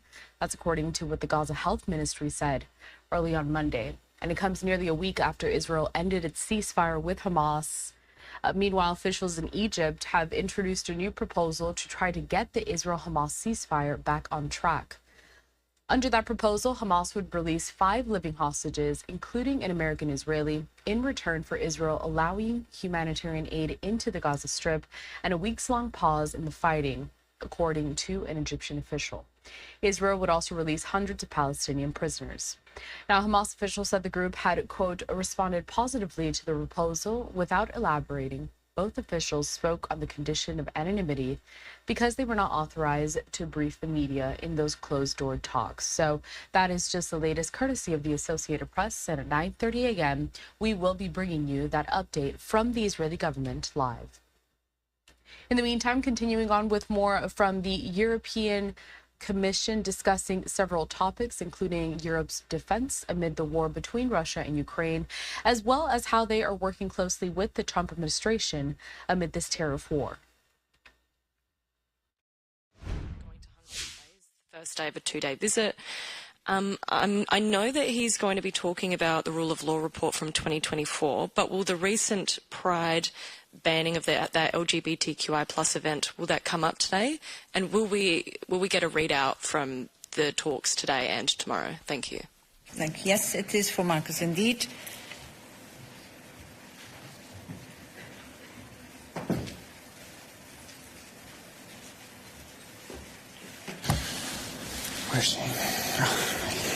Thank you very much for the question. Yes, indeed, as you know, Commissioner McGrath is in Hungary today. Maybe a bit more general on his visit. An important part of a commissioner's role is to work with member states to promote and strengthen the rule of law for the benefit of all EU citizens. The Commission intends to visit several member states, meeting national authorities and stakeholders to discuss various topics in his portfolio, and this includes Hungary. During his visit, he's meeting with representatives of the government, of the judiciary, and with civil society and media stakeholders to discuss rule of law, including as a follow-up to the 2024 rule of law report. So now on your follow-up questions or specific questions, the question on the Pride, he has said already a little bit about this in an interview with Hungarian media, which came out today. On more specific points on this, maybe Eva can follow up, and we will see whether we can provide you with a readout indeed. Good. For Marcus, any other question? Yes. Thank you, Nicholas Wallace, for your active. You said Commissioner McGrath's meeting with civil society in Hungary. It's a complicated category in that country. Can you tell us who he's meeting from Hungarian civil society? Thank you. I'd have to check for the exact list, but would also like you to refer to the chapeau we published on Friday. Great. Thank you, Nicholas. To Marcus, still any question? No. Then... Yes, David, is it to... no, a different topic. So we had a question on South Sudan. Yes, go ahead. And then we'll see if... Well, thank you for an opportunity. Indeed, my question is on South Sudan, because I see from sites that His Excellency Ambassador Olkinen is very active in Juba. He participates in different seminars and he gives addresses. But my question to you, Anwar, is it how safe it is to continue these activities in Juba? Because as we learned on Saturday, Germany decided to close the doors of its embassy because of the safety and security situation, and it was explicitly said that the country is at the edge of the civil war. The situation is very fragile. They decided to choose the safety of the people first. Thank you very much for the question. I will revert back bilaterally in terms of the security assessment that you are raising here. But what I can actually say is recall a statement that we have actually published locally a few days ago, where we had deplored the continued violence in the Upper Nile state, including aerial bombardment in the Nasir country and credible reports of civilian casualties. That's all I can say at this stage, but I'll revert back bilaterally. Thanks. Yes. Anwar, should I understand that there were no assessment or similar assessments on safety and security of the delegation are there? And would it be an advice issued for Europeans who work there, for NGOs? Because really the situation with peace, their fragile peace, is very, very alarming. Thanks much. No, you should just understand that I do not own the information at this point in time, and you can also understand that I'm fully committed to reverting back to you as early as possible in the course of the afternoon. Thank you. Thank you, Anwar. Yes, another question, another topic, and another member of the team, I understand. So nothing else for Anwar? Good, then we move on. Yes, Nicholas. Nico for Euractiv. This is a question potentially for you, Paula, and also for Anna Kaiser.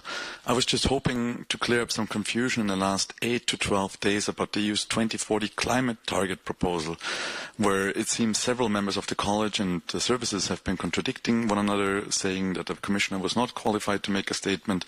Can you confirm that the statement Executive Vice President Ribera gave to Le Mans a few weeks back is not in place, and the Commission and what the Commission's current line on a 2040 climate target proposal is? And perhaps you can also clarify what the code of procedure is when it comes to members of the college commenting on these processes when the services later fire back or say that they were not qualified to make that statement? I'm sorry, Nicholas, what statement exactly are we talking about? EVP Ribera's comment to Le Mans on the delay, which you later disavowed, I understand. Sorry?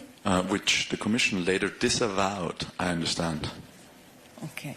I don't know who disavowed. I think we had a discussion last Friday here in terms of when the 2040 climate law would come up and whether it would still come in Q1. And indeed, it does not seem to come out in the Q1 because it would have to come out this week. Now, Anna Kaiser, anything else you would like to add? No, nothing else to add on that now. Yes, Nicholas. So just to confirm, this is now the official confirmation that there will be no 2040 climate target proposal by the Commission in Q1. If there's no proposal this week, then indeed it means that there's no proposal in Q1. Can you confirm there will be no proposal this week? Not aware of any proposal this week, based on all the planning tools that we have at our disposal. But there will be a hebdo this afternoon, but it does not seem to be part of the discussion points. David.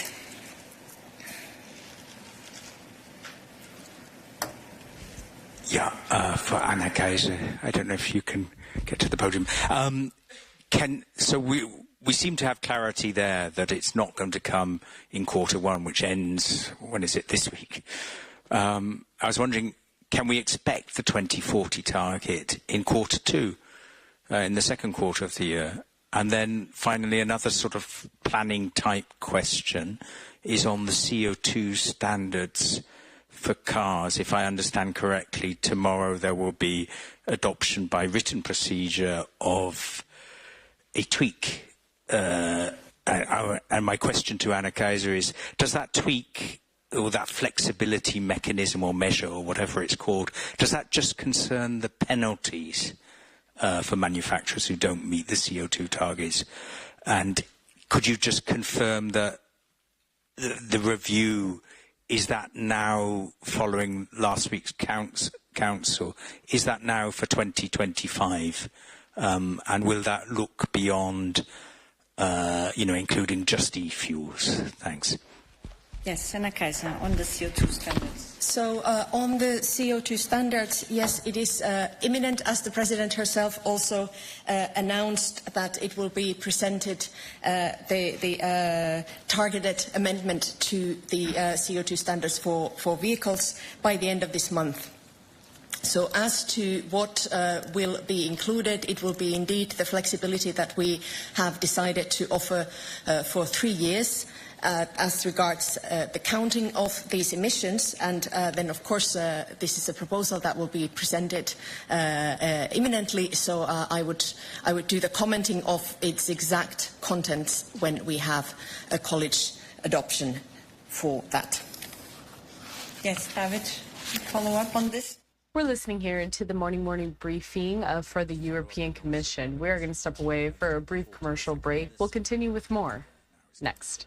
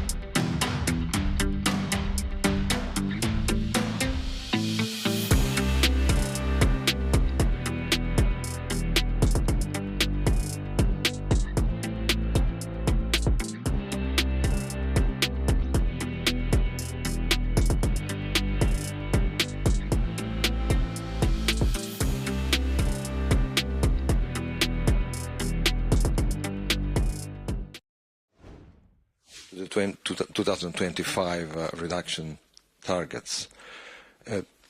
What does it mean? I mean, it looks like they are not satisfied with the proposal that is imminent about flexibility on the 3 years.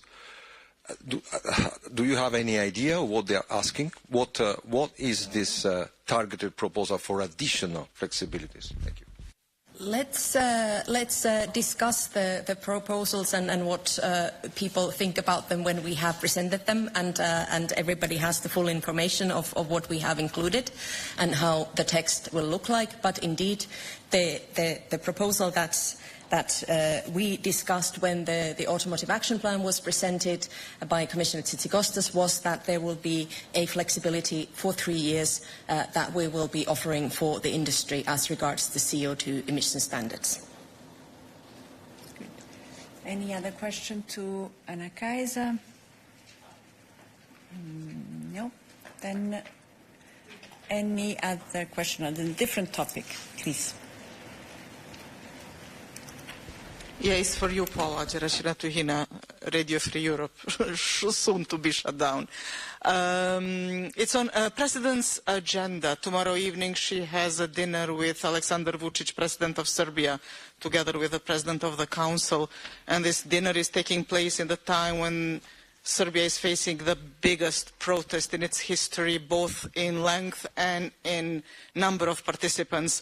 Should this dinner be considered as support of Madame von der Leyen for president, who is well known what kind of opinion he has for the young protesters in the street? Thank you.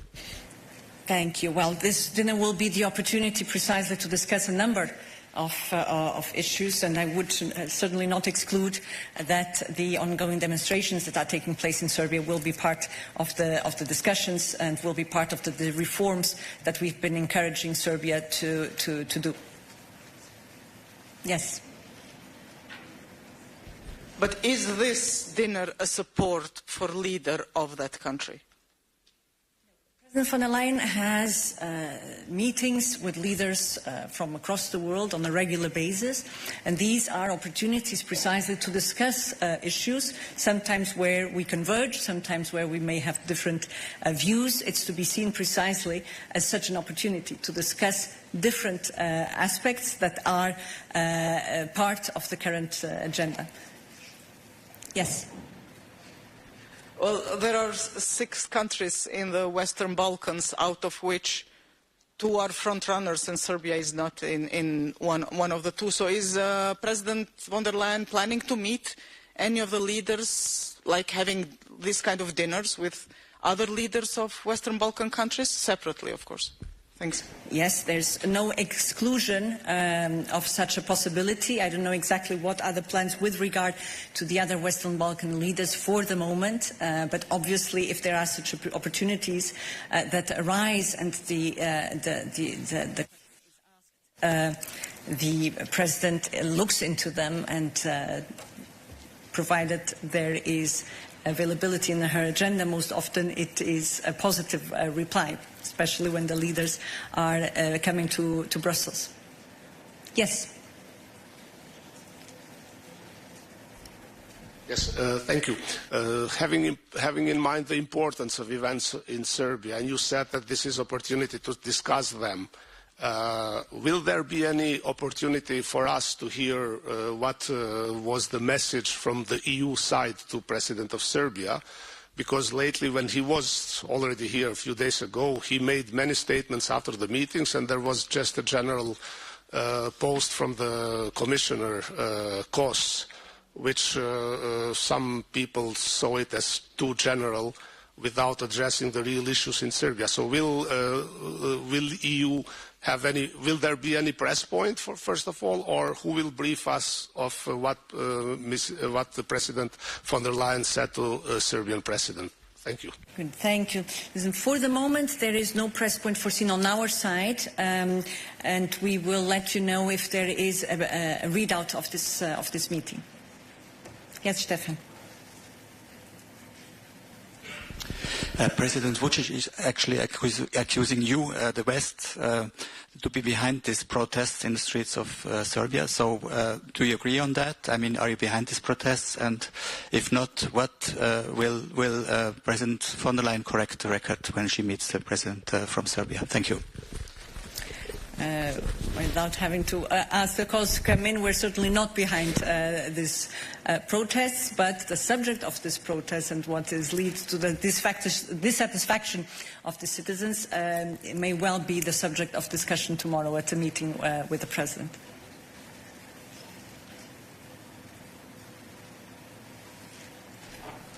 So you say maybe, so you think it's not necessary to talk about it necessarily. It's not the first priority for the President. Prejudge what will be discussed tomorrow. That's what I mean by maybe. Any other question? Good. Then we wish you a good afternoon and a continuous good week. Thank you very much. And that concludes this Monday morning's European Commission briefing. I want to bring us back here to the U.S., looking at the White House over in Washington, D.C. Right now, we are following several of these international headlines because, of course, it has already later in the day over on the other side of the world. But later on today, we are also expecting some more of these major breaking news stories to come out of the U.S., especially with the fact that later on we will be hearing from President Donald Trump. He's going to be joined by the governor of Louisiana, Jeff Landry. They are going to be discussing several topics. We'll wait and see what's on their agenda. Not too much has been disclosed as of right now. And then a reminder that coming up in the next hour, again, another update from the Israeli government regarding the ongoing war in Gaza. That is, as we continue to follow all of those developments as well. We have this live picture over in Jerusalem, out of Israel. We're going to step away for our final commercial break of this hour. When we come back, we're going to dive right back into more of these international stories. So stick with us. More to come.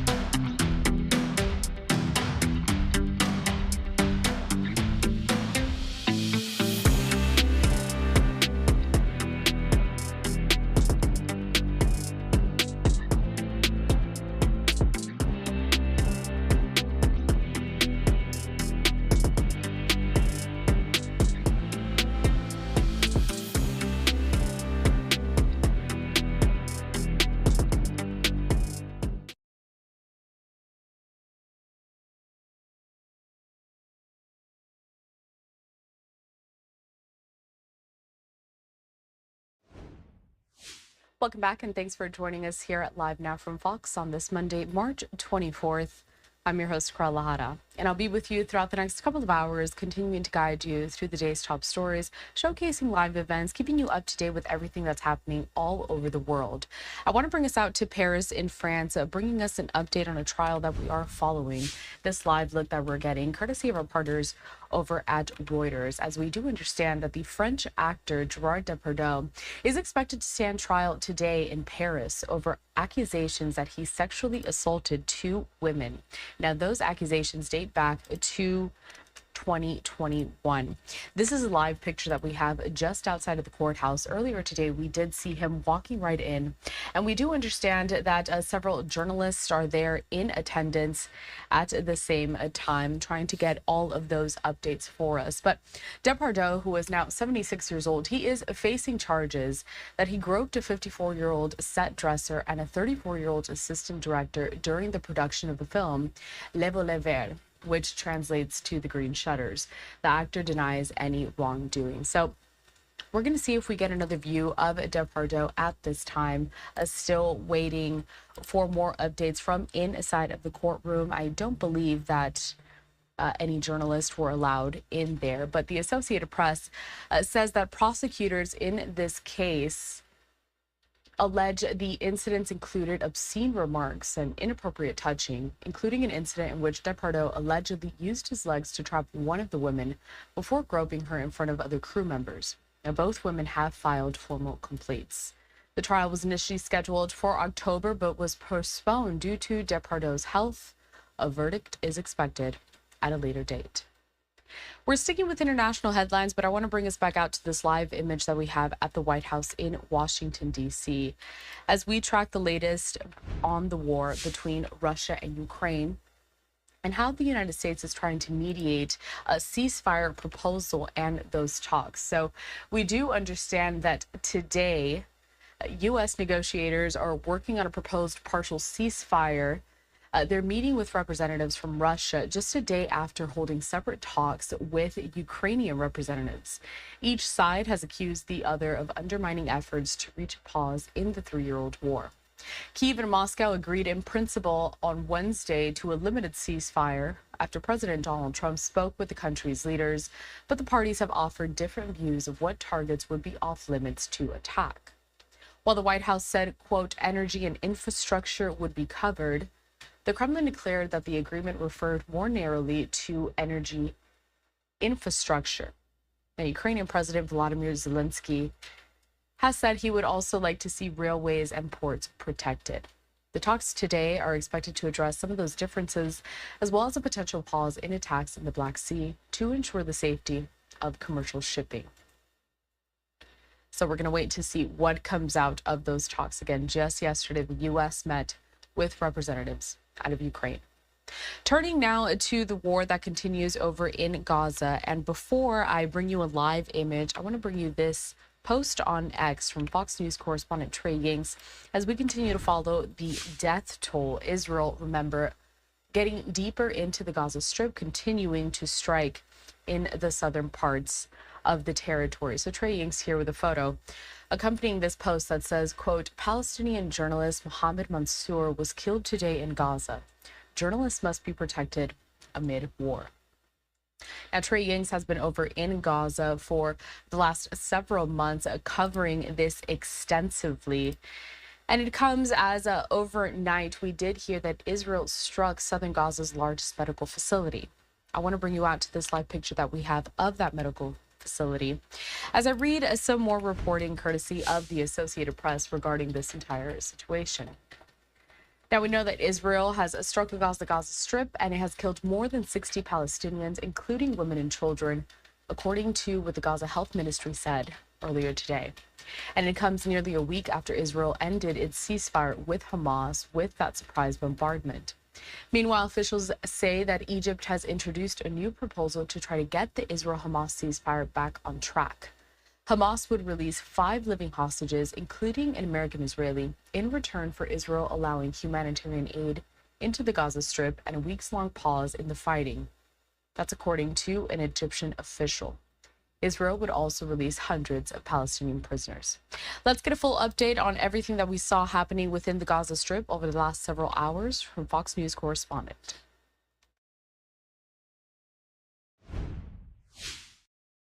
Explosions from Israeli airstrikes keep lighting up the sky across the Gaza Strip. The IDF says it slammed Nasser Hospital Sunday night, southern Gaza's largest medical facility. Officials were targeting a Hamas member operating there, who the Hamas-run Gaza Health Ministry later confirmed was killed. At least one other person died and several others were also wounded.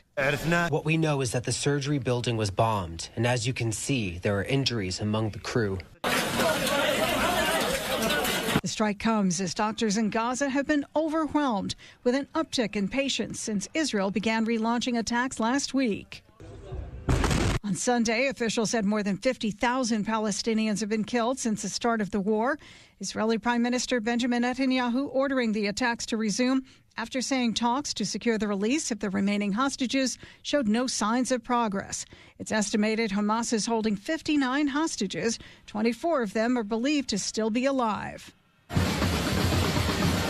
But Netanyahu's call to launch new strikes is triggering growing unrest in Israel. Over the weekend, thousands gathered in Tel Aviv and Jerusalem to protest the government's handling of the hostage talks. I watch my country just continuing a non-ending war. Many calling for peace, saying fighting won't bring the hostages home. What I would want is a government who would choose to go towards a peace agreement. While Israel has threatened to bolster the attacks, Hamas is calling for a permanent ceasefire and a full Israeli withdrawal from Gaza for the release of the remaining hostages.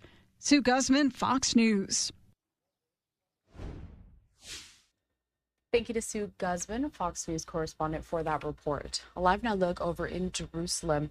As earlier today, that's where we saw Israel's foreign minister. He convened with a representative from Europe to discuss the latest developments out of that war. Let's take a look.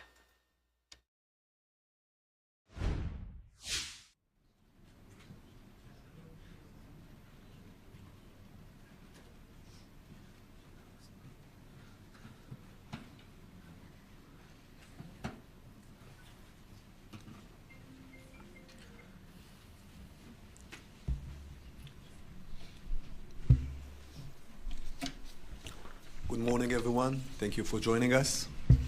We'll start with statements by Foreign Minister Gideon Saar and High Representative Kallas, and then we'll open it for questions. Please.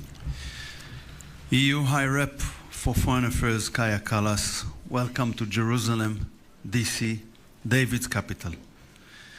I appreciate your visit and we appreciate your friendship. Last month you hosted me in Brussels and we renewed the important EU-Israel Association Council meeting. It was a chance to conduct a constructive and open dialogue. The European Union is Israel's largest trading partner and an important ally. We share a common history, partly painful, shared values, shared challenges, and shared interests. Sometimes there are also differences of opinion. That is okay. Israel is a strategic asset to Europe. We are now fighting the war of the free world. Iran, Houthis, Hamas, and Hezbollah attack us because we are nearby. But make no mistake, the war is against Western civilization, against its values and its ways of life. It is only natural for us to expect more support from Europe. We saw this morning the barbaric terror attack near Yokneam, which cost the life of a 75-year-old man. This is a result of the ongoing incitement in the Palestinian Authority. In our dangerous region, stability and de-radicalization cannot be attained through weakness. Only after ISIS was defeated on the battlefield did it stop drawing young Europeans to its ranks. It is not true that radical ideologies cannot be defeated.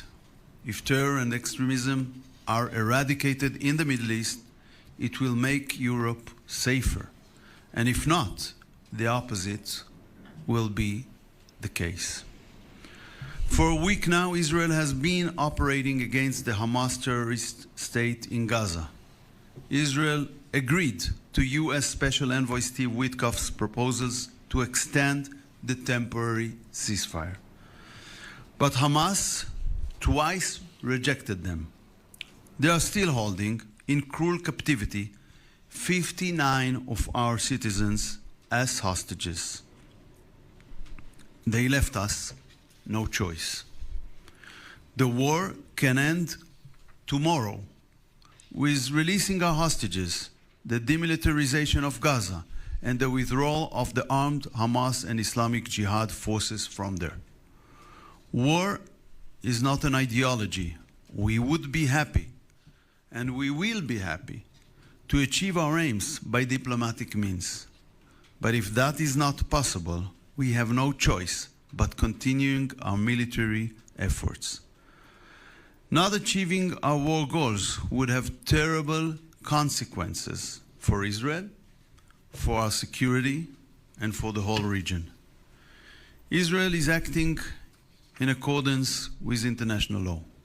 Article 70 of the first additional protocol of Geneva Convention requires aid when the civilian population is not adequately supplied. during the 42 days ceasefire, Israel allowed 25,000 aid trucks to enter Gaza. According to Article 23 of the Fourth Geneva Convention, a side is not obliged to allow in aid if it is likely to assist the military or economic efforts of the enemy. Hamas used the goods to finance its activities, to restore its military capabilities, and to recruit new young terrorists. And as President Biden said on October 18, 2023, if Hamas diverts or steals the assistance, it will stop international community from being able to provide aid. It must be stated clearly, no country is obliged to facilitate a war against itself. Israel must not be held to a different standard. High Rep, Israel and EU share many challenges. Along with our American friends, we must unite against the axis of evil of Iran, the Houthis, Hamas and Hezbollah. I believe that what we began in Brussels can turn our challenges into opportunities. It can bring more stability and prosperity to Israel, to Europe, and to the free world. Thank you. Foreign Minister, High Representative, please. Thank you. Foreign Minister Saar, dear Gideon, it is important to be in Israel today, although I wish it would be under different circumstances. Let me start by condemning yesterday's attacks on rabbi in France. There is no place for anti-Semitism in Europe. We met exactly one month ago after the EU-Israel Association Council in Brussels. And it is clear that we are very good partners. Israel is a very relevant trade and investment partner for the European Union and also a major player in growing tech sector. Unfortunately, my visit comes at a difficult time. The breakdown of ceasefire has caused appalling loss of life. This morning, I also met the families of the hostages, and always, listening to the stories is very, very hard. I again condemn strongly Hamas violence. It is never easy to meet the families who have lost their loved ones or to not know the fate of their loved ones for so many weeks in captivity. The EU stands in solidarity with Israel and its people following the horrible attacks on the 7th of October 2023. And I reiterate now what I said this morning. Resuming negotiations is the only feasible way to end the suffering on all sides. Violence feeds more violence. What we are witnessing now is a dangerous escalation. It is causing unbearable uncertainty for the hostages and their families, and it is likewise causing horror and death for the Palestinian people. Minister Saar, as I underlined when we met a month ago, the security of Israel is extremely important to the European Union. Israelis must be able to feel safe in their own homes.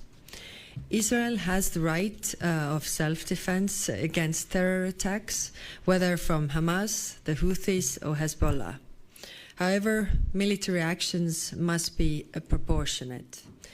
And Israeli strikes into Syria and Lebanon risk further escalation. The fundamental steps here are restating the ceasefire, ensuring the release of all hostages, and resuming the flow of humanitarian aid into Gaza with the goal of a permanent ceasefire.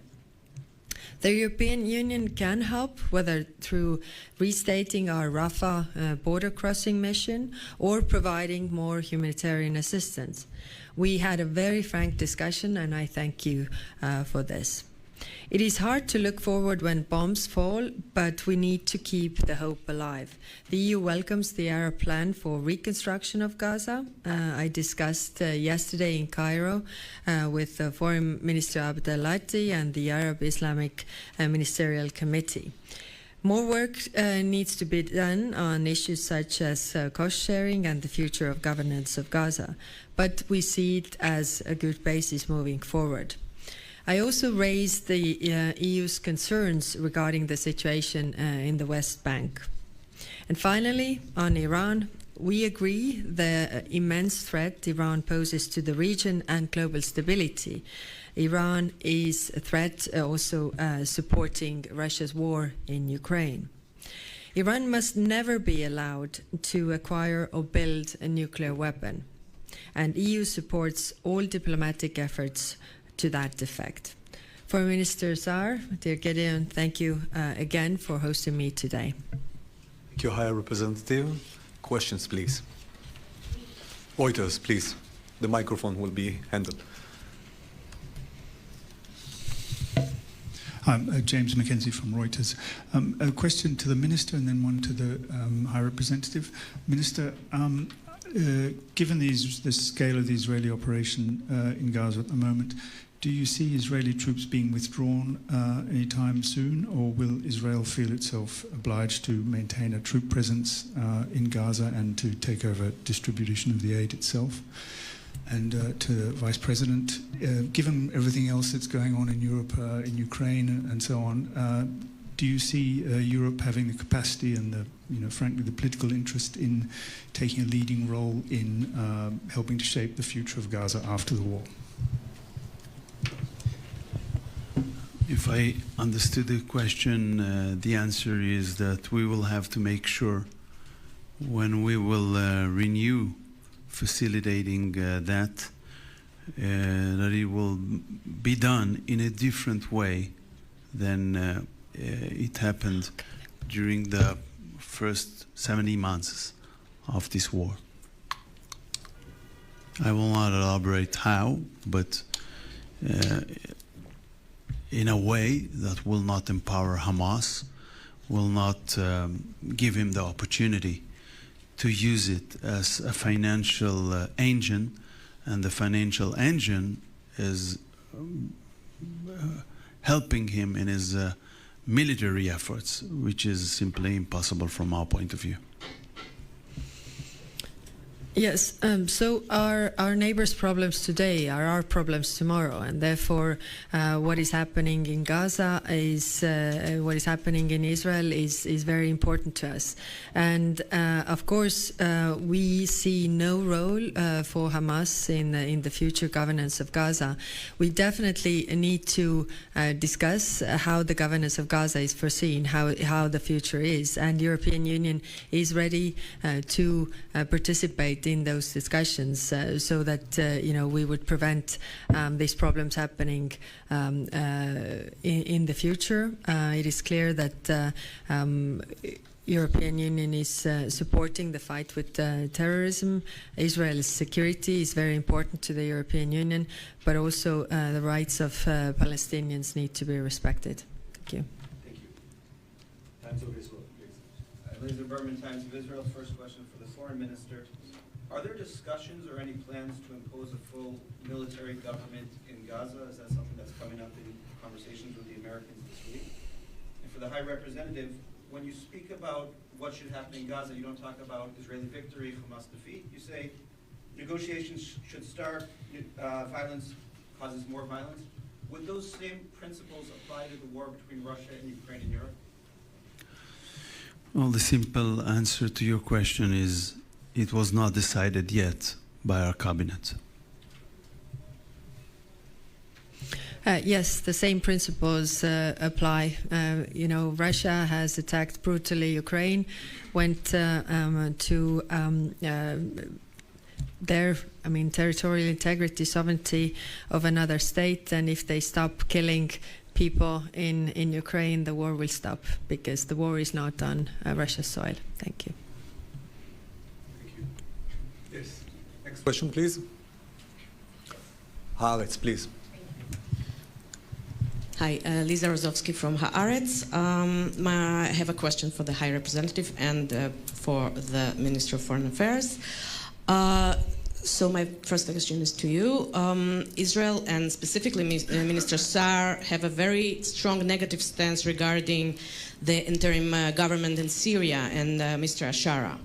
They warned the West and the EU not to be charmed by the jihadists in suits. and are interested in Russian bases staying in Syria.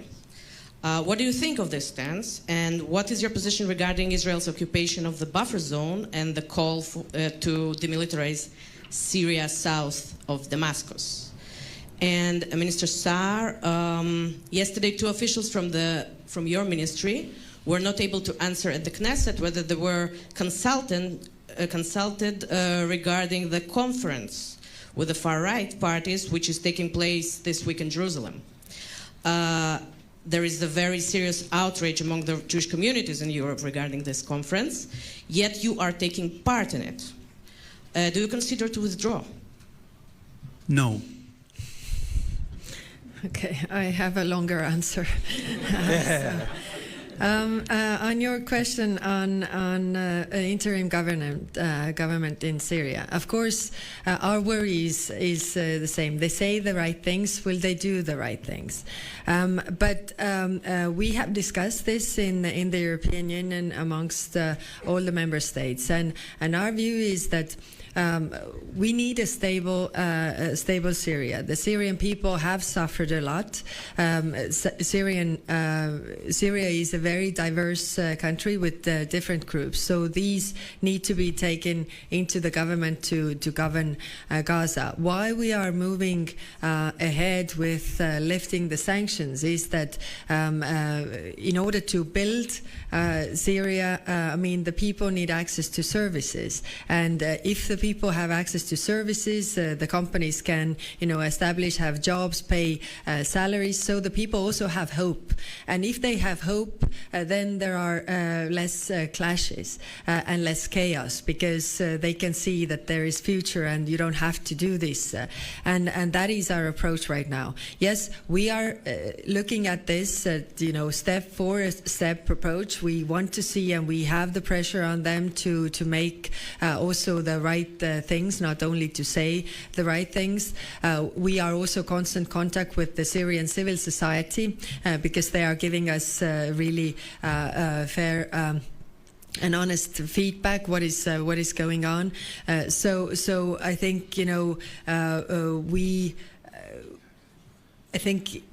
have this small opportunity window to get this on the right track, but we need to use it because we don't really have other options. Thank you.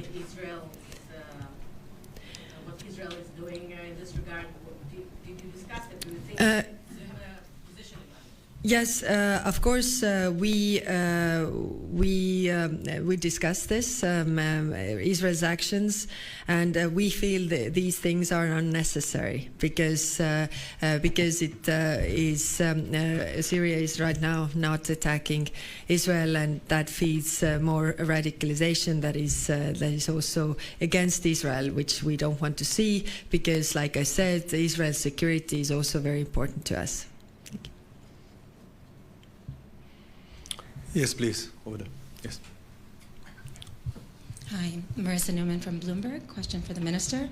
How concerned is Israel about the Turkish military presence in Syria? And is there any expectation of a future military confrontation between Israel and Turkey on Syrian soil? With regard to the first question, we would like to see the same worries in the international community, at least with the same standards with regard to Turkish presence in Syria. With regard to the second question, we don't want confrontation with the Turks in Syria or anywhere else. Thank you. This press conference is now over. Thank you very much.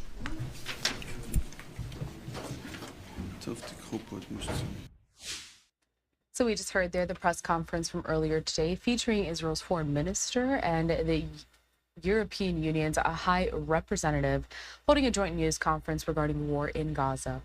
That was held in Jerusalem. That's where you're taking a live look at right now. Here on the East Coast, back in the U.S., about 9:20 in the morning.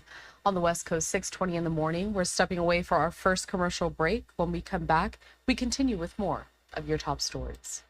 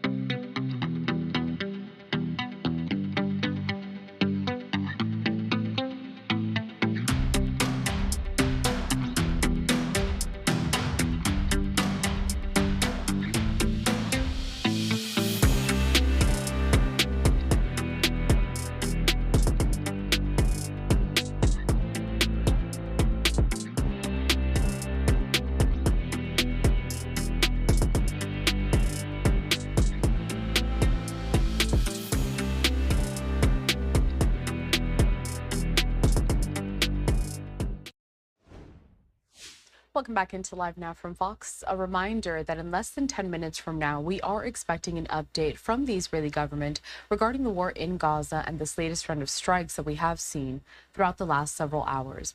While we wait for that to get underway, let's detail some more of these top stories that we're also following for you here. A Live Now look at the White House over in Washington, D.C., as we are learning that the Trump administration reportedly laying out who will and who won't be on the upcoming tariff list. A Wall Street Journal report says the Trump team is becoming more specific about what industries are affected by planned tariffs. The tariffs will be reciprocal tariffs that President Trump has promised. And the report says sector-specific industries such as the auto industry, semiconductor chips, and pharmaceuticals might not be hit by tariffs announced on April 2nd. The report says the Trump administration wants to focus on 15% of countries with which the U.S. has regular trade unevenness, or a so-called Dirty 15 list. The fate of sectoral tariffs on Canada and Mexico aren't yet known. But who actually pays for all of these tariffs that are being implemented? Well, Fox News correspondent Christina Coleman has that answer. New tariffs from President Donald Trump are reshaping the U.S. trade policy. It's sparking a trade war with China, Canada, Mexico, and European nations. Tariff is an import tax, a tax on consumption, because imports make up a pretty large share of U.S. goods. While tariffs can hurt foreign countries by making their products harder to sell in the U.S., experts say American consumers and businesses could be hit the hardest. President Trump is expected to reveal reciprocal tariffs on additional U.S. trading partners on April 2nd. When the product lands in the United States in a port, it sits in a warehouse until somebody pays the government $40. And the entity that has to pay that $40 is the importer, or, if that's Walmart or somebody else. And then they have to decide whether they're going to mark that $40 up, and almost always they do. Some business owners fear prices of everyday items, from beer to maple syrup, could skyrocket if high tariffs continue. That 25% increase on the tariff will simply just get passed along to us and get basically built upon, and probably end up being much larger than that as an ultimate cost to our beer. While some brace themselves for the worst, others, like this wine grape grower in California, say they're hopeful the tariffs will have a positive impact on their industry. What he's trying to do, in my opinion, is equal that playing field by really charging the same tariffs that we're charged when our wine goes into those other countries. The Trump administration says tariffs will help pay off the nation's large debt, create American factory jobs, and lower food prices. In Los Angeles, Christina Coleman, Fox News. Thank you to Christina Coleman for that report. Meanwhile, we are watching out for another event sent to happen later this week. Is a post on X from Second Lady Usha Vance with a statement from the White House that says, on Thursday, March 27th, 2025, Second Lady Usha Vance will travel to Greenland with her son and a United States delegation to visit historical sites, learn about Greenlandic heritage, and attend Greenland's national dog sled race. And then it gives more details about the race that brings together approximately 37 mushers and 444 dogs in a remarkable display of speed, skill, and teamwork. So that, again, happening later on this week. I do want to bring in some more footage of the Second Lady as we keep track of more of her schedule and find out how Greenland is preparing for this visit.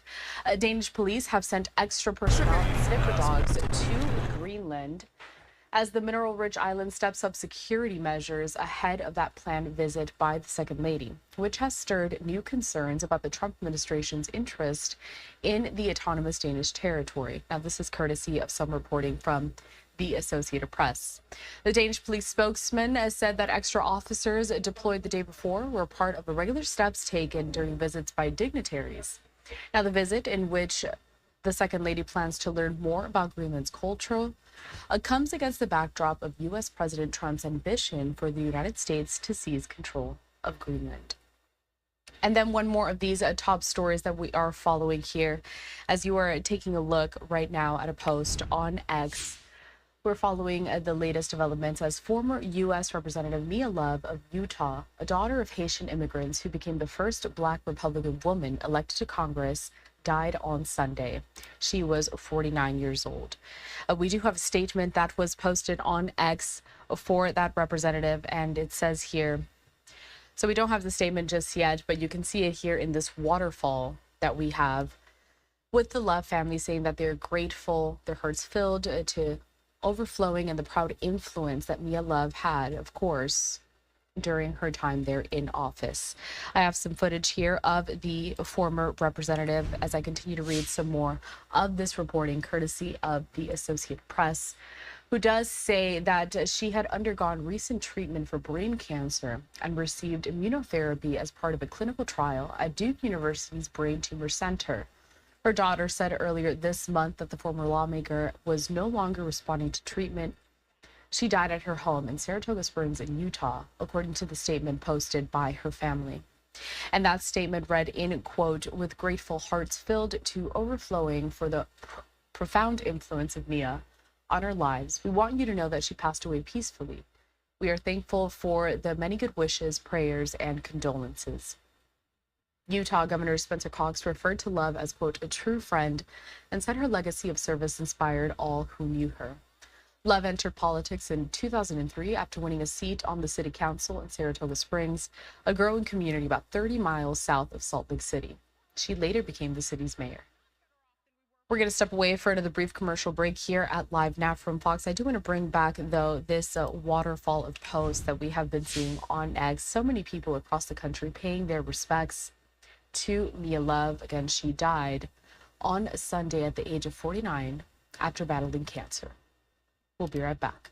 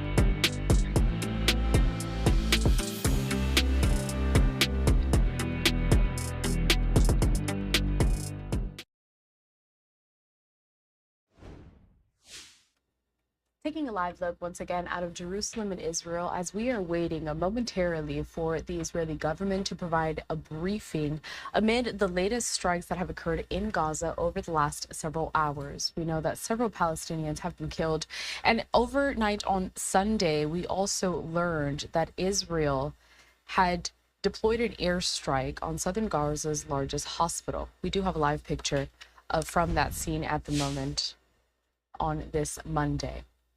As we wait for that to get underway, we are seeing that another live event does seem to be getting started. It is the United Nations Security Council once again holding a briefing and a discussion regarding some of these international peacekeeping efforts. Let's take a look.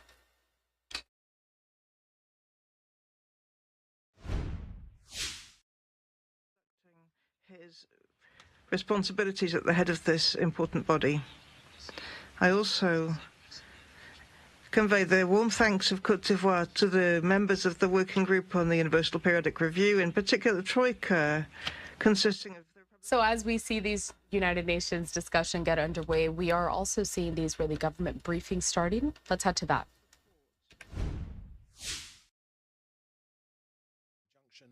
Just north of the Lower Galilee city of Yokneam, the terrorist murderer rammed his car into an Israeli soldier at a bus stop, then stabbed him, stole his weapon and opened fire on innocent civilians. An 85-year-old Israeli man was murdered in his car. Another victim remains in critical condition. The terrorists fired indiscriminately at passing vehicles, attempting to maximize the carnage. Thanks to the rapid and heroic response of Israeli border police officers, the terrorist was neutralized before he could take any more lives. This was a truly remarkable act of heroism by our police officer, acting swiftly and stopping the killing. I can tell you that Israel is on high alert during Ramadan as Hamas and Iran continue to incite and orchestrate terror against our people. This wave of bloodshed will not break us. Our security forces are deployed across the country to protect every citizen, irrespective. Israel will not tolerate terror. We will fight it and we will defeat it. Every attack on Israel proves why Israel must be stronger. Next to Gaza, I can confirm that Israel has eliminated Ismail Barhum, Hamas's head of finances and institutions. Of course, he was successor to Issam al-Dalis, the former head of Hamas's government, who was killed just last week. Barhum funded Hamas's terror operations, arming terrorists and orchestrating attacks on our people. He was struck while hiding in Nasser Hospital, once again exposing Hamas's use of human shields. The BBC reported that he was receiving treatment there. Israel is escalating military operations in Gaza. Why? To eliminate Hamas's leadership, dismantle terror infrastructure and secure the return of 50 hostages. 59 hostages remain in Gaza. Hamas has repeatedly rejected all negotiation efforts, including those by US Envoy Witkoff. Israel will continue to act with increasing military strength. Our ground forces are operating throughout the Strip to eliminate terrorists and terror infrastructure, to expand the security zone and create a partial buffer between the north and the south of the Strip. Decisively, Israel is destroying Hamas's capabilities and protecting our people. And lastly, on Syria, let me just say this, particularly in the south of Syria, Israel will not accept the presence of munitions that could pose a threat to our people or to IDF activity. Any attempts by the regime's forces and terrorist organizations and anyone else to establish themselves in the region will be thwarted. The events of the last 18 months have led to Israel adopting a different strategy of conflict and risk management. I can sum up our strategy quite clearly. It is proactive, it is preemptive, and it is preventative on all fronts and at all times.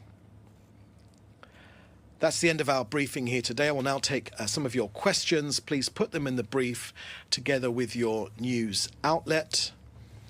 Okay, first question here I can see is from Joel Pollack at Breitbart News. Is it true that Egypt has proposed and the US has accepted a ceasefire deal that would involve the release of 5 hostages per week? If so, what is Israel's response to the proposal? Thank you for that question, Joel. We won't be providing a running commentary on the negotiations. We've told you before that this action in Gaza, which the Prime Minister and the Defence Minister, together with the Security Cabinet, have instructed our defence forces to take this strong action against Hamas terrorist organisation. The reason we're taking this action is firstly that Hamas rejected 2 concrete mediation proposals by Presidential Envoy Mr. Steve Witkoff, together with the other mediators, but also that Hamas has rejected all of the proposals. And secondly, we are well aware, Israel has knowledge that Hamas was preparing to carry out terror attacks against our people. They were using this ceasefire to build up their forces, to rearm and to re-attack. And as a result, with the approval of the government, Israel's armed forces launched this precise, preemptive strikes against Hamas and Palestinian Islamic Jihad targets throughout the Gaza Strip. Now, as I mentioned today already, we have successfully hit senior Hamas military commanders, officials in their leadership, terror cells, launch posts, weapons, stockpiles, and military infrastructure. These strikes are ongoing, and ladies and gentlemen, we have learned the lessons of October 7th massacre. We will not allow Hamas or any other genocidal terror force to build up their forces on our borders. Hamas repeatedly vow to repeat October the 7th, and our duty is to stop them. Okay, next question, if I can see the other questions, please. Yep, okay. Okay, next question here is from David Clement from the News Forum.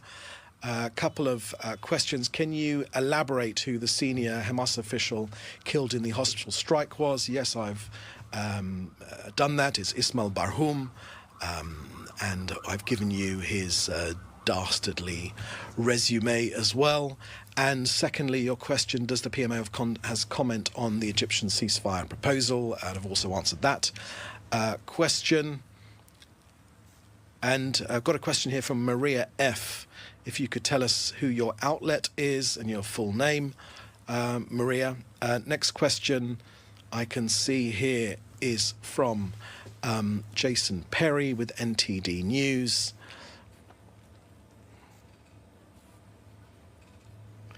Your question is that Defense Minister Israel Katz told Gazans to return the hostages. Does Israel have information that Gazans who are not Hamas are holding hostages? And also, yeah, so that's your question. Thank you for that question, Jason. Look, our hostages have been held now for 18 months in Hamas captivity. We have not seen any examples of Gazans who have done anything, their humanitarian duty, to pass information to Israel about the whereabouts of our hostages. And our hostages have repeatedly told us, the ones that have been freed, they have told us that they did not receive any kindness whatsoever from the people that took them hostage and held them hostage, who starved them, who held them in chains, who treated them appallingly, who subjected them to appalling treatment, to torture, to sexual abuse. So unfortunately, we would be happy, it would in some sense restore our sense of humanity that there were Gazans who were willing to give us information on the whereabouts of our hostages, despite us having repeatedly asked for that information. That has not been the case, I'm sorry to say. Okay, last question here from Maria. Maria Finishina, you're from RT, okay? We don't normally take questions from RT. So with that, thank you for joining us. We'll have the next briefing soon, and we'll let you know when that is. In the meantime, please do stay safe, and we'll see you next time. Thank you very much. There you have it, the latest update from the Israeli government amid the latest strikes in Gaza. A live look over in Jerusalem as we step away for a brief commercial break. We'll continue with more of these live updates next.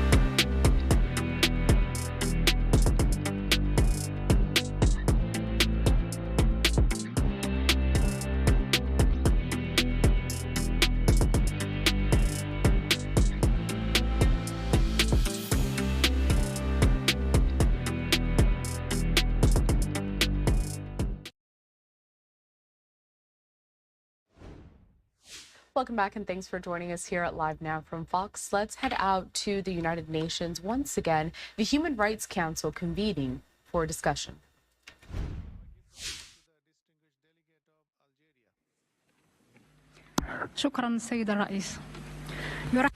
Thank you, President.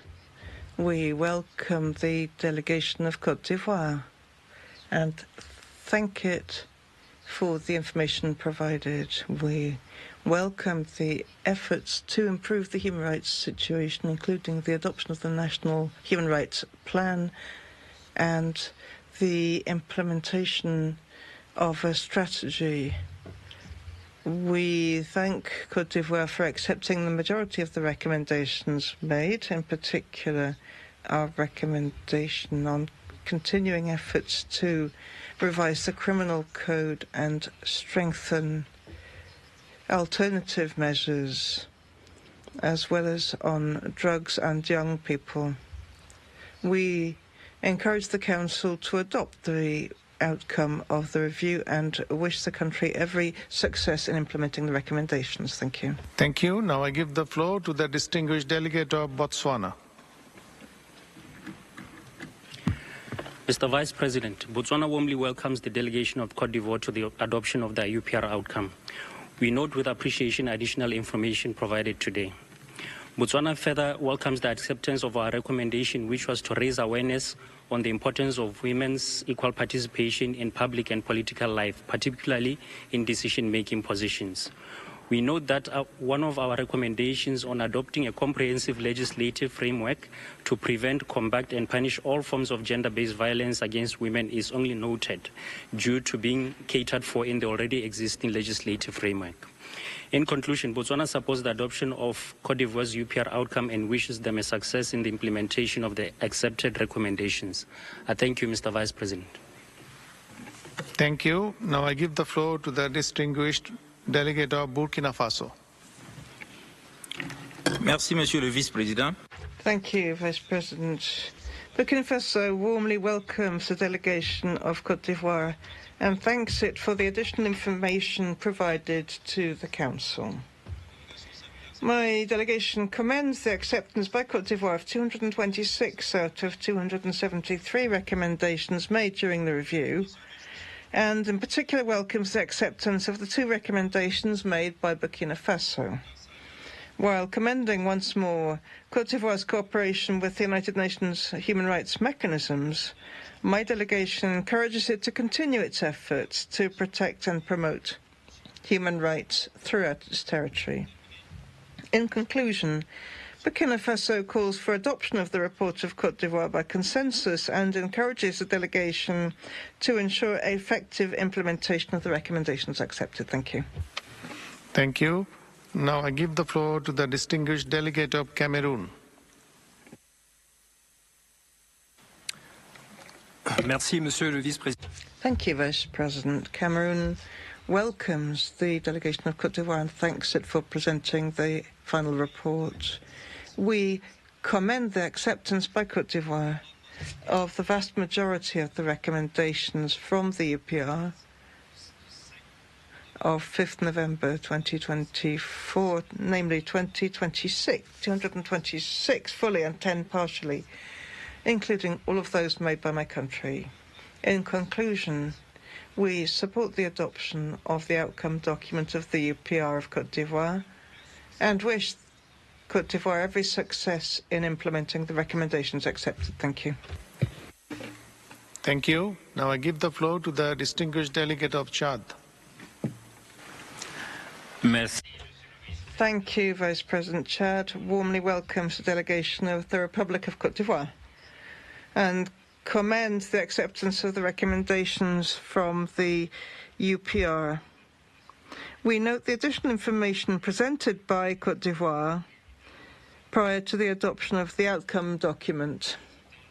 We congratulate the government of Côte d'Ivoire on its commitment to the promotion and protection of human rights, demonstrated by a significant development of its normative and institutional frameworks and public policies for the strengthening of human rights. Chad encourages Côte d'Ivoire to step up its efforts to implement the recommendations accepted and calls on the international community to provide it with the necessary support. In conclusion, Chad calls on the Council to adopt by consensus the outcome document on the UPR of Côte d'Ivoire. Thank you. Thank you, Ambassador. Now I give the floor to the distinguished delegate of China.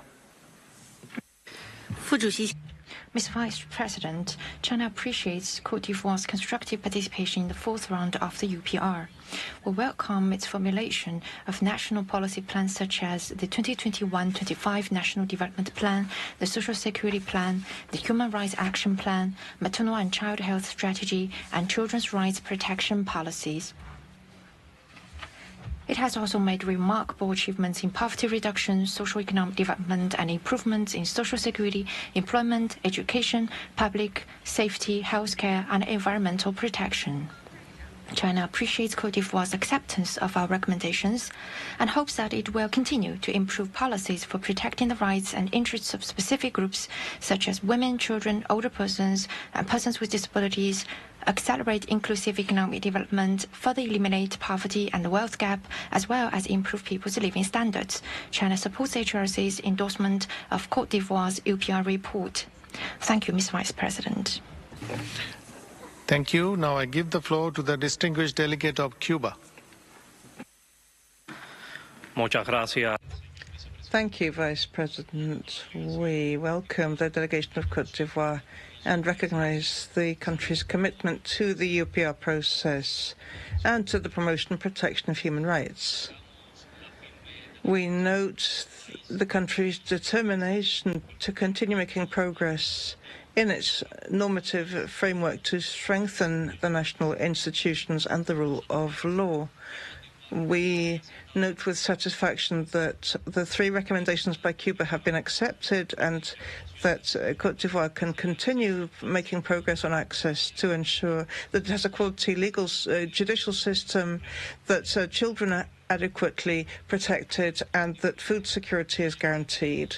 We note that 226 recommendations have been accepted, which shows the political will of Côte d'Ivoire to continue making progress on human rights. We wish Côte d'Ivoire every success in implementing the recommendations accepted and support the adoption of the report. Thank you. Thank you. Now I give the floor to the distinguished delegate of Cyprus. Thank you, Mr. Vice President. We consider the UPR as an invaluable tool for the work of the Council, but also a unique mechanism that assists in the promotion and protection of human rights and fundamental freedoms in all countries. We urge all states to remain fully engaged in the process in good faith. Mr. Vice President, Cyprus welcomes the delegation of Côte d'Ivoire and is grateful for the update on the progress made since its review in November 2024. My delegation commends Côte d'Ivoire for the number of accepted recommendations. We are pleased to note that our recommendations on strengthening the national institutional framework for the promotion and protection of human rights, on ensuring the promotion of gender equality, the empowerment of women, as well as on continuing and implementing policies and legislation that ensure good governance and the fight against corruption have been accepted. Cyprus recommends the adoption of the UPR Working Group report in Côte d'Ivoire by consensus and wishes the government every success in the implementation of all the accepted recommendations. I thank you. We're listening here to the United Nations Human Rights Council holding a meeting. We're stepping away for our final commercial break of this hour. Much more to come. Next.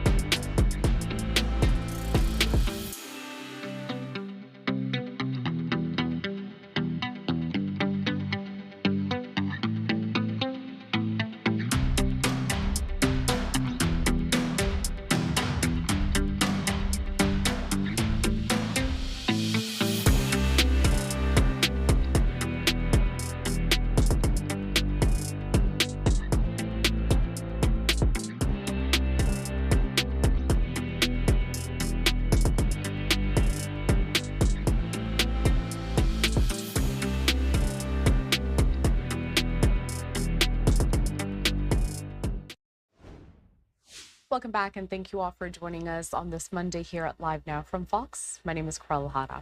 We do have a live look inside of the United Nations building over in New York City. We are expecting for a discussion today with delegates from around the world to talk about these peacekeeping missions and how to address these new realities. This comes as we continue to monitor several international conflicts, including the war between Russia and Ukraine and the ongoing war in Russia.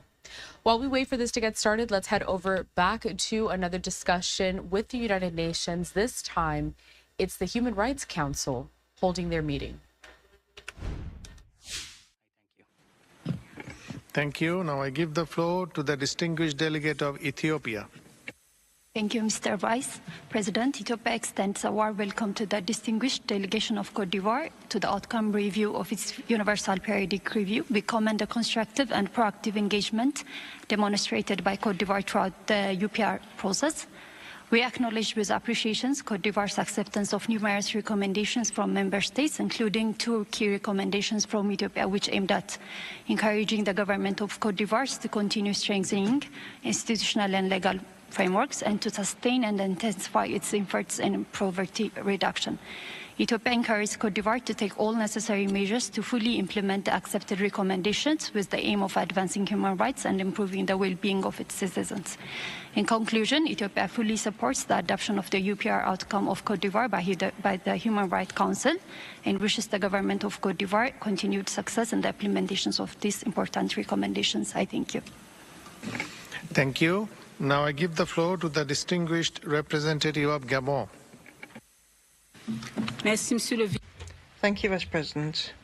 My country welcomes the delegation of Cote d'Ivoire and thanks it for the additional information, which once more illustrates the authorities' commitment to ensuring the promotion and protection of human rights. Under actions undertaken, we could point to combating trafficking, exploitation and work labor by children, as well as reforms in the judicial and penitentiary areas in order to improve access to justice, combat torture, and manage custody and detention under strict conditions. We welcome Cote d'Ivoire's dynamism in promoting and protecting human rights. We call on the Council to adopt the outcome document on Cote d'Ivoire and wish Cote d'Ivoire every success in implementing the recommendations ensuing from its most recent UPR. Thank you.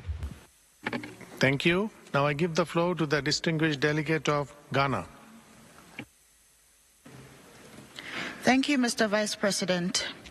Ghana welcomes the delegation of Cote d'Ivoire to the adoption of the Universal Periodic Review and commends them for successfully completing their review exercise under the 4th UPR cycle.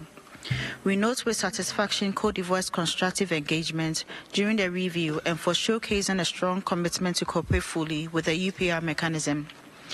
Ghana is delighted that the government of Cote d'Ivoire has committed to implement a total of 226 out of the 273 recommendations it received. This includes our 2 recommendations on the ratification of the optional protocol to the Convention on the Rights of Persons with Disabilities and the strengthening of the prevention mechanisms to address drug use through community programs for young addicts. Mr. Vice President, in conclusion, my delegation fully supports the adoption of the UPR report of Cote d'Ivoire and wishes the government success in implementing the accepted recommendations. I thank you. Thank you. Now I give the floor to the distinguished delegate of Guinea. Thank you. The delegation of Guinea would like to extend a warm welcome to the delegation of Cote d'Ivoire and welcome the efforts they're making to promote and protect human rights. We encourage the complete implementation of these recommendations, particularly in the area of economic and social rights. We encourage them to completely implement these recommendations to step up the protection of economic and social justice. By way of conclusion, we recommend the adoption of this report by the Council and support Cote d'Ivoire in its future measures to improve human rights. Many thanks. Thank you. Now I give the floor to the distinguished delegate of India. Thank you, Mr. Vice President. India welcomes the delegation of Cote d'Ivoire for the adoption of the report of the UPR Working Group on its 4th cycle of the Universal Periodic Review held on 5th November 2024. The review saw substantive participation with 98 delegations taking the floor and making a total of 273 recommendations. We appreciate the constructive engagement of the delegation of Côte d'Ivoire during the entire review, which reflects their commitment to the UPR process. India appreciates that as many as 226 recommendations have been accepted, including accepting 2 recommendations made by us. While recommending the adoption of their UPR report, we congratulate the delegation of Côte d'Ivoire on a successful review and wish them success in their efforts towards implementing the accepted recommendations. I thank you. Thank you. Now I give the floor to the distinguished delegate of Lao People's Democratic Republic. Monsieur le Vice-Président, ma délégation. Thank you. My delegation would like to congratulate Côte d'Ivoire on the successful participation in the constructive dialogue of its 4th UPR cycle. We really commend the significant efforts made by Côte d'Ivoire to promote and protect fundamental human rights, in particular by advancing social and economic rights. We also welcome the improvement of access to public health care, including the adoption and implementation of its strategy plan for maternal and child health by providing a health insurance scheme for its citizens. My delegation is happy to see that Côte d'Ivoire has accepted the majority of recommendations received during the constructive dialogue, including the 2 recommendations made by Lao PDR. We wish Côte d'Ivoire every success in implementing the accepted recommendations. In conclusion, we encourage the Council to adopt the UPR outcome of Côte d'Ivoire by consensus. And I thank you, Mr. President. Thank you. Distinguished colleagues, this was the last speaker that we could accommodate.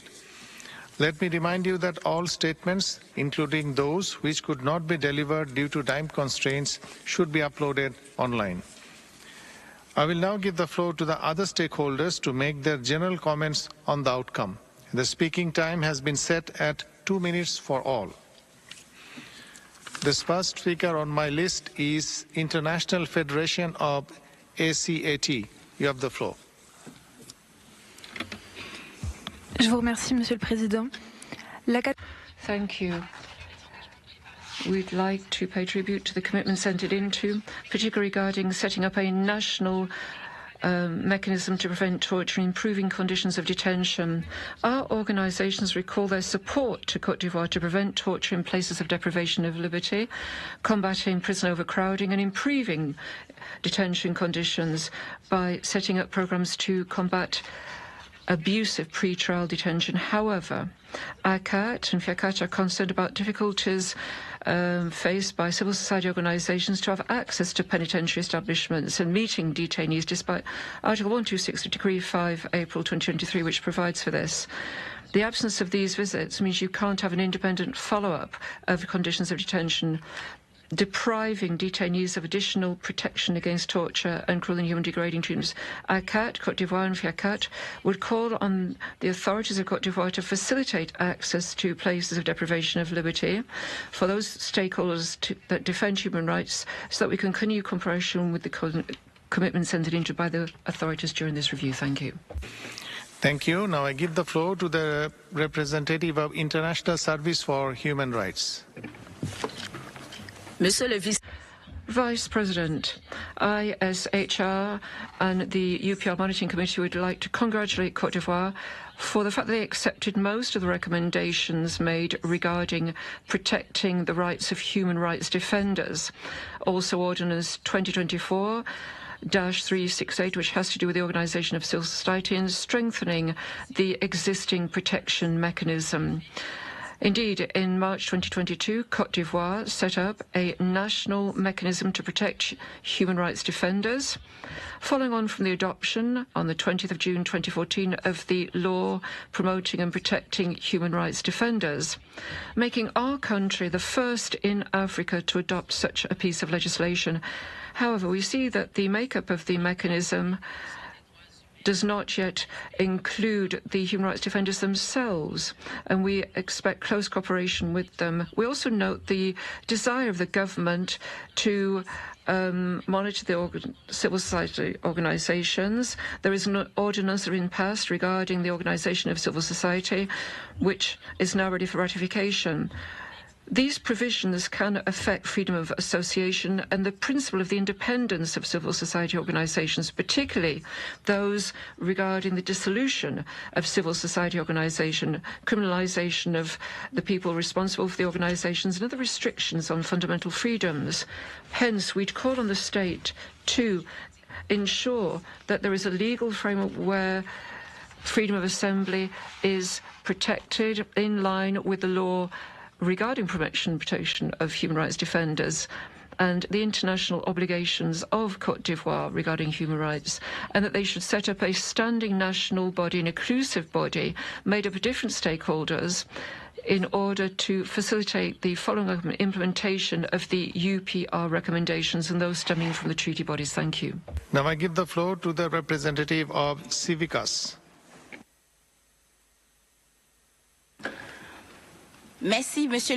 Thank you, Vice President. Civicus, the Ivorian Coalition of Human Rights Defenders and the West African Human Rights Defenders Network note the commitment of the Côte d'Ivoire government in the UPR process regarding the institutional reforms already engaged.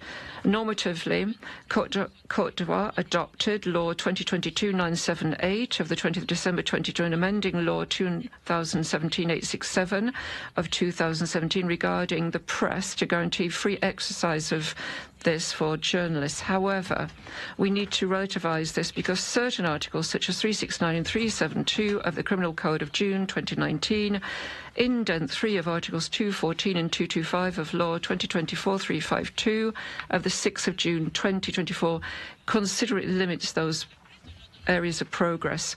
We note Ordinance 2024-368 of the 12th of June 2024 regarding the organisation of civil society, passed by the President of the Republic, which has now gone to the plenary of our Parliament for ratification in March 2025, repealing Law 1960 on these associations, which to some extent clamps down on civil society organisations. There are measures that restrict freedom of association, particularly the competence given to the Cabinet regarding dissolution of these bodies in certain circumstances. However, we note that freedom of assembly is still a challenge because of restrictions on public freedoms.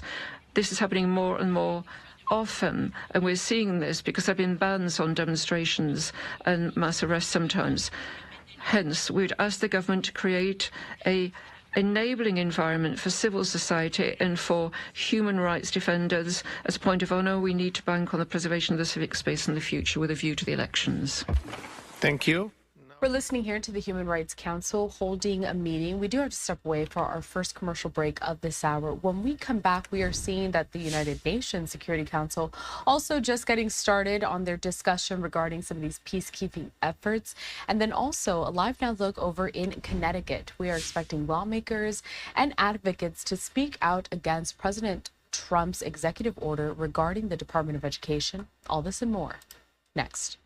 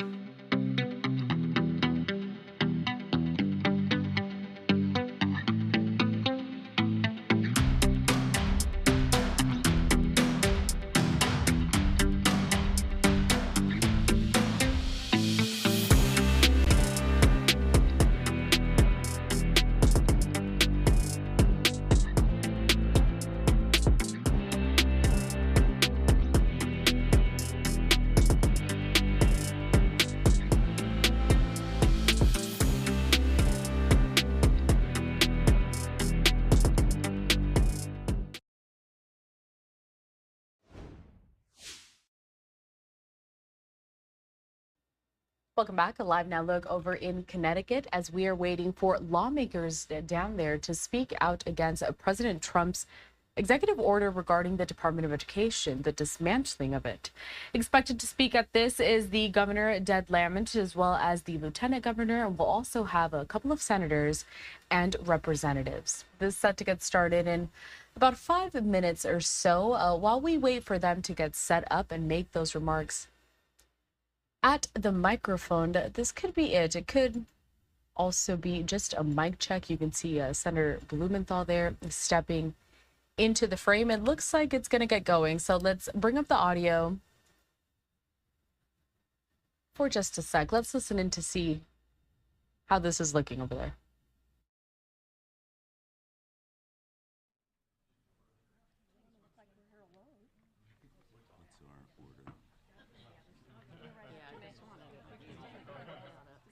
Pronounce my name. Real quick. Oh, well, you know.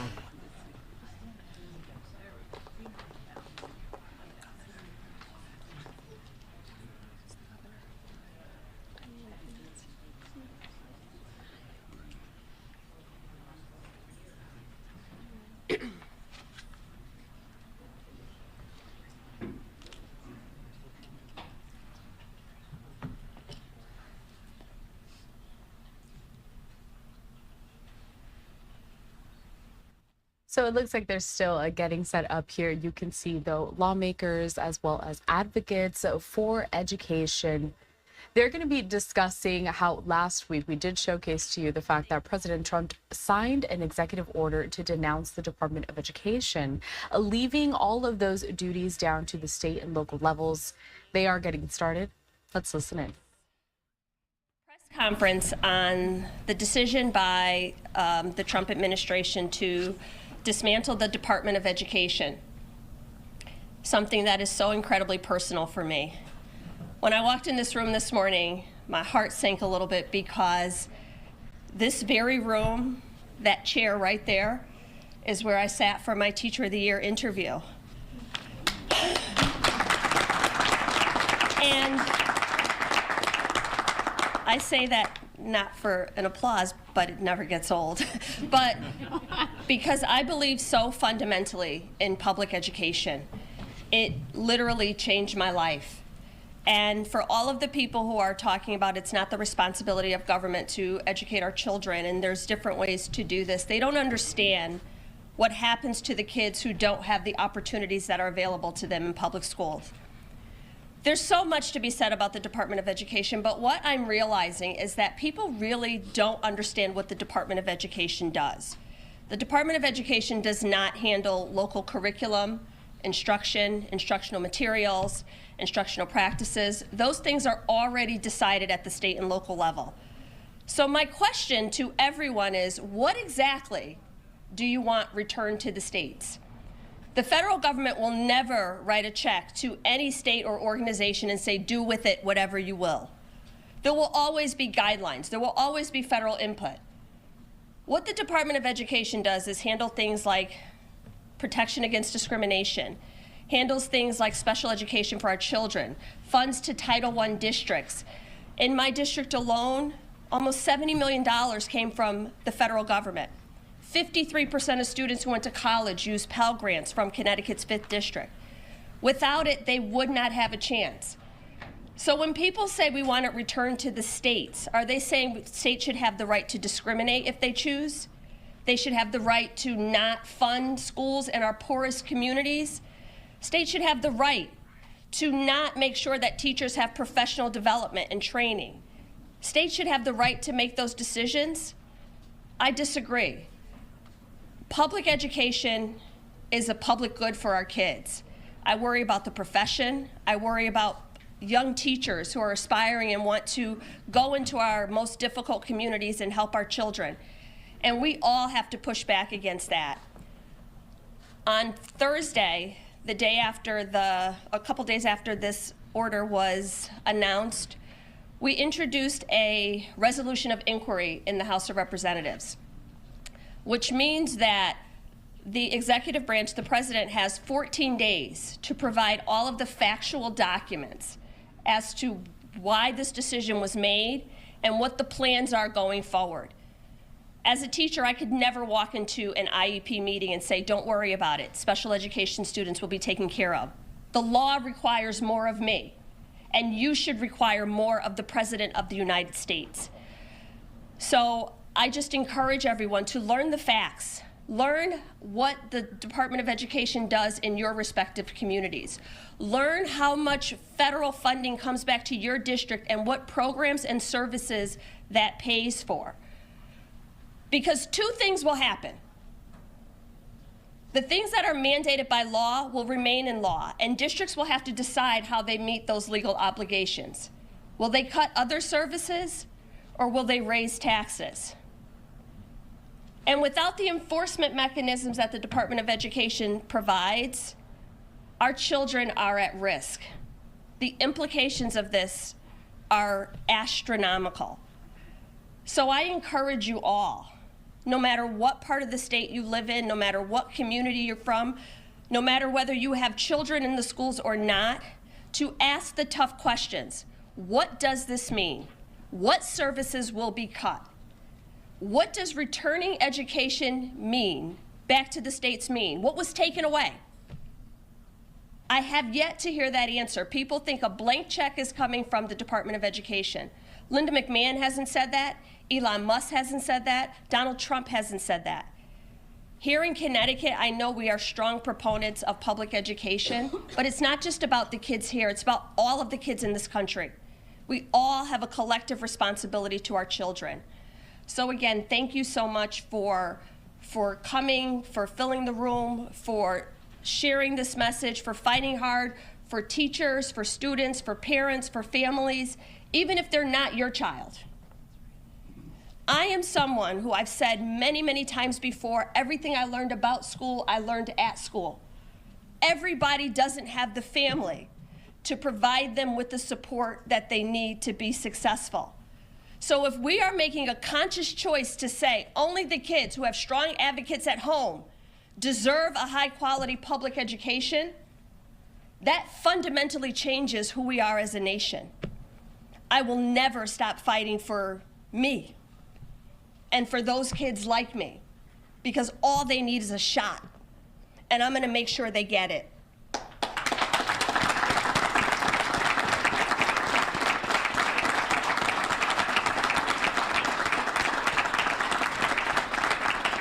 And with that, our senior senator, and I'll just say, this has been all-consuming for me. My entire life has been built around education, public education. I was educated in public schools, went to community college, Connecticut State universities. All of my education was right here. And I remember, literally, when I think about all of the things that the Department of Education does, I remember being in the classroom after Sandy Hook and watching our senators fight so hard to bring federal education dollars back to the state of Connecticut for wraparound services, for trauma supports, for school construction, for all of the things that needed to happen. This is so much bigger than what happens in the classroom. It is about the implications for entire communities. Senator Blumenthal.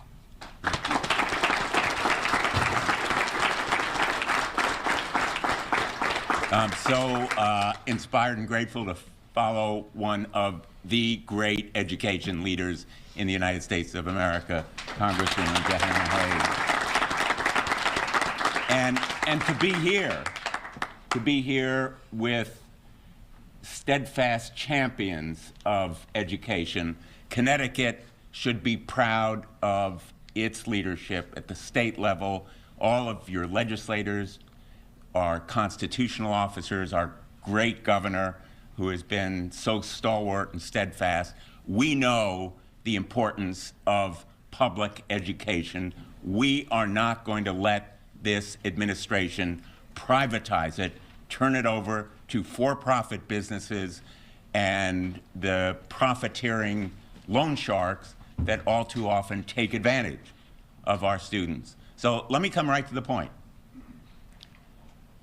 Donald Trump and Linda McMahon and Elon Musk can't just dismantle the Department of Education because they feel like it. Congress created the Department of Education. Only Congress can destroy it in the way that Musk, Trump, and McMahon want to do. And I will tell you, I will promise you, we will deny them the votes to destroy our Department of Education. The United States Senate needs 60 votes. Republicans have only 53. I promise you, Democrats will stand against this effort to destroy American public education. We will be united, we will be strong, and we will have support from places like Connecticut, where we know the importance of public education and we're willing to fight for it. And I can tell you, I've talked to my colleagues. There's just no way that we are going to allow American public education to be denigrated and degraded on our watch. And that's what Elon Musk and Donald Trump want to do. Linda McMahon is just their puppet. She's taken the job to destroy American education, put herself out of a job, but we are not going to let them do it. And let's be clear about what the agenda is here. These false claims about savings, they're just trying to move money out of American education so that they can cut taxes for the billionaires. It's really simple, folks. They want to take the money that goes into Title I, the IDEA, civil rights enforcement, billions of dollars, save it so that they can cut taxes for billionaires, the ultra-wealthy, the millionaires. They need that bookkeeping. And they say they want to turn it over to the states, turn education over to the states. We know, as you stand here, the states already run American public education. What these federal programs do is provide places like Waterbury, Danbury, New Haven, Hartford, all the communities in Connecticut, billions of dollars, including rural communities, with what they need to provide that additional support. And what is the real life impact here? Today, in schools around Connecticut, 533,000 students in 1,000 schools receive magnificently more education because of those federal funds. In Waterbury, it's 22% of their education budget. It's a real life-changing difference for students who are in the classroom right now, for teachers whom we're trying to recruit and train, for boards of education who need it for programs that they sponsor. And let me say to the mayor of Danbury, Roberto Alves, who's here today, people in Danbury are going to pay higher property taxes if Elon Musk and Donald Trump succeed in dismantling the Department of Education. People in every community all around the country are going to pay higher property taxes. What they're trying to do is simply shift the burden from the federal government to local property taxpayers so they can cut taxes at the federal level. For Elon Musk and his fellow billionaires, it's a sham, it's a scam, it's a bait and switch. And Americans should be angry. I'm angry.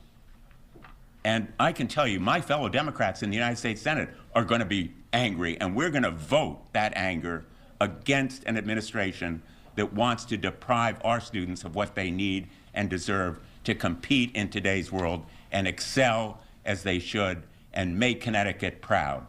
So we're going to continue this effort. I want to thank all of you for being here today. And just in case anybody needs an additional kind of footnote here, Linda McMahon said yesterday, she was interviewed on one of the talk shows, she has no problem with Robert Kennedy being responsible for administering all the vaccine programs that the Department of Education is responsible for doing. Robert F. Kennedy, the denier of vaccines' effectiveness, will be responsible for the vaccine requirements to make schools safe. Can you imagine anything more frightening and more inconsistent with the values that we espouse? Higher education, loans. They say they're going to be administered by the SBA, not the Department of Education. Who's going to be the quality checkers to prevent fraud in higher education loans? Well, the SBA is firing 63% of its staff. Department of Education is firing half of everybody who works there. We are seeing the decimation of public service as we know it, and it's a terrible lesson for our students. But we're going to stand strong against this administration, inspired by all of you who are here today. Thank you so much. I'm really proud to introduce our great governor. Thank you.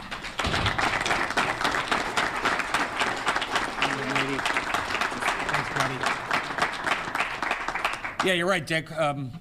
We're mad as hell. We're not going to take it anymore. We're going to stand strong. We're going to stand strong, mobilizing parents, teachers, paras, students, what this means for our future, what this means for each and every one of our kids.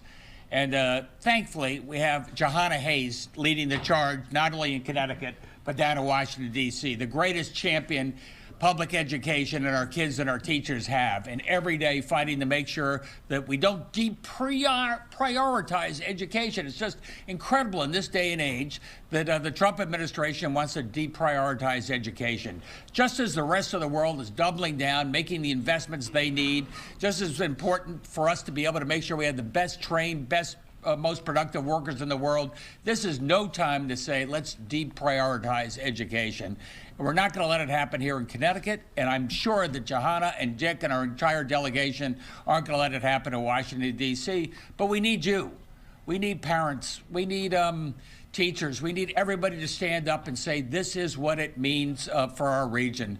Look, this is $500 million plus. This is what the impact would be if they just cut out the support we get from the Department of Education. Those go to some of our most underserved kids and some of our disadvantaged communities. That's probably 24, 25 million, say, to Waterbury alone.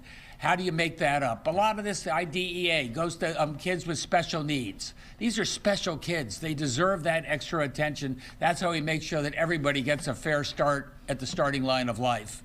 And that's what they're putting at risk right now. And all this herky-jerky policy stuff, it just puts an incredible cloud of anxiety over our amazing teachers who fight every day to make sure we have the best schools in the country right here in Connecticut.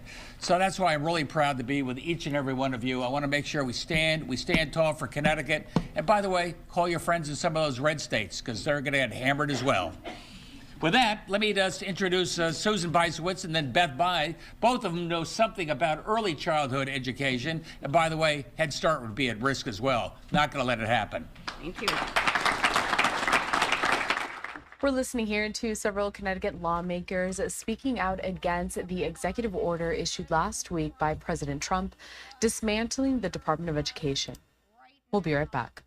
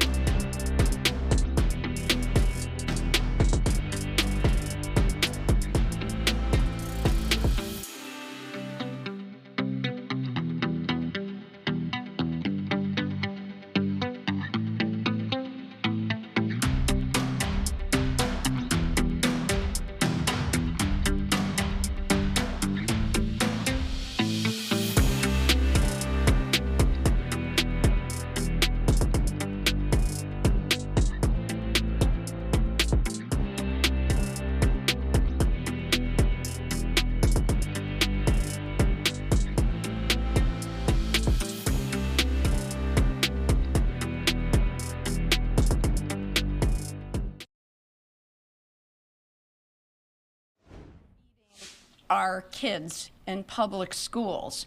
During the pandemic, the Biden administration put a program into place to allow farmers in every state across the country to provide food to kids, milk, fruit, vegetables, healthy food. That's at risk, and that is just catastrophic for our farmers in Connecticut and across the country, and for the 1 in 7 kids in our state that are hungry. So yes, it's about education, but it's also about feeding our kids and making sure that they have the nutrition they need so they can learn and do well on all of those standardized tests and be successful in school. So we're standing strong against these short-sighted, unconscionable, and catastrophic proposals.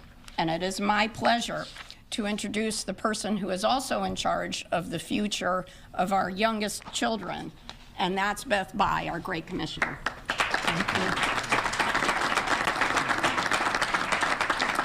First off, a big thank you to Congresswoman and Senator for bringing us together here today. There's a lot on your shoulders, and there are no two better people to be standing there for Connecticut as well as the rest of our delegation. In Connecticut, we talk a lot about March Madness. It's a big deal, right? This is March Madness, that I am standing here before you today talking about the Department of Education being dismantled when it oversees birth to 3. We also talk a lot in this building about how business says we need predictability and reliability so we can plan. This president is bringing nothing but unpredictability and unreliability. And in early childhood, these parents are relying on us. If you have a baby with Down syndrome or you have a 3-year-old with autism, birth to 3 is your friend and your champion. I'm taking a chance here, but raise your hand if your family has benefited from birth to 3 services. Many, many. Right now in Connecticut, over the last 6 months, 7,000 children have gotten special education services from birth to 3, delivered in their homes or at their child care programs. Wherever that child and family need help, birth to 3 is there. That's we have about $6 million that we get a year from the Department of Education just for birth to 3, and another $13 million in Medicaid, and we've all heard about those Medicaid concerns. This is madness. On top of that, we get $2 million to train those birth to 3 providers to work with families, to provide the best speech therapy, the best physical therapy that those young children need. The fact that we're standing here today talking about dismantling the agency that supports our state in overseeing that is madness. Just a couple of other things for your information, and then I'll pass it off to our next speaker. But we, over the last 30 years, we've really depended on the feds. We call when we have a question, and guess what? If we're having a challenge with a family or a child with a particular disability, the Department of Education will put us in touch with another state to tell us how to best serve that family.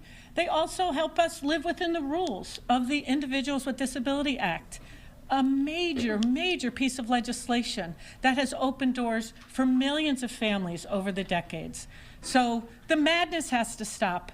Our families need predictability and reliability. Our state needs predictability and reliability if we're going to serve families. So I just thank you for raising awareness, and we need birth to 3 to be strong, as well as our 3 to 5-year-old special education program. So I am turning it over to Dr. Jeffrey Solon from Cheshire Public Schools.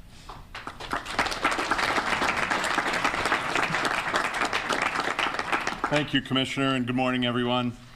I'm before you today as an unregistered voter.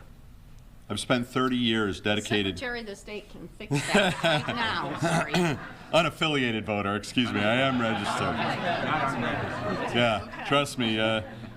Going to school and being an educator has taught me the power of using my vote. And I've spent nearly 30 years dedicated to helping every student and family who walk through our schoolhouse doors as a public educator. The gutting of the Department of Education should give every American pause. The redistribution of public money away from public schools and toward private schools, religious institutions, and charter schools where there is a limited public accountability, often no requirement for teacher certification, and generally no requirement to provide special education services is deeply concerning. The justification for this argument is the decline in test scores since 2012. You can read The Anxious Generation by Jonathan Haidt for another examination of failing test scores since 2012. There's been a precipitous decline in student performance in almost every country where children were introduced to unfettered access to social media at that time.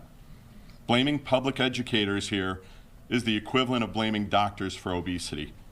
Perhaps we should be listening to public educators rather than shunning them. Public education is and must remain a cornerstone of our democracy. While education is primarily a state and local responsibility, the federal government has historically played an essential role in protecting student rights, promoting access for all, and supporting critical programs for our most vulnerable learners. The prospect of weakening or eliminating that support is deeply concerning. Connecticut superintendents and teachers will continue to partner with the Connecticut State Department of Education to support each and every one of our students. Our families depend on it. Please welcome from Waterbury, Mirabel Rodriguez.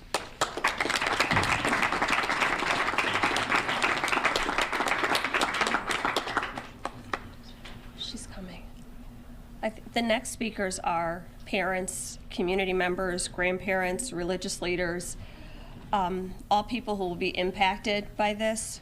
But I think one other thing I wanted to say is Chapter 11 in Project 2025 outlines exactly what is happening right now.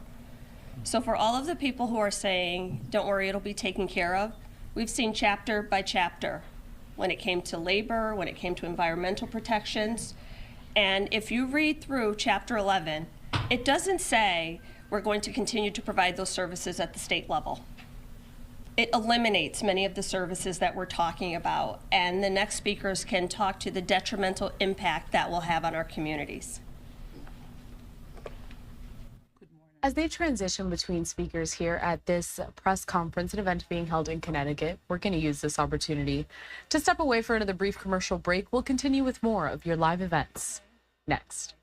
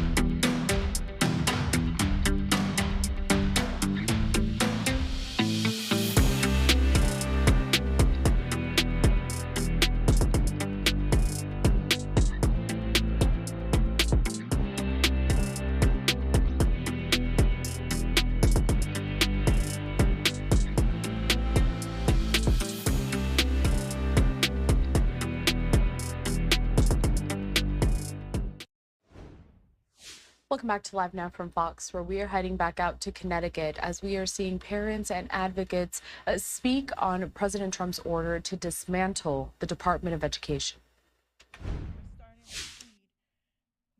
To the children in school, I said, thank God. They deserve to have a hot meal because not everybody can have a hot meal at home. So I urge everyone to please, and Congress, to make sure that they put a stop to this and that every child in our country gets the quality education they deserve.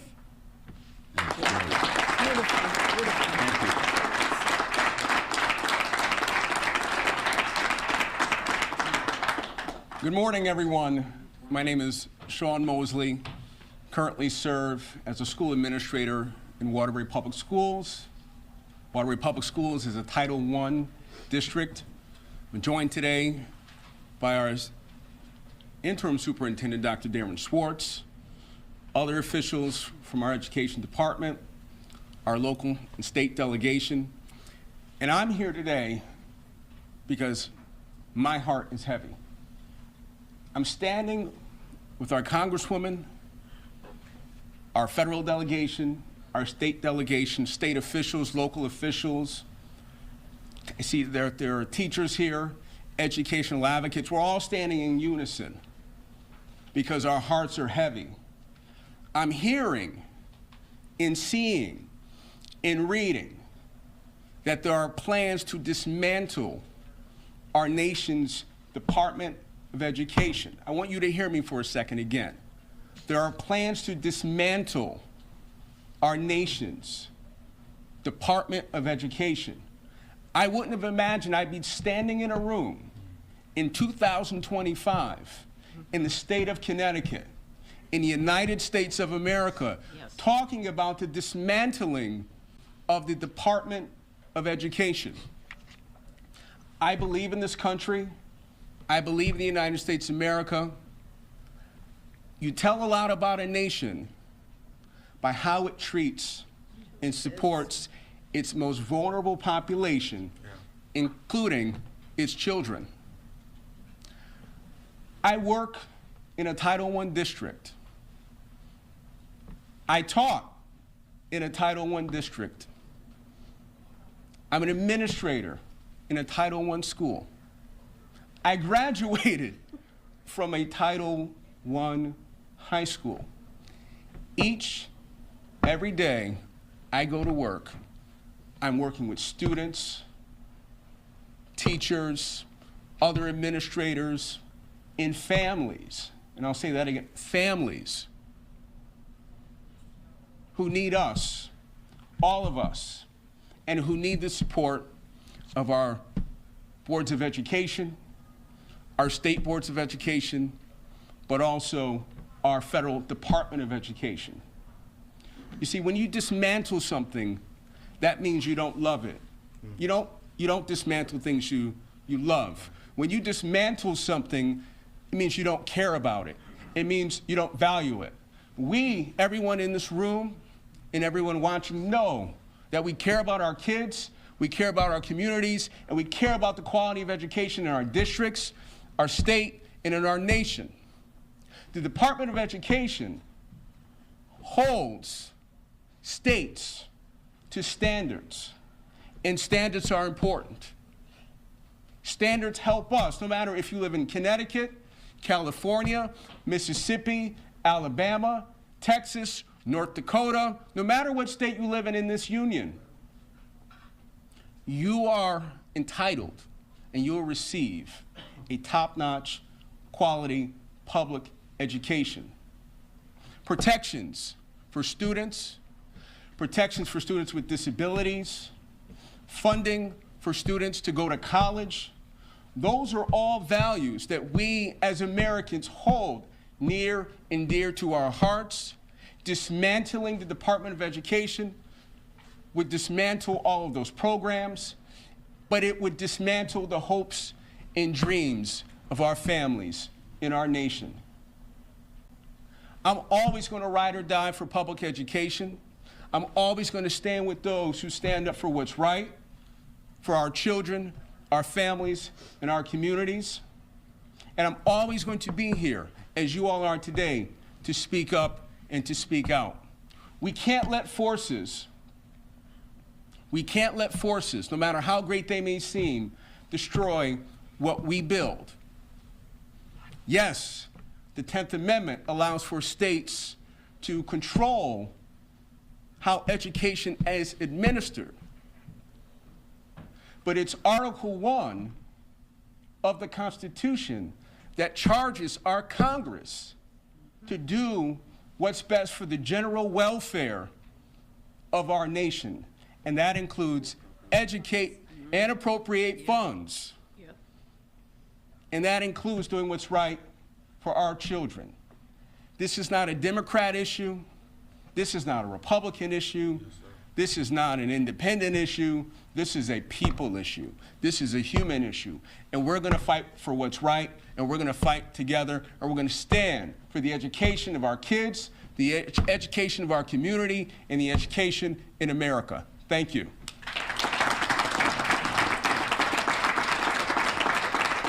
At this time, I'm going to call up one of our faith leaders in the city of Waterbury, Pastor Antoine Richardson of the Zion Baptist Church.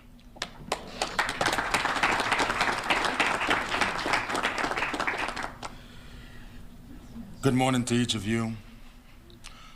I'm not able to wax eloquent like Alderman Sean Mosley, so I brought in help.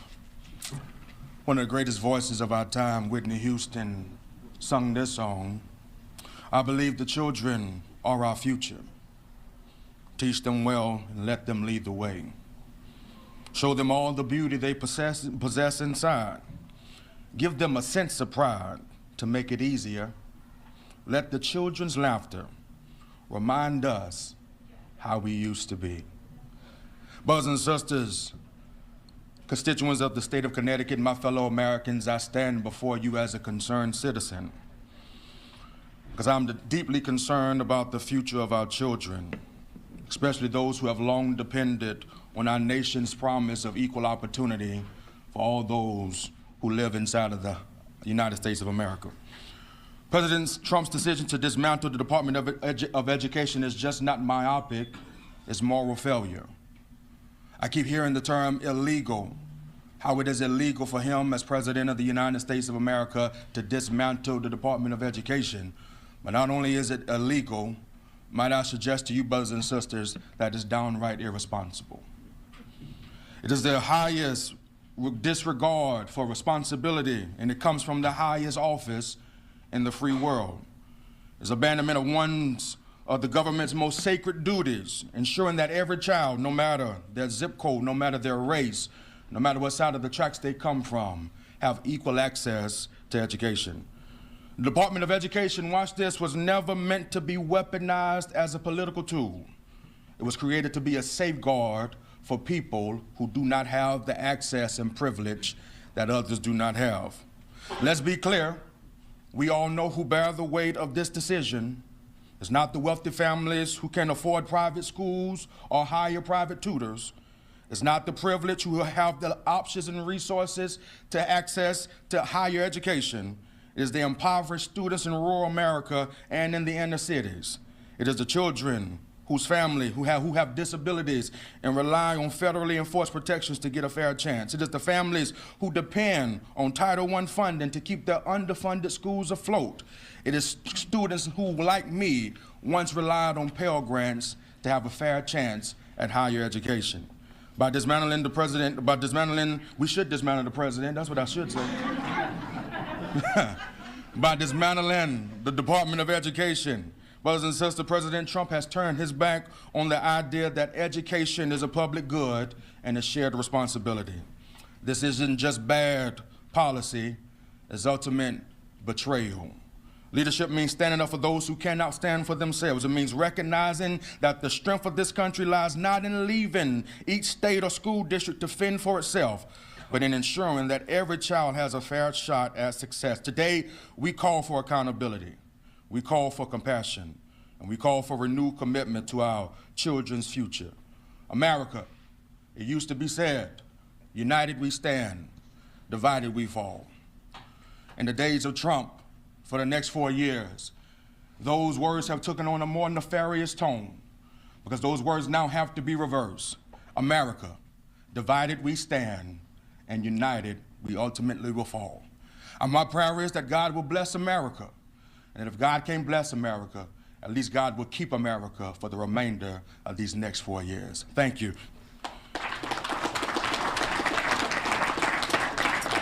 We now call on Jonathan Costa. We're listening here as several advocates, parents, lawmakers down there in Connecticut continue to discuss that latest executive order issued by President Trump just last week to dismantle the Department of Education.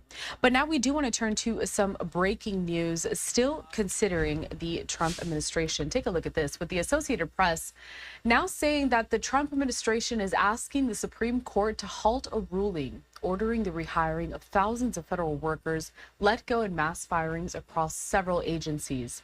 In an emergency appeal filed today, that's Monday, the Republican administration argued the ruling should be put on hold because the judge didn't have the authority to order some 16,000 probationary employees to be hired back.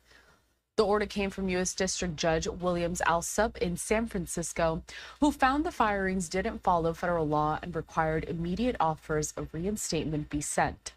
The agencies include the Departments of Veteran Affairs, Agriculture, Defense, Energy, the Interior, and the Treasury. I do want to bring us out to this live picture that we have over at the White House because we do continue to follow all of these breaking news updates regarding the Trump administration and several of these initiatives that have been brought forth by President Trump.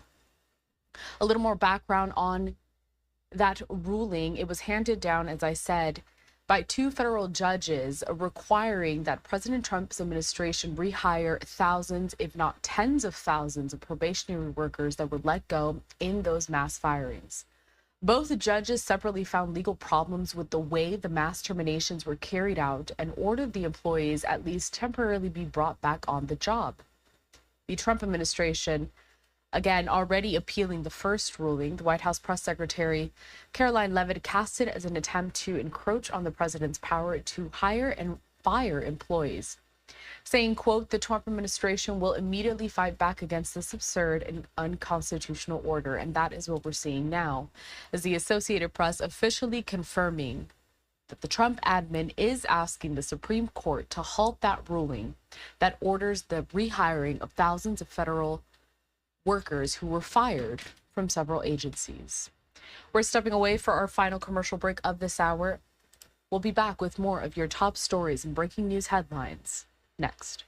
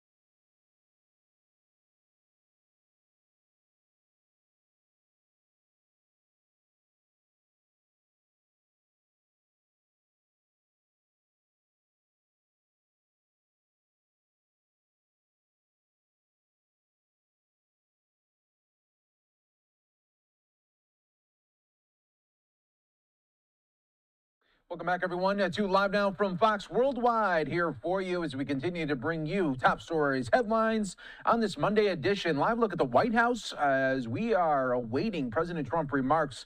Going to be happening around 2 p.m. Eastern. Of course, we will have that for you in full as always. Hi, everyone. Mike Pace here. Thanks again for joining us on this Monday edition where we bring you top stories, live feeds from all over the country. And, of course, when breaking news happens, we've got you covered. Let's go back out to Connecticut. It looks like the tail end right now of Connecticut officials discussing the future of the Department of Education. Let's listen in. Because we haven't talked about the teachers of Connecticut.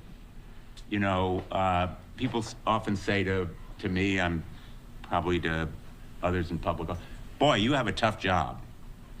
I'll tell you who has a tough job. Teachers have a tough job. And this, you know, at the most basic level, this illegal effort is not just against the law, it's immoral, it's a gut punch against students, but it's also a punch in the face to teachers around America.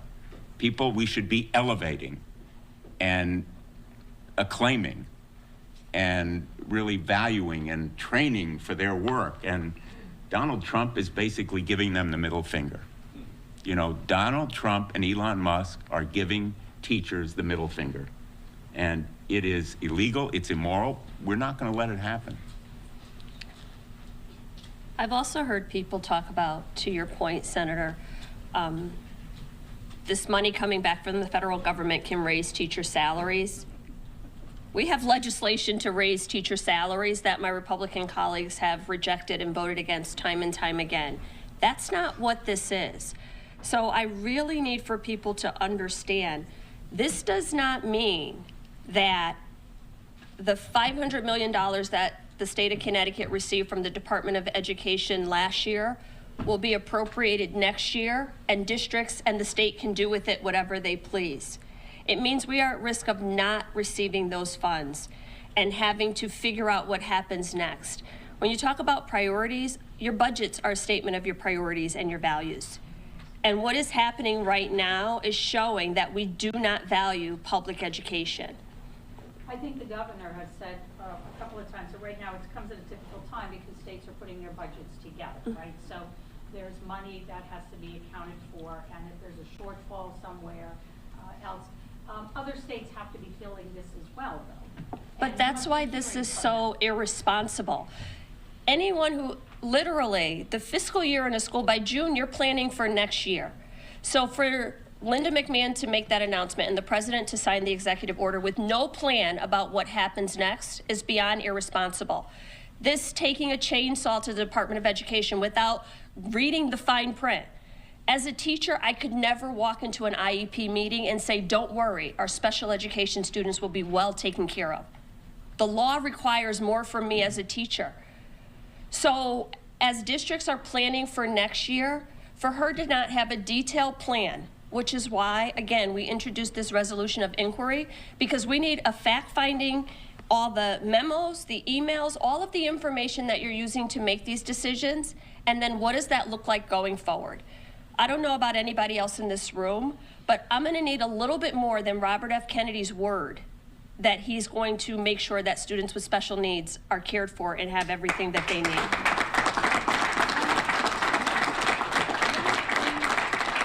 One of the things that I recently heard from President Trump was that with students with special needs, they wouldn't fall under the Department of Education. It would be HHS. They'd be somewhere else. Where is somewhere else, and how does that sit with you? Why aren't people asking that question? Where is somewhere else?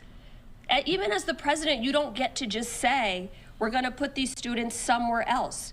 Because for parents, a parent's one responsibility is their child.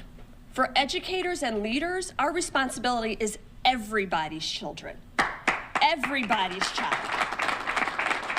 So I I am not going to sit by and let us go back to a time where special education students were placed in the basement and not allowed to be educated alongside their non-disabled peers. I am not going to go back to a time where students came to school and didn't get a hot meal or a book or a computer or broadband or all the things they needed to learn. I am not going to go back to a time in the United States of America in 2025, while at the same time in the same press conference that the president was announcing cuts to the Department of Education, that he also announced more funding to the Department of Defense to build helicopters that literally they've already said we don't need. This is not about waste, fraud, and abuse. This is not about downsizing institutions. It's about tax cuts for the wealthiest, most well-connected. It is about raising the debt ceiling. It is about increasing our national debt on the backs of our children. I am so angry is not even the word. It is beyond the pale to think that I sit on 2 committees on purpose in Congress. The Committee on Education and the Workforce and the Committee on Agriculture. And I asked for the Committee of Agriculture because that's the committee that feeds children. And at the top of their priorities list for things on the chopping blocks are education and food for kids. Why isn't everybody angry about this? Why isn't the media asking that question? Where will these children go? Ask that question. So let me just, again, I think we can take a little bit of practical wisdom here. As the governor said, call your senator. Call me, but call the senators in red states. Call the senators in blue states. We want to make sure they stand strong, because ultimately there'll be a vote in the Senate. There'll be a vote on the budget in both the House and the Senate on the appropriations measures. We need you to be active, be strong, be loud and clear, and that's going to make a difference in what happens. So you know where we stand, but we need others to stand with us in the Congress. And I'll just say one final point in answer to your very good question about what is the state going to do when we lose this money. That's a good question, but really the question is on the feds, what are you going to do to stop this robbing and stealing of money from our kids and putting it on the backs of the state and local governments, because that's what is happening here, and that's why taxes are going to rise, property taxes are going to rise if schools are kept open. Final question? I see you. Yeah, you know, all of the decimation of departments in D.C. are going to redound upon us. We're going to be paying it. So why are we going to be paying federal taxes? What happens if we don't pay? I think that's like the ultimate, but I'd like to know if we will all be swept away by a great wave if that happens, of probably. My name is Patricia Revel, and I'm from the invisible Farmington Valley. We're having an education rally in Farmington in front of the schools on April 10th. I've actually had people ask me that question before, but the state of Connecticut doesn't collect federal taxes. As you all know, the federal government takes that money directly and then sends it back to the state. So we are what you call a donor state, which means we give more to the federal government than we get back. So there really is. Taxes are subsidized. Right. Alabama, Mississippi, and all these red states who don't have enough money in their budgets. Right. But I think it goes back to the idea. I mean, I was a history teacher, and I taught the Articles of Confederation and the Constitution. And in one system, it was every state for themselves, every man for themselves. You know, you just figure it out. And in the other, it was a union of states that took care of each other. So right now, when North Carolina, when the Carolinas have been hit by a storm, federal funds go in and help those communities. When education is at risk, federal funds go in and help those communities. And quite frankly, I'm okay with that. Because for as much as I know that the people here in Connecticut are going to fight hard for the education of the kids here in Connecticut, I care about the education of those kids in deep red Louisiana as well. I care about the education of those kids in the Dakotas and on tribal reservations, because they too are Americans and they deserve it. So for me, this isn't about red states or blue states. It's about humanity and common sense. What good is it if I could feed my children if my neighbor's kids are hungry? It's nationhood. And all of these people who think that we need to recede to our own corners and make sure that as long as you're taken care of, you're okay, that is as un-American as it gets. So I am going to literally do everything I can from the state of Connecticut, but also work hard to make sure that my colleagues in other states understand the impact, that their constituents understand the impact. Because when you talk about these things in abstracts, it's okay. But when you talk about it as the speech therapist in the school across the street from your house will no longer be there, then it's a problem. When you start to talk about it as the after-school program that runs in your neighborhood, or the bus that picks up your kid right in front of your door will no longer be able to do that, and you're gonna have to find your own transportation, then people understand the direct impact. So I'm gonna fight for all of those kids, not just the kids in the 5th District or the kids in Connecticut, but all of the kids in this country who deserve a shot.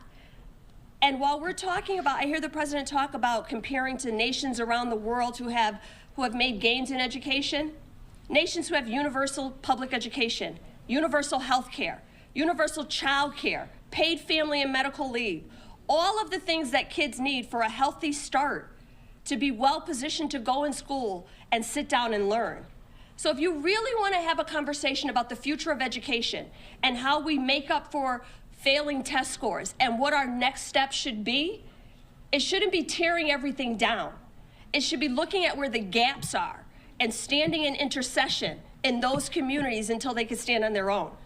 That's what we should be doing. It should be making sure that parents are able to stay home with their kids the first couple weeks of their lives to make sure that they're healthy and have a good start, that they're well nourished and have doctor's appointments and well visits. That's what we should be talking about when we're talking about the future of public education, not getting rid of it completely. Now you know why.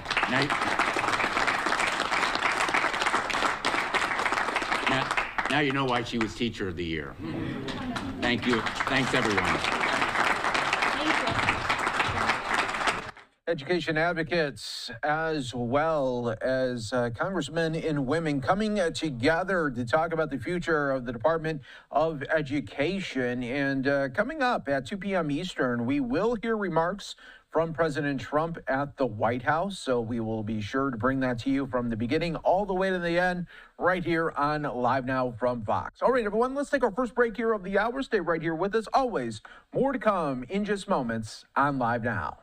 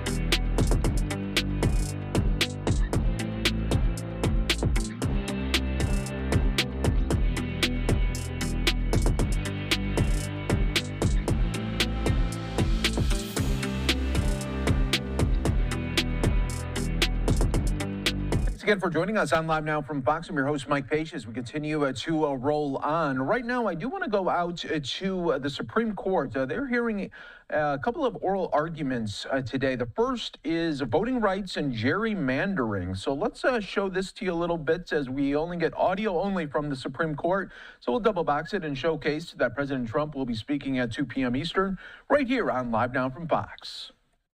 Never have a Section 2 remedial map that fails Jingles 1. That is not geographically compact and does not comply with traditional redistricting criteria.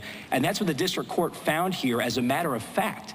We have a factual finding from the district court on that point. Well, their answer to that, I think, is the 70%. So can you just address that? Sure.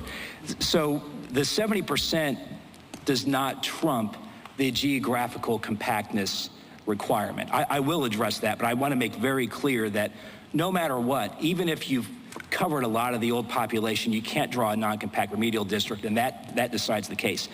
But the other problem is this. First of all, I think the correct number is something like 67%. We looked, but it's over half of the population. And that really matters when you're looking at Jingles, because remember, Jingles hinges on some very fine calculations.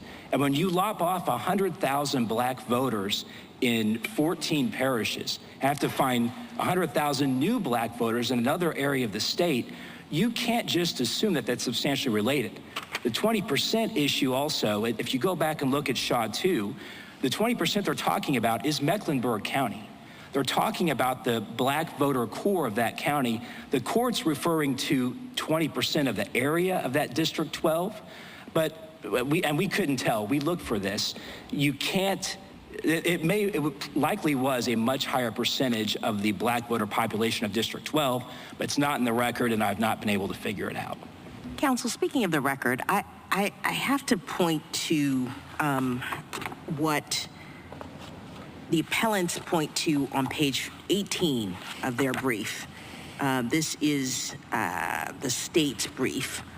When they talk about Senator Womack, you've mentioned him several times, and apparently he was asked directly what was the predominant reason for you to create the 6th district this way, the way it looks now, versus just going with Senator Price's bill, which created a more compact district. And he answered, it was strictly politics.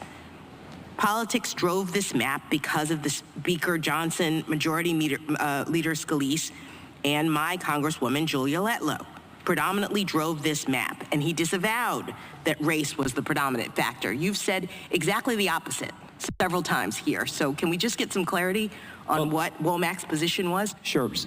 First of all, Senator Womack said a lot of things. What I quoted from Senator Womack was accurate. But what Senator Womack was doing was distinguishing between the Robinson maps, or whatever one presumed them to be, and the new district. The problem, though, is that this court has never said that there is a second intent analysis done on strict scrutiny. In fact, Justice Kennedy, specifically in Bush v. Vera, said, in response to Justice O'Connor suggesting that that could be the standard, said we've never recognized that, and no case from this court ever has. Let me put it this way. If Louisiana had accepted the initial Robinson map, would you have brought your litigation? Would you have been able to make the argument that this was not compact, this was somehow a violation, or what would your position have been? Well, we don't have all the facts in front of us, but we would have scrutinized it, and if the record had been what it was in Robinson so far, we absolutely would have brought the case. And then they would have come into our case and said, well, you know, we think it's compact. We only looked at plan-wide compactness, and that's why we won. I mean, I think we would have prevailed, but I guess I don't quite understand the role compactness plays in your analysis, because, and this goes back to Justice Kavanaugh's point, that it's really sort of two steps. I mean, once Robinson has provided Louisiana with a good reason to think that there was a Section 2 violation that they needed to remedy by creating another minority district, once that happened, what Louisiana did was look at this map and say, essentially, we have 3 incumbents and we know which 2 are really important for the state to keep.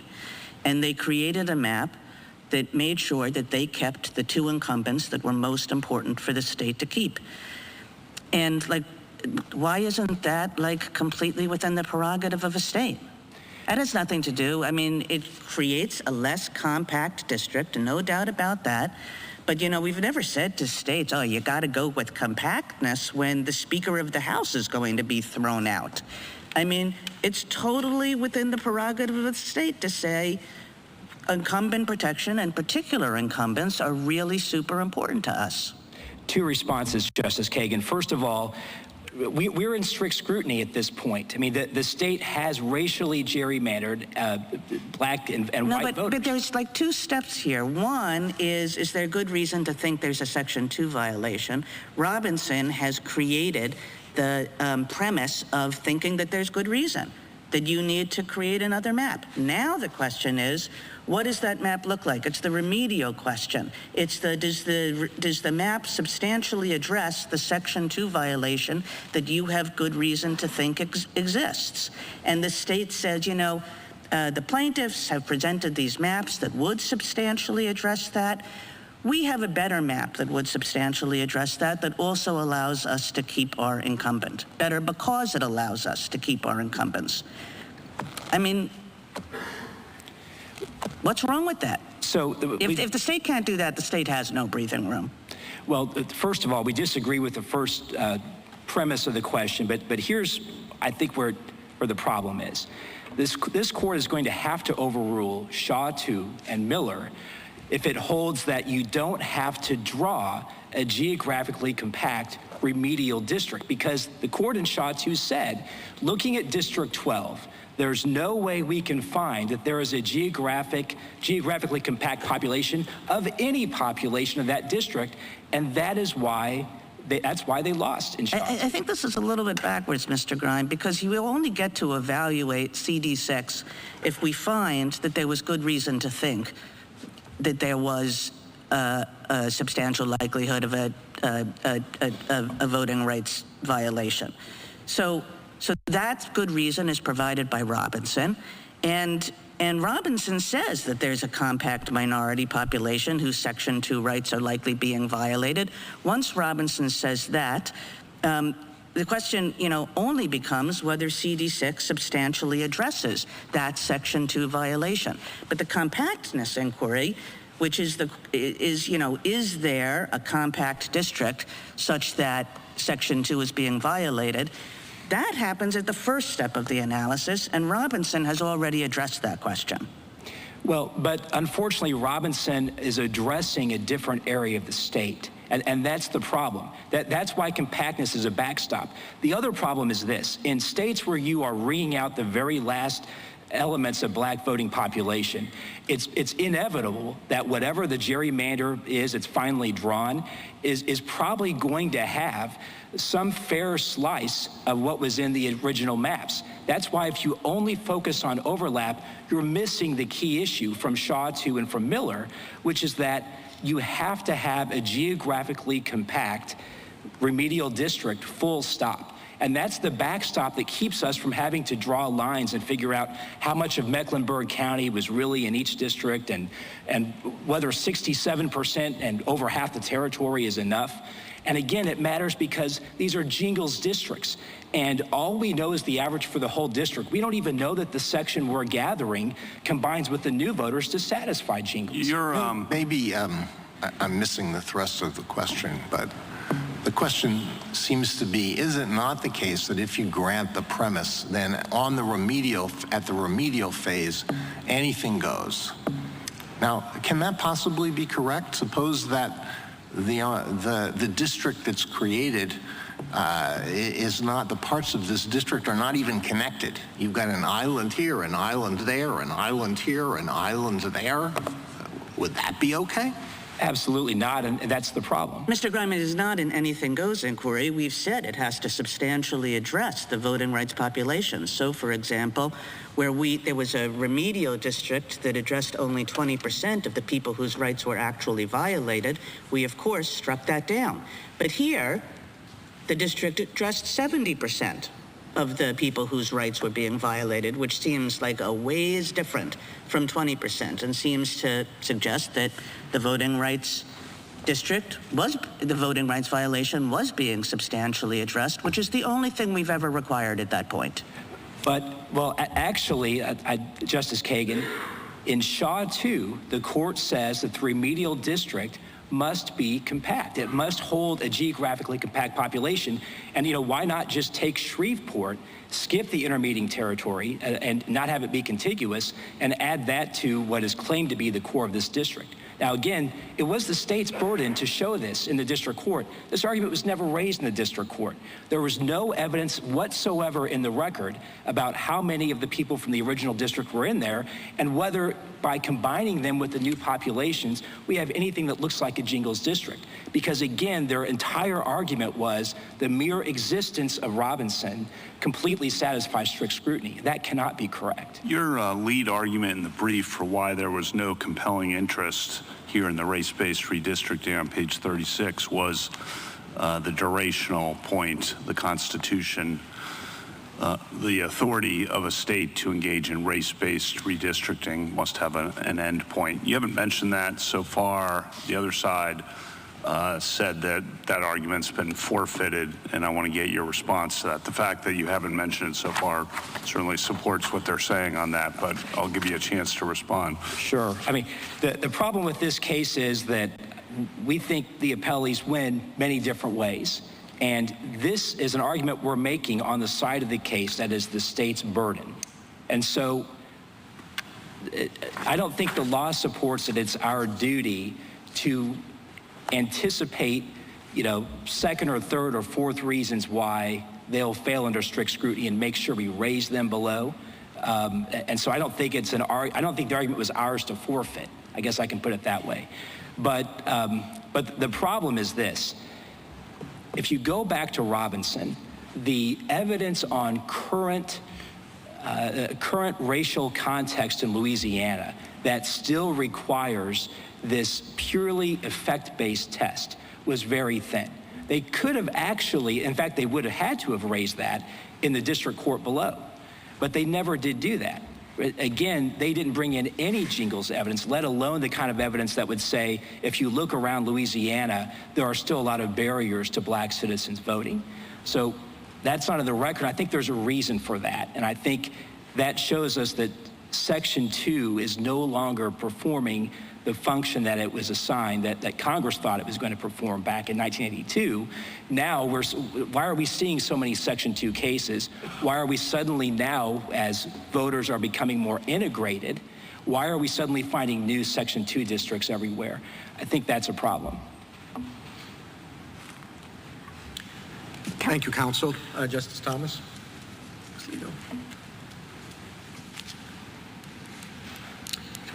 Justice Barrett. Justice Jackson. I just have one final question, and it's the Robinson map, the proposed Robinson map that had the black district that would be one that might oust Julia Letlow.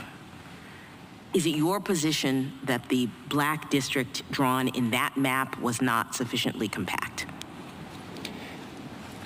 Your Honor, we think if we have a chance to litigate that, which we would at the remedial phase, assuming that that's raised again, we think we'll be able to show that it's not sufficiently compact, that there are far-flung black communities in northern Louisiana and even in the Delta parishes in Lafayette that don't have very much in common with the more dense population in East Baton Rouge. And I think we'll be able to show it doesn't perform as well, but thank you. Not in the record. Thank you, counsel. Rebuttal, counsel. Thank you, Mr. Chief Justice. Just 3 brief points. First, on racial predominance, I would emphasize this court's decision last year in Alexander, where the court emphasized caution that when a federal court says that race was a legislature's predominant purpose in drawing a district, it accuses that legislature of offensive and demeaning conduct. If that caution applies in the ordinary case, respectfully, it should be especially heightened here in a case where 2 Article III courts are telling a state to use race to draw a second majority district. So, Justice Jackson, we don't think the court needs to get to strict scrutiny because race did not predominate under Alexander. Second, on the question of strict scrutiny, my friend talks a lot about Shaw and compactness, but respectfully, my friend ignores footnote 9 of Shaw 2. There in footnote 9 of Shaw 2, this court said that even a plaintiff in a successful Section 2 case does not have a right to be in the ultimate remedial district that is drawn. That's because that footnote emphasizes a state has broad leeway to draw that district. Respectfully, there is no holding in this court's cases that require us to satisfy Jingles in drawing the remedial district as we did here. The third point is just one about next steps. With all due respect, we'd rather not be back at the podium this fall defending a new map against a new challenge. This court's cases promise breathing room. We operated in that breathing room in drawing District 6. And if this court holds otherwise, then respectfully, I don't know what this court's voting cases mean. We ask you to reverse. Thank you. Thank you, counsel. The case is submitted.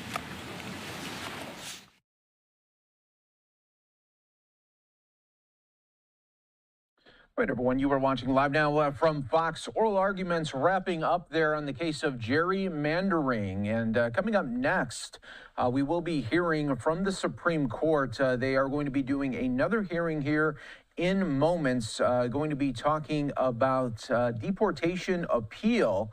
That is one of high importance and demand. It will be the argument in Riley versus Bondi, a case about a non-citizen appealing his deportation to Jamaica amid fears of persecution there. So we'll have that and much more coming up in just a little bit on Live Now from Fox. We'll be back in moments.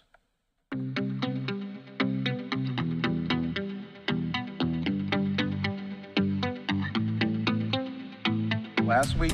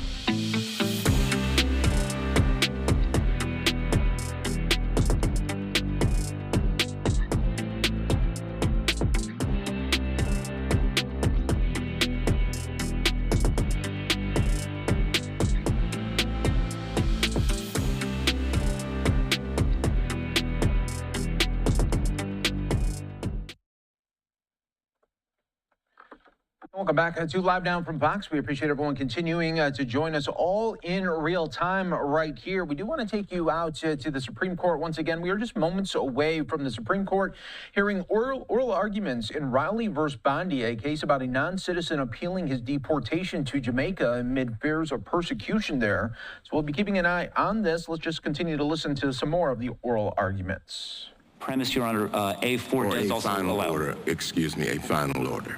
The statute allows the court to conduct review within 30 days of a final order of removal, but it also clearly says the court has jurisdiction to review a CAT order, as the court explained to Nasrallah already. Have we ever said that you could do that independent of the final order?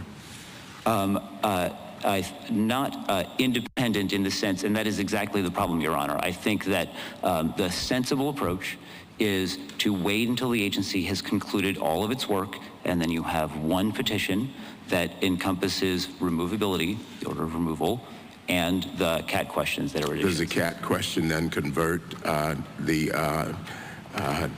final order into a broader final order? by attaching itself to that?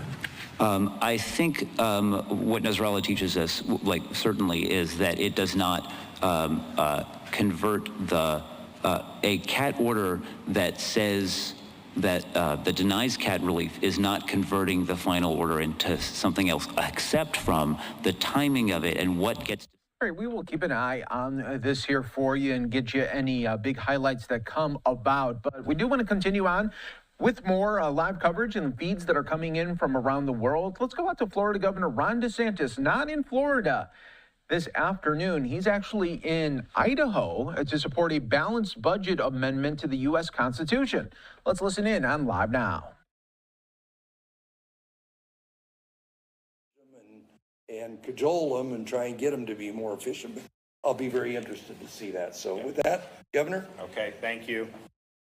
Well, thanks, Brad. It's great to be here in Idaho. And I will just say, as somebody that lives in the northern part of Florida now in Tallahassee, this weather's fine. This is not much different than what we've had in the morning. I was expecting colder, so that's really, really great to see. And I would also just like to point out for the record, I've got a son in first grade who's a big prognosticator in terms of football predictions. And for the record, in the college football playoffs, he picked, not successfully, but he picked Boise State to beat Penn State. And he was rooting for Boise State to beat Penn State. But it was cool coming in, being able to see the famed blue field as we were coming in, and to be able to be here with a lot of like-minded folks.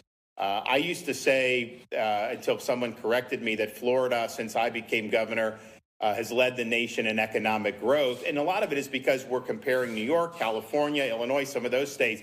And someone said, actually, Idaho has grown a little bit more than Florida over that. So Idaho has had the most GDP growth since 2019, Florida a close second.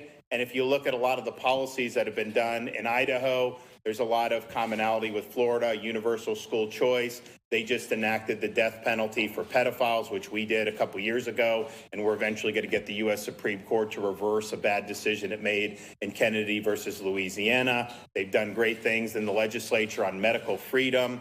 So I think that there's a lot of really good stuff happening in Idaho. And what brings me here today is I've been a supporter of a long time to make some changes to how Congress operates, particularly how they're spending our money. And if you look at when the turn of the 21st century happened, the U.S. debt from 1789, when the Constitution was ratified and the new government took hold, until the year 2000, the U.S. accumulated $5.6 trillion in debt. And even at that time, people were saying that that was a problem. Well, fast forward 25 years. The national debt's now at $36+ trillion. And as a proud conservative and as a proud Republican, I have no problem pointing out the truth that this is both parties in Washington that have created this mess. Much as I'd like to come up here and blame the Democrats, the fact of the matter is it's happened under both parties. The budget that was just passed in the U.S. House of Representatives by the Republicans forecasts the debt to be, in the year 2035, $56 trillion. At what point is this just going to break our country? I think we all know there's a problem. I am convinced that you are not going to have Congress all of a sudden change its behavior for the long term. I think the reason we've gotten in this with respect to fiscal is because there are certain incentives for the people that are in Washington to behave the way they do, and we need to change those incentives. And that involves we, the people in our states, doing what the founding fathers put in the Constitution to propose an amendment to provide some of those constraints on their behavior, in this case, requiring a balanced budget for the U.S. government. Now, I have to balance the budget in Florida. Idaho has to balance the budget. Don't tell me it can't be done.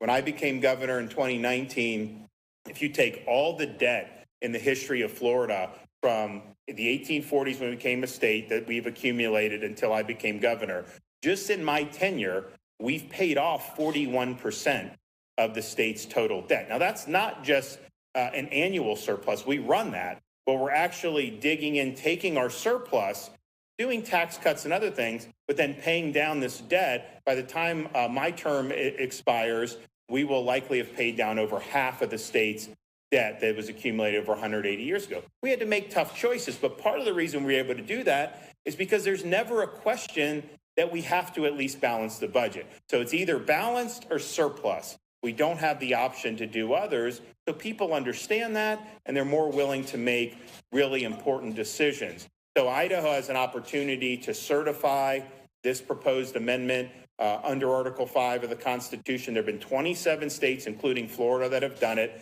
As Governor Little mentioned, I'm going to be going to Montana, and we're going to be meeting with those folks. If Idaho and Montana join the fight, that gets us to 29. There's a couple other states that are on the precipice as well. You need 34 states to trigger Article 5, where you would actually write an amendment and then eventually send to the states for ratification. I don't think it would even get that far. I think if you got to 33 states, I think Congress would see the writing on the wall, and I think they would rush to write an amendment that they would then pass and then send to the states for ratification. Keep in mind, it requires 3/4 of the states to ratify any changes to the Constitution. I'm a small C conservative. I'm a big believer that the founding fathers did better than anyone has ever done in devising a plan of government. It's not something that I would do lightly, asking for an amendment to the Constitution. But we can't keep doing the same things up there and all of a sudden just hoping that we're going to get different results. I think we know that this is hardwired to go in a certain direction. And at some point, we the people, have it within our power to choose a different course. And that's what we're here to do, to be able to do. So we had a great meeting with a lot of the legislators, really great questions. I think people are thinking very deeply about the country's future. But we can sit here and say, oh, Idaho's economy's growing. They're doing this great legislation. Florida's doing all this stuff. And that's great. And when the Biden administration was in, we had to fight them on almost everything to be able to do that. But at some point, the states are not going to even be able to be successful if the federal government just completely goes off the rail with the fiscal. $56 trillion in 10 years. What's the interest on the debt going to look like at that point? I think it'll be really, really problematic as you're seeing it. So we have an opportunity to do something. I think the founding fathers understood that wherever the seat of government was going to end up, and they didn't know it was going to be in Washington, D.C. when they did when they did the Constitution, they knew that there would be a danger where we just go off the rails. And they knew they needed to empower the states to be able to take corrective action. So that's really what a balanced budget amendment would do. It would force them to make better decisions and would ultimately avert our country from really having a fiscal collapse. And the final point I'll make is this. The only time in modern history, the last 50 years, where there has been a balanced federal budget was in the late 1990s. And you actually had Bill Clinton was a Democrat president. He came in, he wanted to spend a lot. The voters rejected that. They sent Republicans in 94, and they ended up arriving at a balanced budget at that time. They also were pursuing a balanced budget amendment that failed by 1 vote in the U.S. Senate. Can you imagine if the balanced budget requirement was enacted in the year 2000, how much different our country would be in terms of our fiscal solvency today versus then? How did we go from 5.6 trillion to 36 trillion? So we have an opportunity to act. I commend everyone here in Idaho for the great work they've done across the board. You guys are an example of a state that shows that conservative policies work, common sense works. And I think we're both in the same boat. Like when you do well and your neighboring states do poorly, not really neighboring from us because Georgia, some of those do well, but you've attracted people. And there's some benefits to that. It can help with the economy. There's also challenges, schools, roads, all these things. I mean, I see, talking about Canadians are going to boycott coming to the United States. Not if you travel on the roads in Florida. That's not true. I see these license plates everywhere. And we have a bunch of Canadians. We have other people moving. So it does create challenges. And I'm not anyone that's begged people to move to Florida. And I don't know how Idaho approaches it because a lot of our constituents, there's so many people here. But the reality is people in the United States have the right to vote with their feet.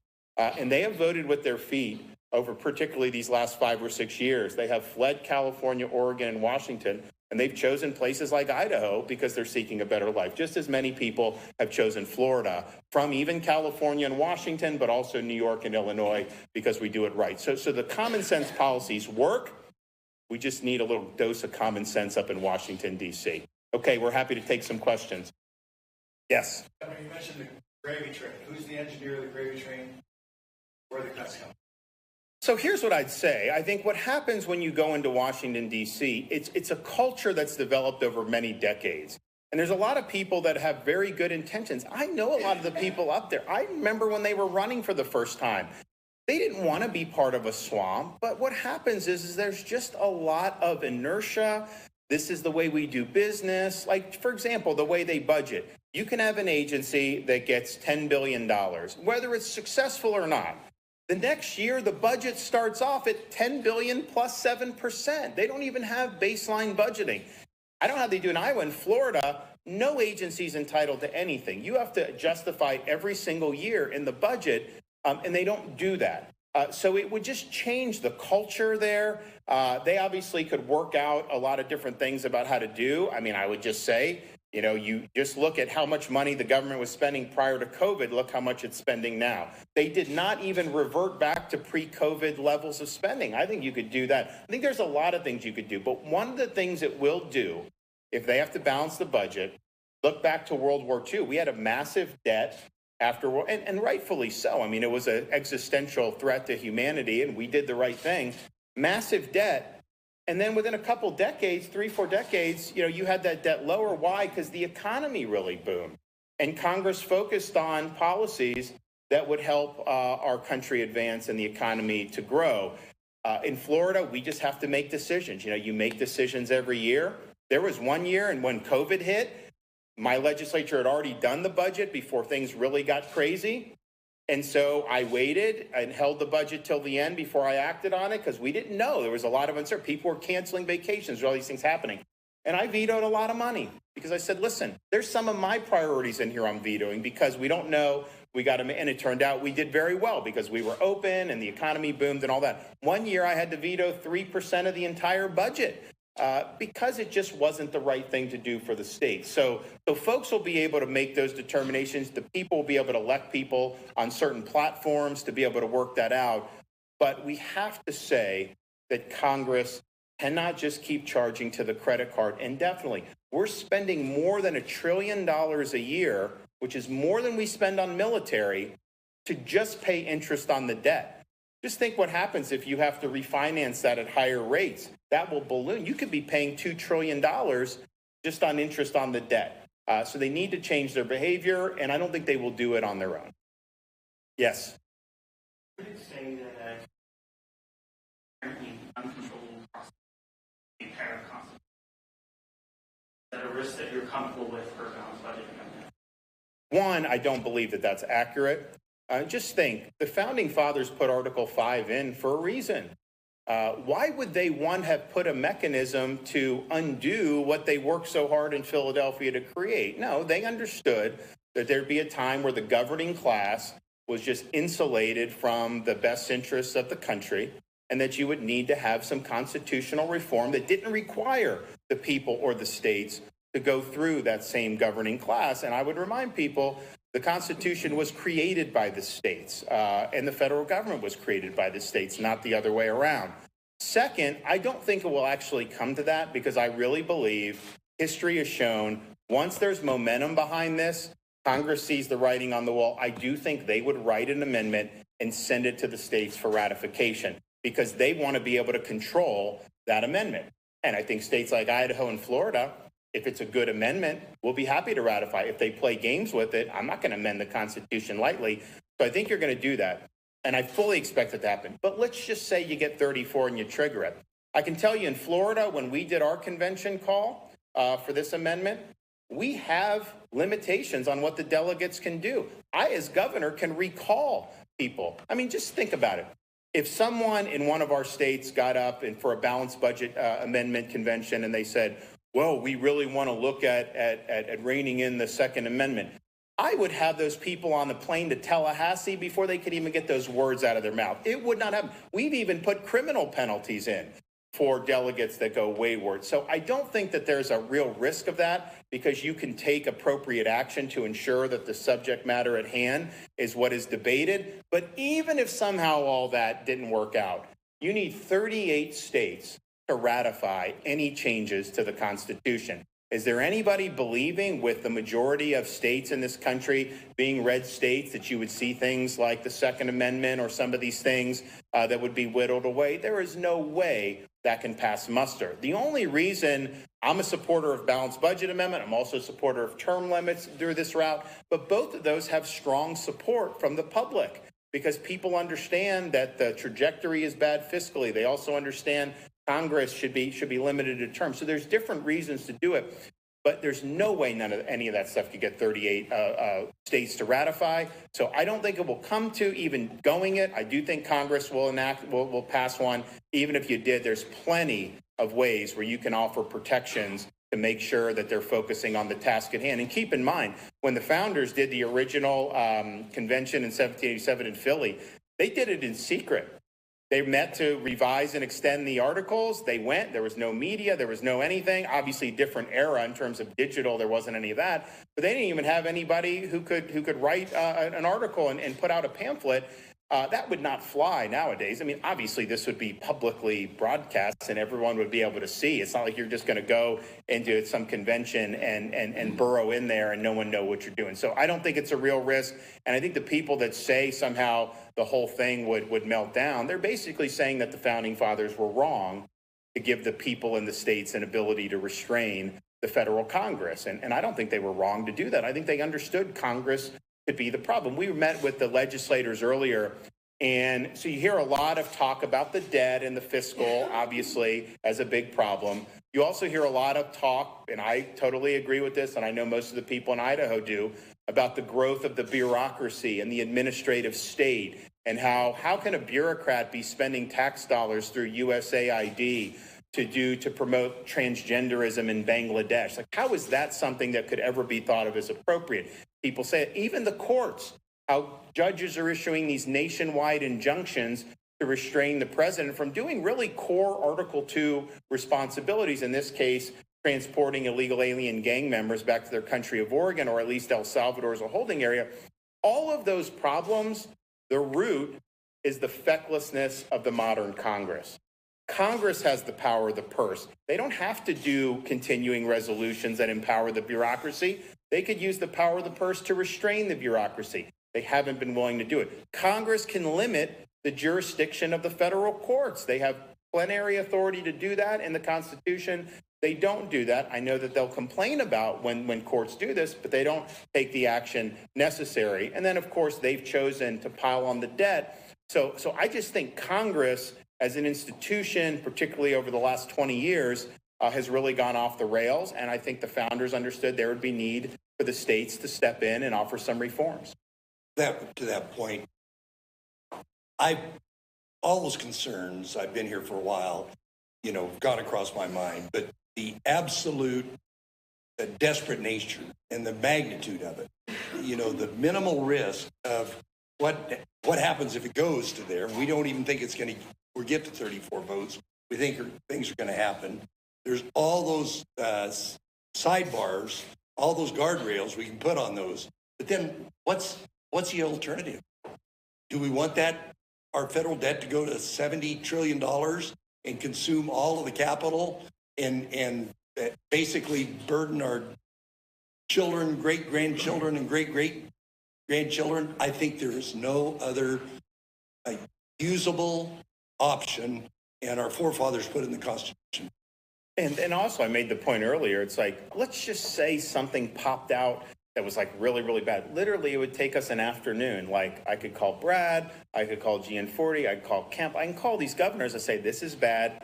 We'd put out a thing saying, with our legislative leader saying no, and it would die. Like, immediately, we would be able to rally 13 states. So I think the risk is so infinitesimally small compared to what Governor Little points out, the big risk of continuing on our current course and what that means for the country.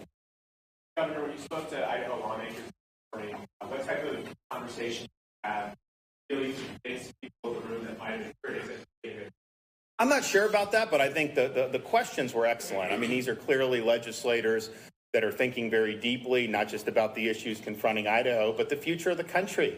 And, you know, I think we're in similar boats, just like our states have had success.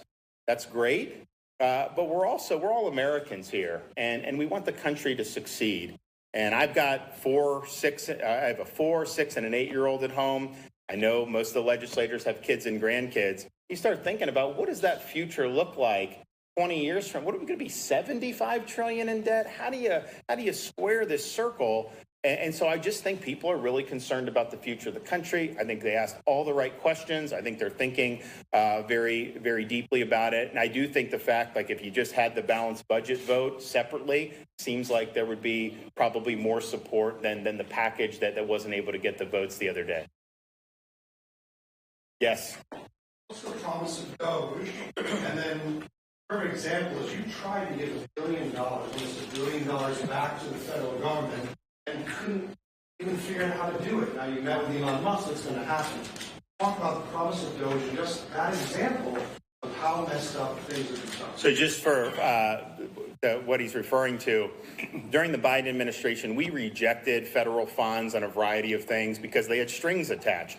So some of the road funding, we had to do all the DEI and woke policies, which are totally contrary to our state's policy. We had kind of led the fight against that stuff. Now it's more fashionable to be against it. When we were doing it, we were kind of having an uphill battle. So we did it, and we told the Department of Transportation and the Biden administration, here's $350 million or however much it is. We're not using it. And they're like, we don't know how to take it back. They literally did not know how to take back the money. Same thing on refugee money to send back, I believe, to HHS. They didn't do. So I'm like sitting on almost $900 million.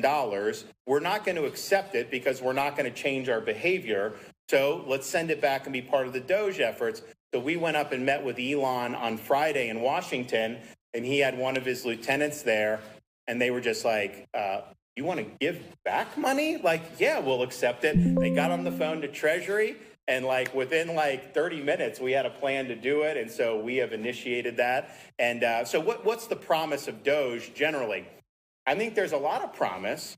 I think when you see some of the spending that's happened, nobody justifies some of the grants that have been going out on some of these things. It was clearly taking taxpayer money and using it to push an ideological agenda. It was not about serving the interests of the country or what's in the public's interest. It was an ideological niche interest. And basically, these agencies had been taken captive by this viewpoint and used your money for that. So I think it's been great to expose. Here, I think, is the challenge, though. We're here talking about a balanced budget amendment because Congress won't change its behavior. Elon, and they're using a lot of savvy tech and all this stuff, are showing how the government mismanages money, but also just substantively, should government spend it on this? Because people have voted to do this in Congress for many years. Why are they doing it? How do you justify it? So you're running into kind of the momentum that Elon has with Doge, with the fact that Congress has not been willing to change its behavior, right? So the most recent continuing resolution that the Republicans passed in the House funds everything that Elon had pointed out. It didn't change any spending from the Biden. In fact, that's a continuation of Biden's last year as president, basically, to do this continuing resolution. Now, what Elon will say is, well, they're not going to let these grants go out, and I think that's true. But ultimately, if Congress is appropriating the money, you know, at some point it's going to come to a head. Maybe you don't have to do a certain grant, but can you just impound everything? That's going to end up in court. There's a law on that. The solution is, if Elon's doing this, Congress should codify the Doge cuts into law. There's no question Congress can do that. They have the power of the purse. But when you do continuing resolutions, that's just government on autopilot. So some people say, how could someone have said to do this? You know, Fauci. You know, I was very upset at some of the things Fauci was doing over the years, including these cruel experiments on these beagle puppies. Like, how did that end up happening? You know, I'm a dog owner. A lot of dog owners are looking like, are you kidding me? But it's because the bureaucrats have no accountability. It's an omnibus bill. It's a continuing resolution year after year, which is basically government on autopilot. If you don't have the prospect of having Congress rein you in by defunding your program because you behave badly, you're going to induce bad behavior. That's just the nature of it. So I think it's really a battle between Doge and Elon and then the institutional swamp. And so far, I think that Elon's success has been limited to the executive branch. I have not seen Congress willing to step up and actually make these reforms permanent, which you're absolutely going to have to do. And we were talking earlier about Congress could balance the budget tomorrow, hypothetically, let's say, but it doesn't mean the next Congress is going to abide by that. They'll say, oh, we just came up with a 10-year deal to balance the budget. No, you didn't, because each Congress that gets elected, they don't have to abide by that deal. They can legislate with a clean slate. They can choose to increase spending. A constitutional balanced budget amendment, you can't legislate around that. That's the rules of the road, and Congress will be restrained from plundering us further into debt. Yes. I'm curious if I hear you on the importance of efficiency and responsible spending, but I'm curious, here in Idaho, we've seen some positions cut that may relate to fighting wildfires or providing care to veterans. Do you have any misgivings that those may go too far and cut, critical people doing critical work? So having talked to President Trump about this, President Trump understands that as much as we have governments too big, as much as the bureaucracy has gotten out of control, he understands that there are certain functions that the federal government should be performing and performing well. For example, there was this dust up about the National Weather Service. President understands. He's dealt with these hurricanes like we do in Florida. He understood. So he's like, no, we need that. So I think it'll all work out because I know President Trump's view is government's doing a lot of things it shouldn't do. And those are things that we should focus on. But some of the things that are core functions, well, we should do. Now, there's things that happen within those core functions. For example, the Department of Defense, I'm a big supporter of. I'm a veteran. But at the same time, that's a big bureaucracy. And there's a lot of pale bureaucracy and non-tooth, the tip of the spear, that has grown over the years. So paring back that actually frees up more money to be able to do more in terms of lethality. So I think the president totally gets all that.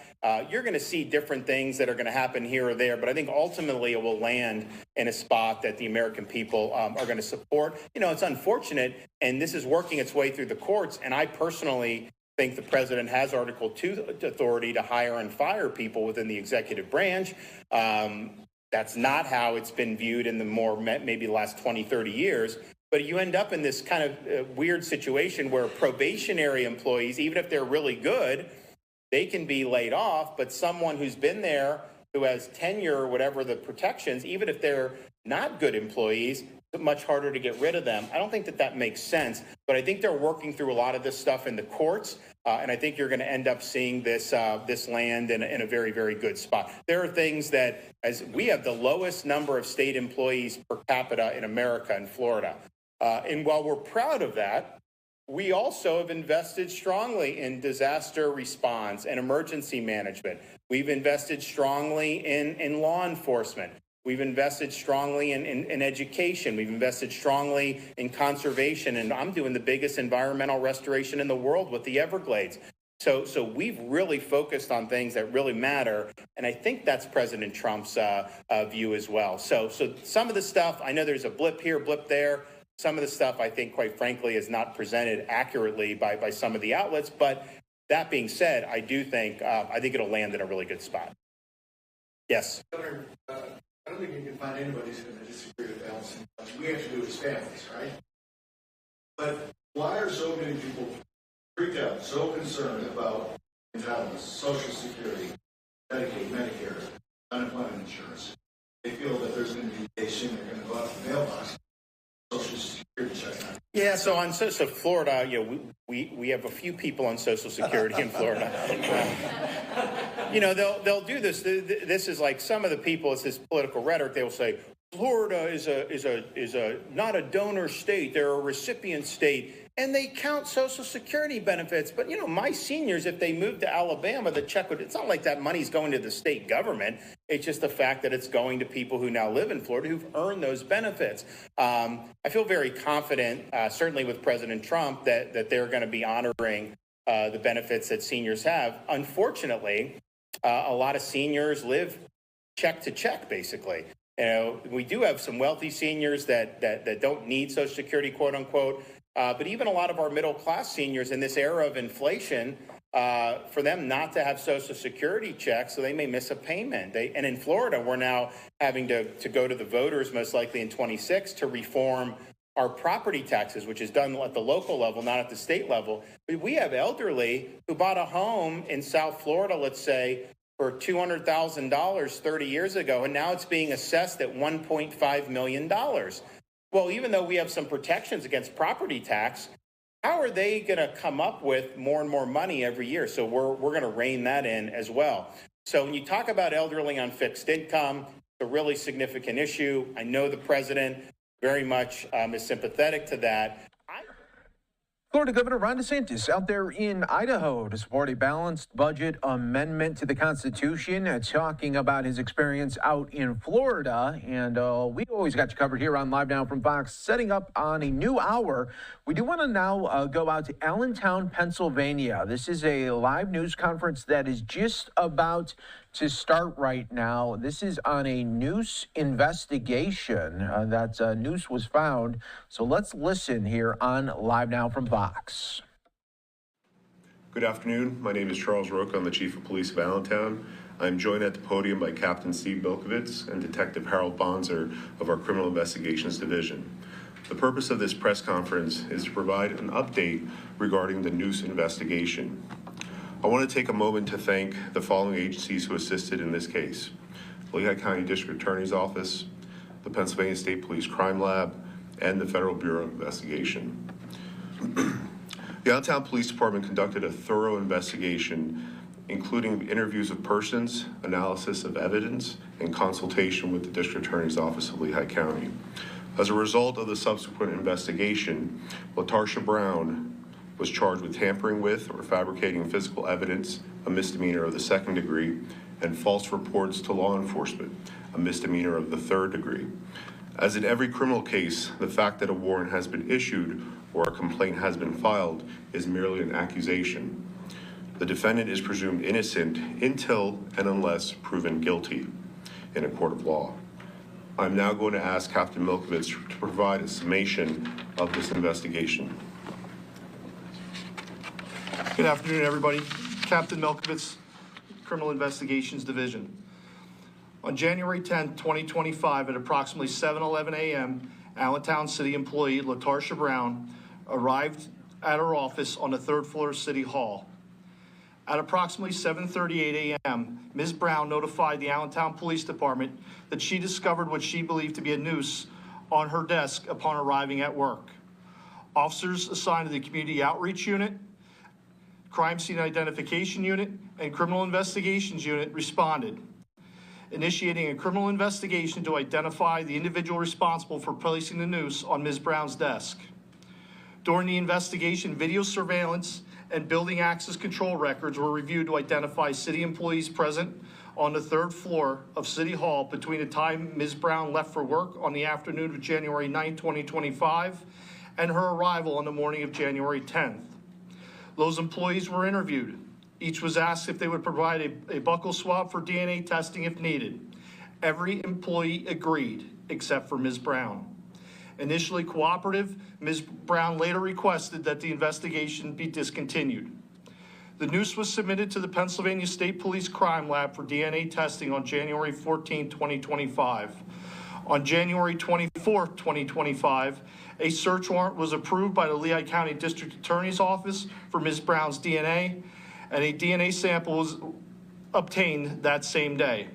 On January 27, 2025, Ms. Brown's buccal swab was submitted to the Bethlehem Regional Crime Lab of the Pennsylvania State Police for comparison with DNA profiles recovered from the noose.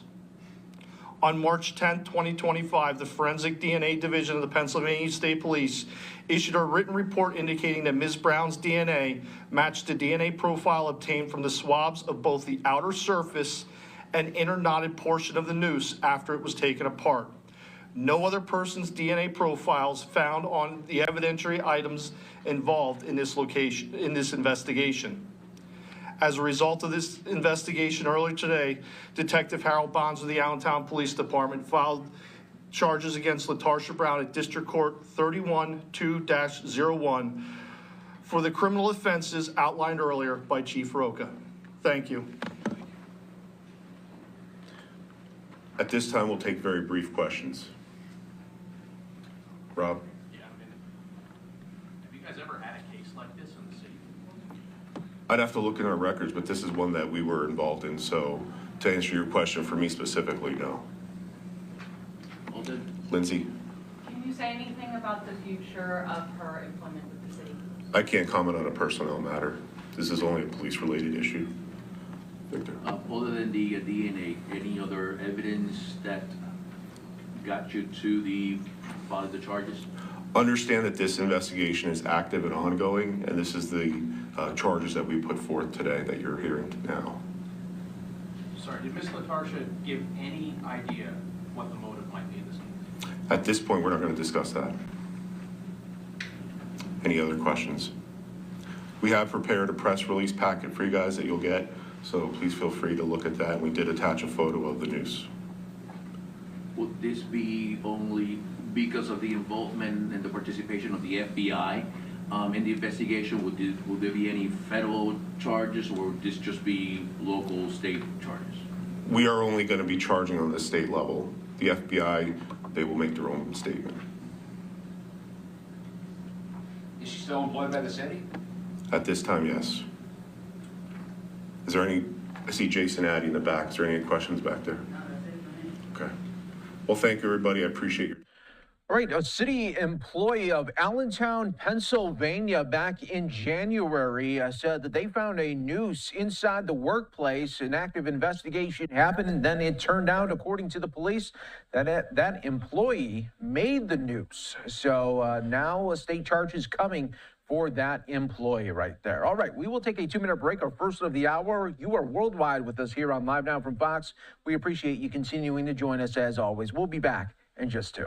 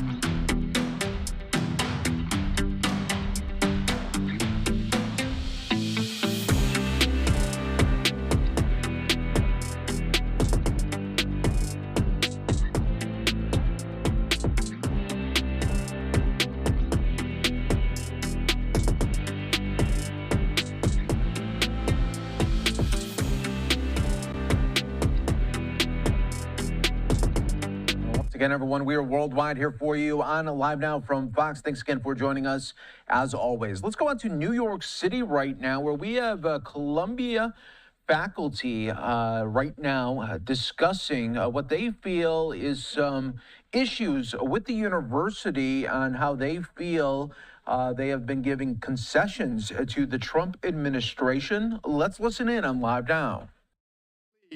Our leaders will follow. It won't be easy. It won't be quick. I don't have all the answers. In fact, I have hardly any of the answers. I'm confident that our later speakers will present some of them, but it's our best hope, it's our only hope, and those of us who care about the future of academic life need to band together to save the university. Thank you. I'm going to introduce the subsequent speakers without much ceremony, so I'll introduce right away Mia McIver, who is the Executive Director of AAUP National. All right, everyone. I'm going to ask you whose university this is. I want you to let everyone know that it's our university. Whose university? Our university. Whose university? Our university. Whose university? Our university. Hi, everyone. My name is Mia McIver. I'm the Executive Director of the American Association of University Professors, also known as the AAUP. I'm here today in steadfast solidarity with the higher ed workers of Columbia University. The Trump administration is waging a war on college and a war on knowledge. We are here to display and demand courage and integrity in response. Trump's attacks on higher education will make going to college more expensive, more difficult, and less equitable. Targeting Columbia is intended to strike fear into the hearts of university students, teachers, and researchers everywhere. But we are unafraid. We are organizing. We are fighting back. On the other hand, Columbia's shocking surrender to the Trump administration's threats and intimidation is a disgrace. Across our country, presidents, provosts, regents, and trustees are not yet standing up for higher ed.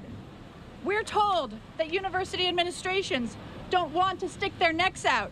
We're told that governing boards don't want to take risks. Well, the risks of capitulating to Trump's vendetta are enormous. In fact, university presidents, provosts, trustees, and regents have the power and the resources to beat back the Trump cuts. Instead, their complacency and complicity is shameful. The federal government is trying to control what is said, thought, discussed, and debated on our campuses.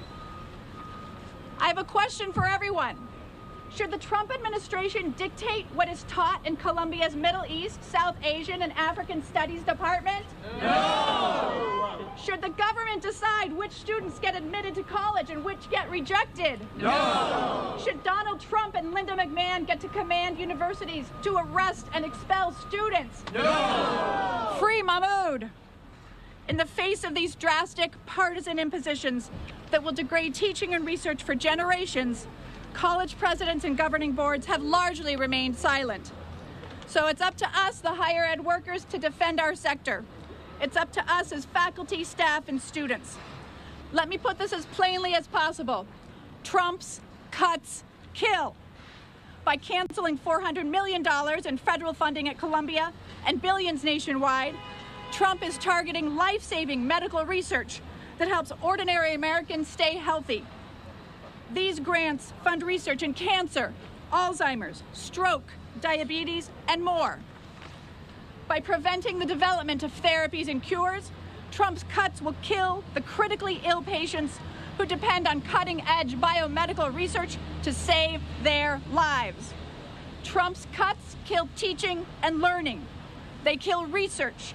They kill knowledge. They kill truth. And they kill people.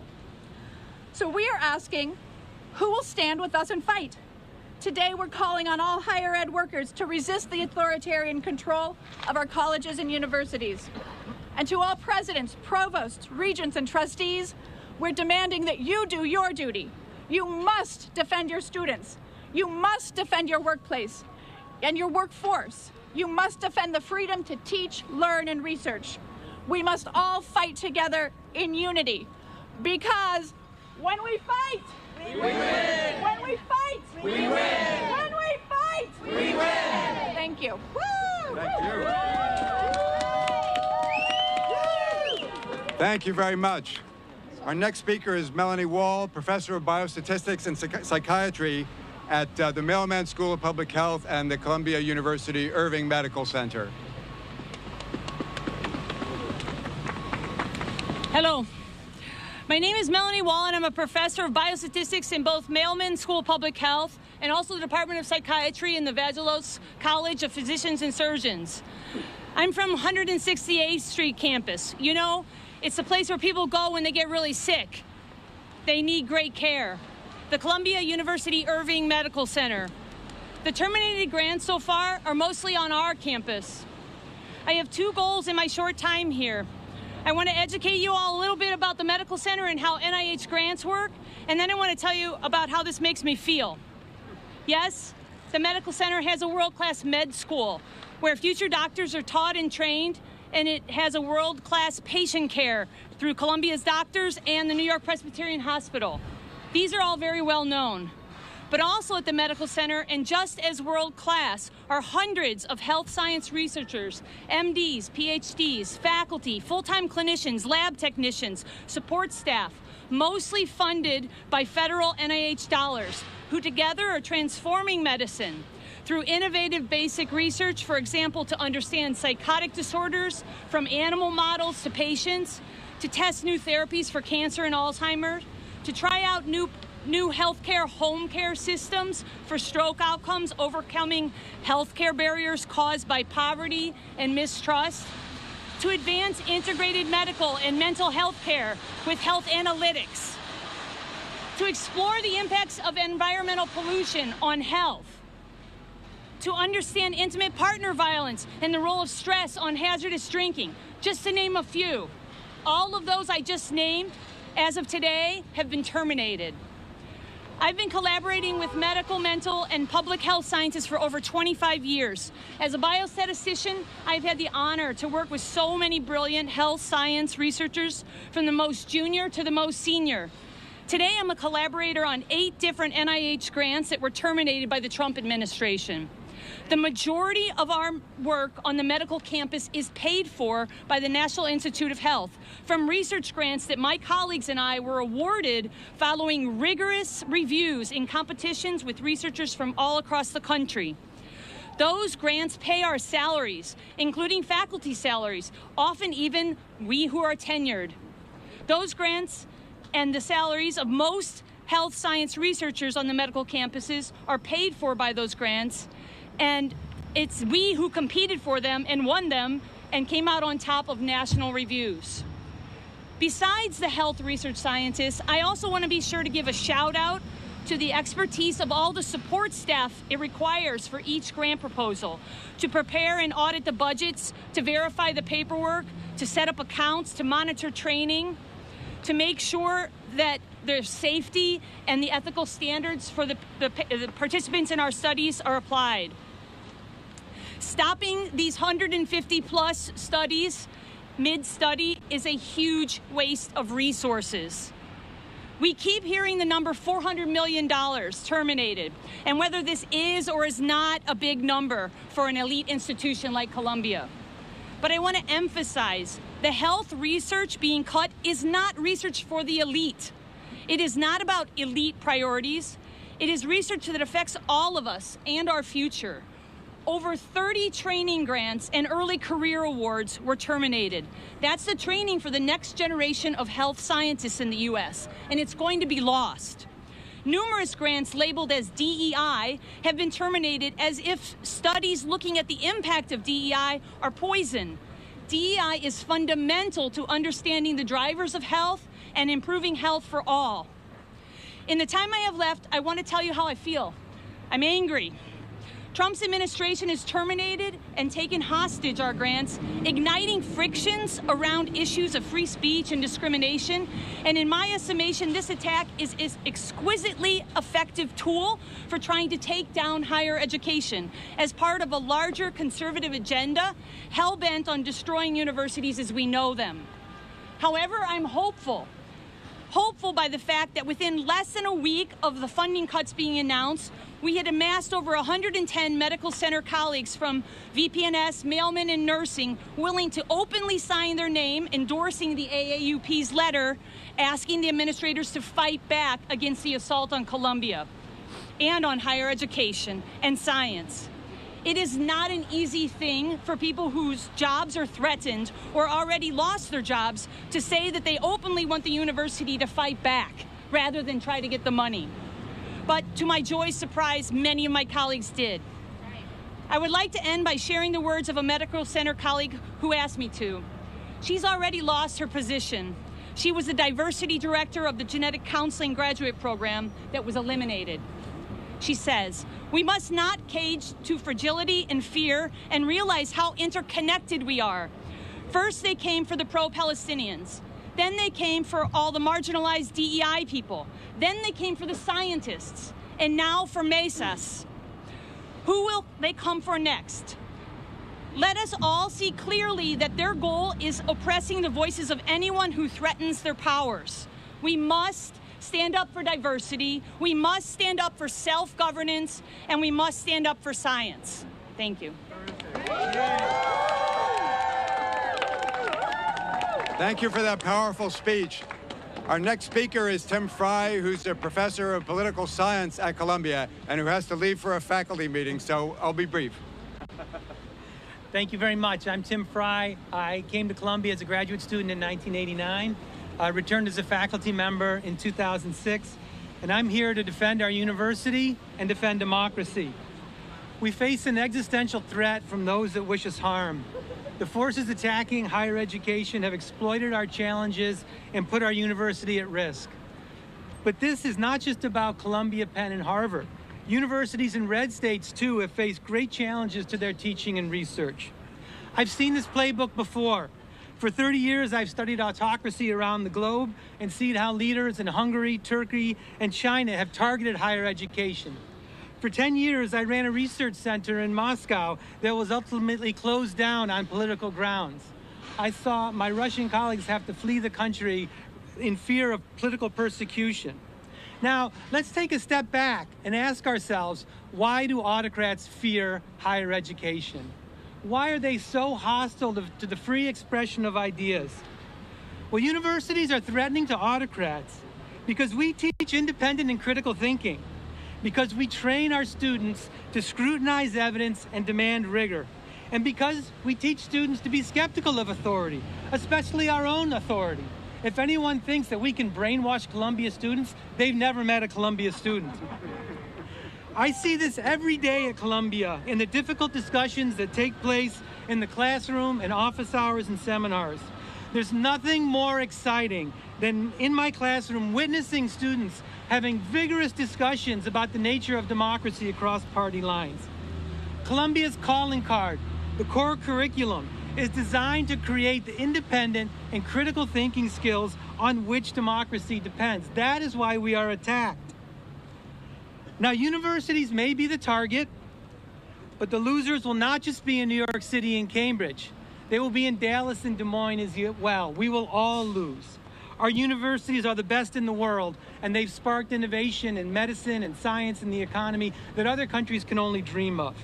Every day, Columbia researchers are making breakthroughs in how to reduce poverty, to battle disease, and to promote peace. Now, Columbia traditionally educates more military veterans than all the Ivies combined. We provide generous financial aid so that students of lesser means can study here for free. And for decades, we have trained the leaders of our country, from Barack Obama to Neil Gorsuch. The assault on higher education erodes our country's greatest asset, our human capital, and benefits only those who seek us harm. While China invests in science and research, we are defunding it. So what is to be done? Well, autocrats want to create an image of invincibility. They want to convince us that we are helpless, that they are on the right side of history. But that's wrong. That's just a mirage. They are weak strongmen. For too long, we have been silent in the face of mischaracterizations of who we are and what we do. We have allowed our critics to define us by not publicly countering their misleading narratives. We must do so now at every turn. We need to build allies. We have over 400,000 alumni who need to know the danger that we face. We need to build allies in the business community who stand to lose from a stagnant economy. We need support from our peer institutions and from universities and red and blue states alike. Our fight is their fight. We need to pull together on our campus, despite our disagreements. We're academics, we disagree. We are a great but imperfect institution. In seeking to balance free speech and individual security, we have not always lived up to our ideals. We have to admit that. We need to continue to strengthen the institutions that govern us. We must find ways to ensure that every student on campus feels safe and secure, but also free to express their political point of view. And that's really hard, but that's the job. We welcome help from those who have our best interests at heart and reject the agenda of those who seek to use our institution for their own political purposes. Last and most important, don't be afraid. We need to remember that we are attacked not because we are weak, but because we are strong. Thank you very much.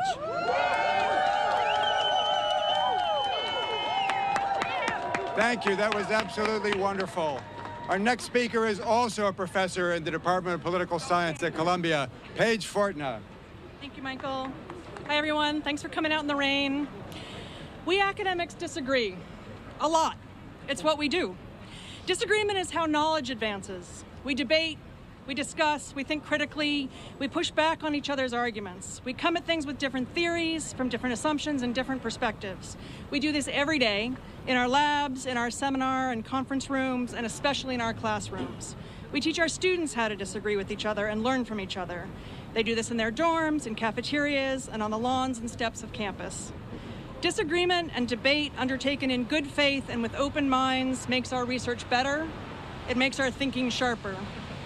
But over the last 18 months, provoked by some outside our community who have not acted in good faith, and amplified by what the media covers, and by what goes viral on social media, by mis and disinformation, our divisions and disagreements have come to define us to the outside world. Our neighbors and those who read about us in the news think it's a war zone at Columbia. That's actually a quote from a woman I know from walking my dog in Riverside Park. As someone who studies actual wars and does field work in actual war zones, I can tell you, this is not what a war zone looks like. But what is happening to Columbia now is what the erosion of democracy looks like. The concerted and premeditated attack on Columbia, outlined by so-called conservatives like Max Eden, who recommended this in an op-ed last December on overhauling higher education. He was referring to then nominee, now confirmed Education Secretary Linda McMahon when he wrote, "To scare universities straight, McMahon should start by taking a prize scalp. She should simply destroy Columbia University." I call Eden a so-called conservative because government interference in the workings of a private institution are the antithesis of conservative values. The Trump administration's attack is not just on Columbia, of course, but on higher education as a whole. We have been first on the chopping block for federal funding, the prize scalp Eden so wants, but we will not be, we are already not, the last. As any aspiring autocrat knows, universities are pillars of civil society that, along with NGOs, nonprofits, independent lawyers, and law firms, all of which, not at all coincidentally, are also under attack, serve as bulwarks of democracy. So we are here today, not despite our disagreements and differences over the Israeli-Palestinian conflict or definitions of anti-Semitism or other political differences, nor differences between faculty or students and the university administration, or differences among those of us who study natural sciences, social sciences, humanities, law, medicine, public policy, business, or any of the other subjects we study at this great university.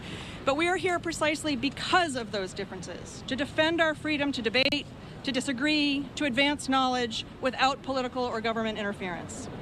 The open attack on the autonomy and financial viability of Columbia and other schools threatens to destroy an engine of American greatness, a system of higher education that is the envy of the world and that drives innovation and technological advancement, culture, and human well-being in communities across this country and across the world. Once upon a time, Columbia was called King's College. We changed our name after the American Revolution. Since then, our nation's bedrock system of civil liberties, hard-won in the War of Independence and protected in our Constitution, has guided our mission.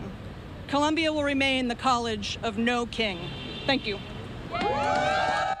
All right, Columbia University faculty protesting the school's leadership as well as President Trump. So we'll take a 2-minute break here as we wait for more speakers. A live look at the White House because the cabinet meeting is going on right now with President Trump. Even Elon Musk is inside of the cabinet meeting. It's still going on right now. We are being told we are getting tape playback of it whenever it does wrap up. So we will play it out for you in full when that does get going right here on Live Now from Fox. Let's take a 2-minute break. We'll be back with much, much more, everyone.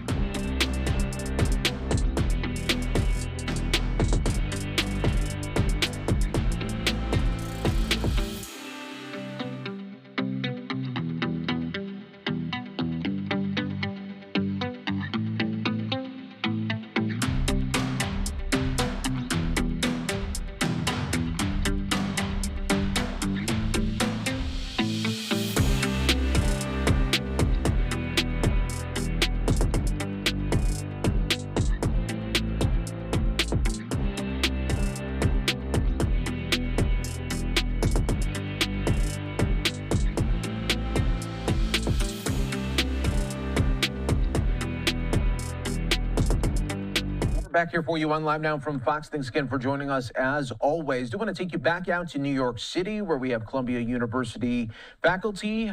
They are protesting the school's leadership as well as President Trump's administration. Let's listen in on Live Now from Fox.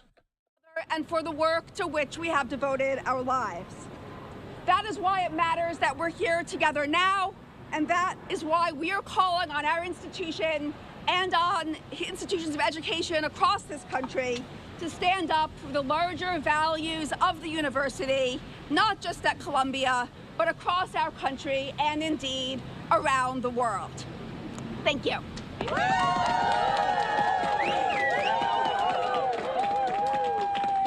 Thank you very much.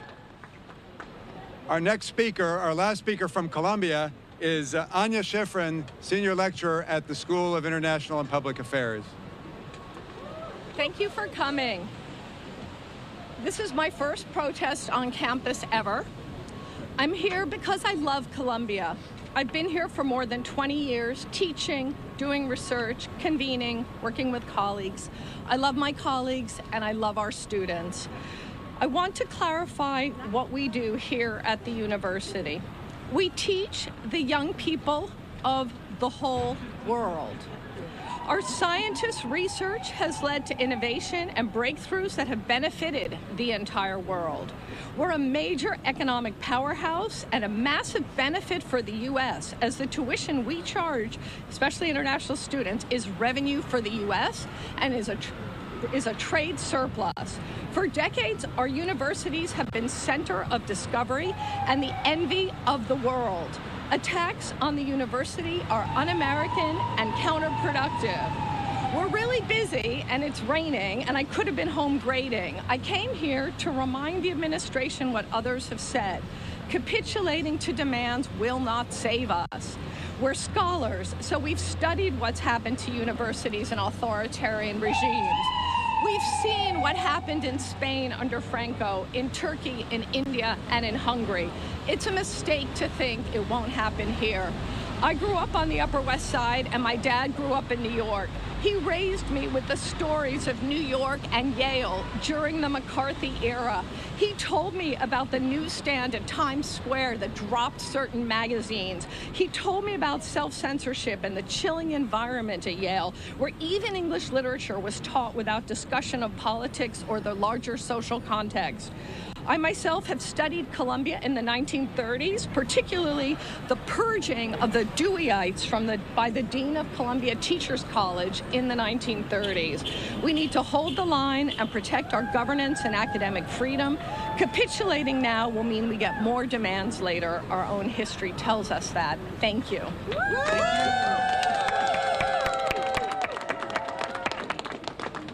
Thank you very much. And finally, our last speaker is Risa Leibowitz, Professor of Labor and Employment Law at Cornell University and President of the Cornell chapter of the AAUP. Hello, everybody. It's great to be here with all of these wonderful activists. My name is Risa Leibowitz. I'm from Cornell University. I'm a professor of labor and employment law in our School of Industrial and Labor Relations at Cornell University, and I am the proud president of our Cornell University chapter of the AAUP. And I'm here to bring a message of solidarity for all of you, for all faculty, staff, and students at Columbia University, and solidarity with the Columbia University chapter of the AAUP. We are with you in struggle. We are with you in the struggle to save higher education, to save academic freedom, to save democratic governance on campus for all who are on campus, not only here, but across the United States. Now, the Trump administration is attacking Columbia as a target to coerce other universities as well to fall in line with the authoritarian regime of the Trump administration. This is the model that Trump will use and is using right now at other colleges and universities. And I want to tell you that this is what's happening right now at Cornell University as well. At Cornell, 2 international graduate students, as well as 1 international faculty member, have sued the Trump administration, challenging 2 of its unconstitutional executive orders.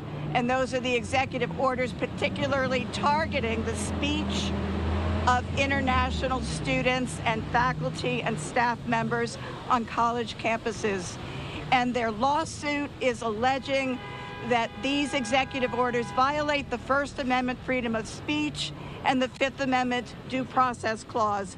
And certainly they are correct. These are unconstitutional executive orders. One of the international graduate students, who of course is here on a visa, is Mamadou Tal. He is being hunted right now by federal immigration authorities, even as the lawsuit hearing on the executive orders will take place tomorrow in federal court in Syracuse, New York. And so this is proof that the model that is being implemented here is the Trump model across the United States. And so we have to stand up for it. We are all organizing at Cornell University. We are organizing here at Columbia University. We are organizing across the country. And we are with you, standing together to fight back against the authoritarian Trump regime. And we are with you to fight for our academic freedom, our freedom of expression, and for higher education for all. Thank you.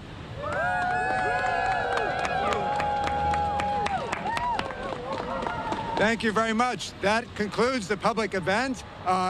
Many of us have to go and teach, but the speakers, I hope, most of us will stick around for press availability with you afterwards. We'll make our way around out of this pen, and we can come up to you more directly. Thank you all very much for coming. Thank you, faculty. Faculty protests wrapping up there in New York City. We always get you covered here on Live Now from Fox. We'll take another 2-minute break. We are still awaiting some tape playback of President Trump's cabinet meeting. It is still going on right now, and as soon as it wraps, we'll get the full version that the media was allowed to check out. So we'll have it for you when that does happen on Live Now. We'll be back in 2.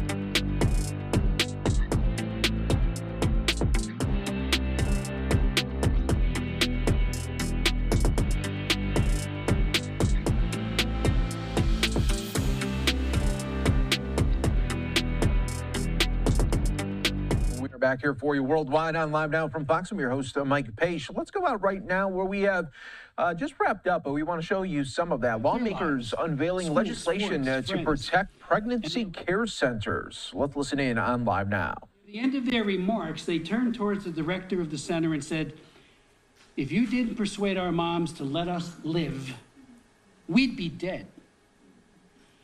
I was the next speaker, and I said, there's nothing I can... It was so very powerful. There are more than 2,700 pregnancy resource centers throughout the United States, each and every one of them an oasis of love, compassion, empathy, respect, honesty, and care for both mothers and their precious children.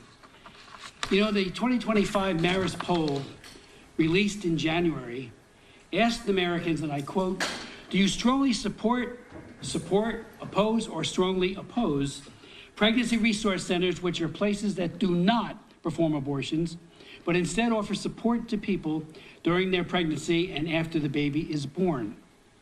The Marist poll found that 83% of Americans, including 79% of Democrats, support, and I say again, support pregnancy resource centers. Yet some state governments, like my own state of New Jersey, and some lawmakers seek to discriminate against pregnancy care centers by violating fundamental conscience rights to compel complicity in abortion. We will hear a great deal more about this in a moment from our very distinguished leaders who are with us today.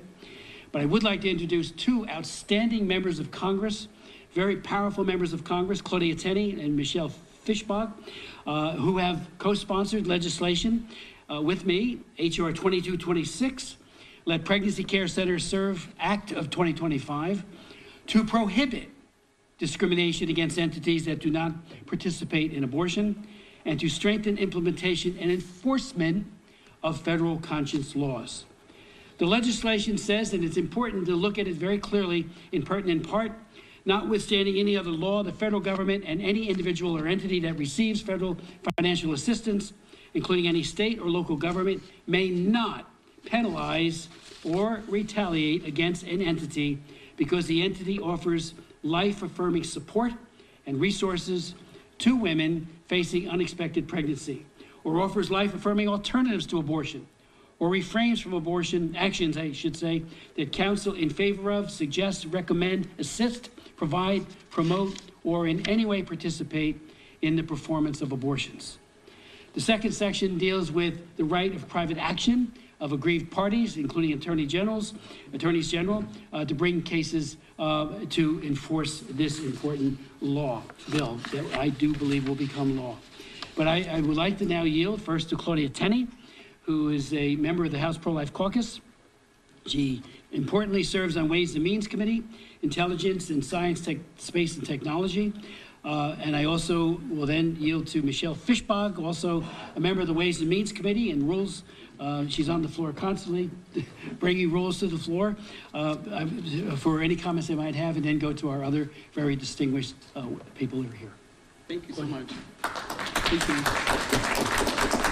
Well, first, thank you so much to Chris. As all of you know, he has been, I don't think there's a bigger leader in Congress than Chris Smith. He's devoted his entire life to this cause, and we are so grateful to him. And obviously, getting to know Michelle Fischbach when we came in together in 2020, she has been a tremendous leader on this issue and continues.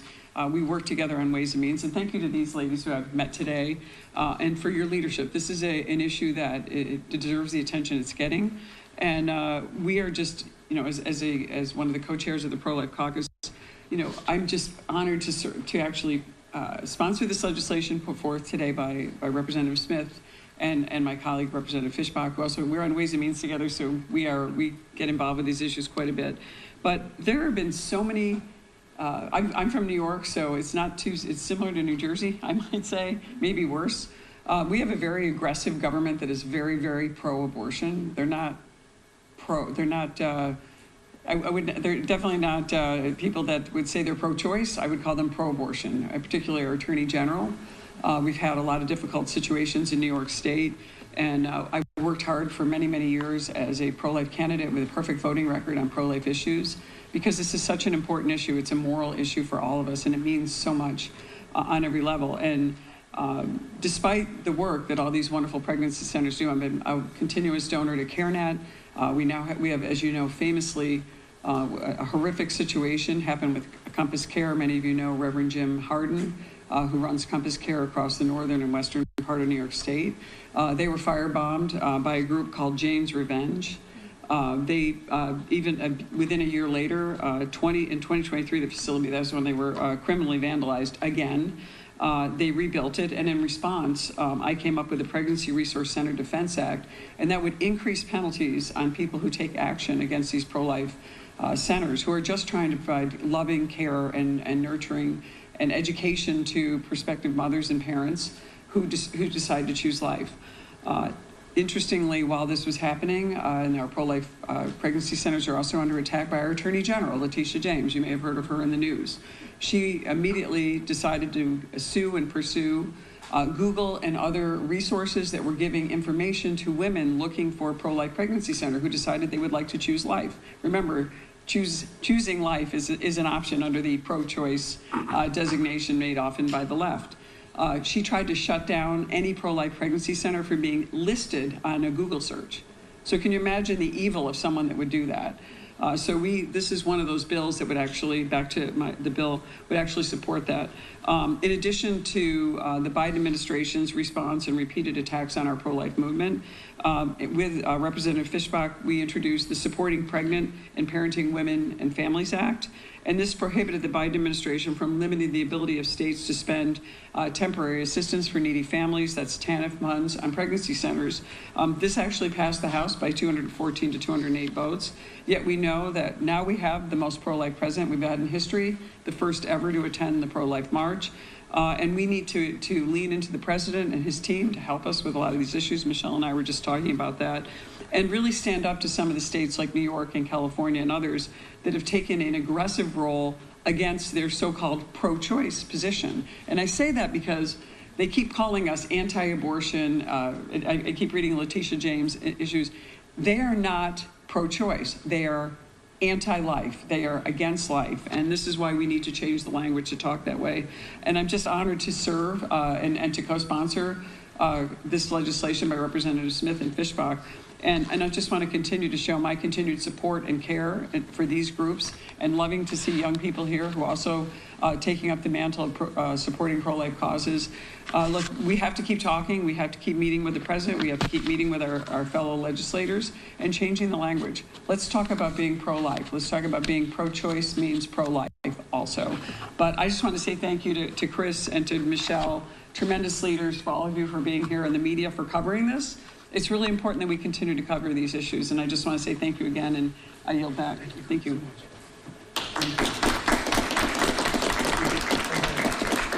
Well, first of all, I would like to join in thanking Representative Smith for his lifelong commitment to the pro-life issue, and to, encompassing the babies and the women, and making sure that they're cared for. And thank you, Claudia, for Representative Tenney, for sponsoring and being pro-life. And and I want to thank all of you too, all of the women here who are there in those crisis pregnancy centers to support other women and their babies. And across the country, those crisis pregnancy centers are out there helping women. And we in the pro-life movement understand the challenges expectant mothers face. And for many women, finding out that you're expecting comes with fear, and abortion feels like the only option. And that is exactly what the abortion industry wants those women to believe.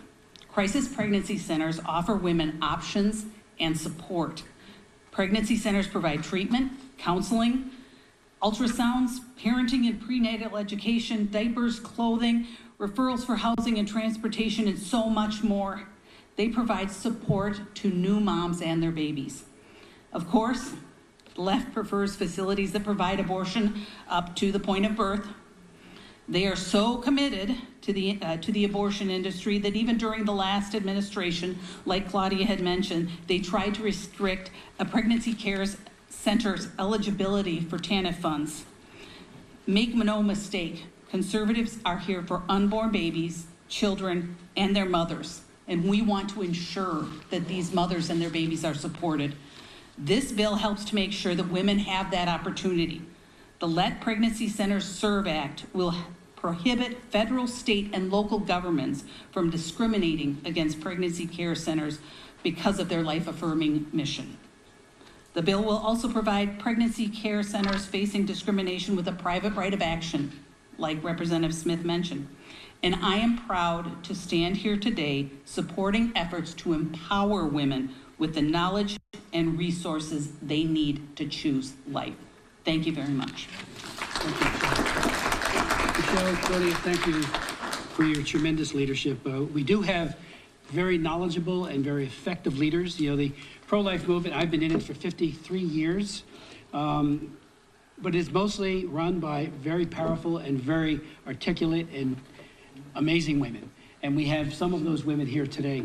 I'd like to first introduce Eileen Den Blaker, who was the Senior Deputy Attorney General for the state of New Jersey from 1992 to 2018. Eileen represents the New Jersey Association of Pregnancy Centers, and she'll tell you what she's been doing to defend against a horrific assault by Governor Murphy. Thank you, Congressman Smith, and thank you, Congresswomen Tenney and Fischbach. I'm an attorney licensed in the state of New Jersey, and I've served on a board of directors for Health and Pregnancy Center for over 10 years. I've served as interim executive director, and I now serve as legal counsel for the New Jersey Association of Pregnancy Centers. And I have with me today Debbie Provencher, who is the executive director of one of those pregnancy centers and association, who has directly been attacked by public representatives with misinformation about our pregnancy centers. So thank you for a bill that would help protect us against such unfounded attacks. The New Jersey Association of Pregnancy Centers applauds you and applauds your efforts to stop the misinformation and actions taken by state government representatives who refuse to hear our voice. These attacks are targeted at pregnancy centers solely because we decline to perform or refer for abortion, discriminating against us based on our viewpoint. A viewpoint that's founded on a deep-rooted moral belief in biblical principles that all life is sacred, including the life of an unborn child. A viewpoint that is motivated by the best of American values, reflecting compassion, service, and volunteerism. The state laws intend to silence and intimidate pregnancy centers because our viewpoint is different from that of governments. It's the mission of New Jersey pregnancy centers to bring compassion and hope to women facing an unplanned pregnancy. The New Jersey Association of Pregnancy Centers is 14 centers with over 50 locations throughout our great state. And we love our state. Our centers range in size and budget. Each member of the association agrees to a commitment of care and competence, serving individuals without regard to age, race, disability, income level, or religious affiliation. All medical services are provided under the direction of a licensed physician and in accordance with medical standards. Our centers have proudly provided these essential services for over 30 years. The women who make the courageous choice to carry their pregnancy to term deserve comprehensive support, compassionate care, and unwavering assistance throughout their journey. New Jersey's pregnancy centers have been wrongly maligned. Planned Parenthood has published false and misleading information about our New Jersey centers.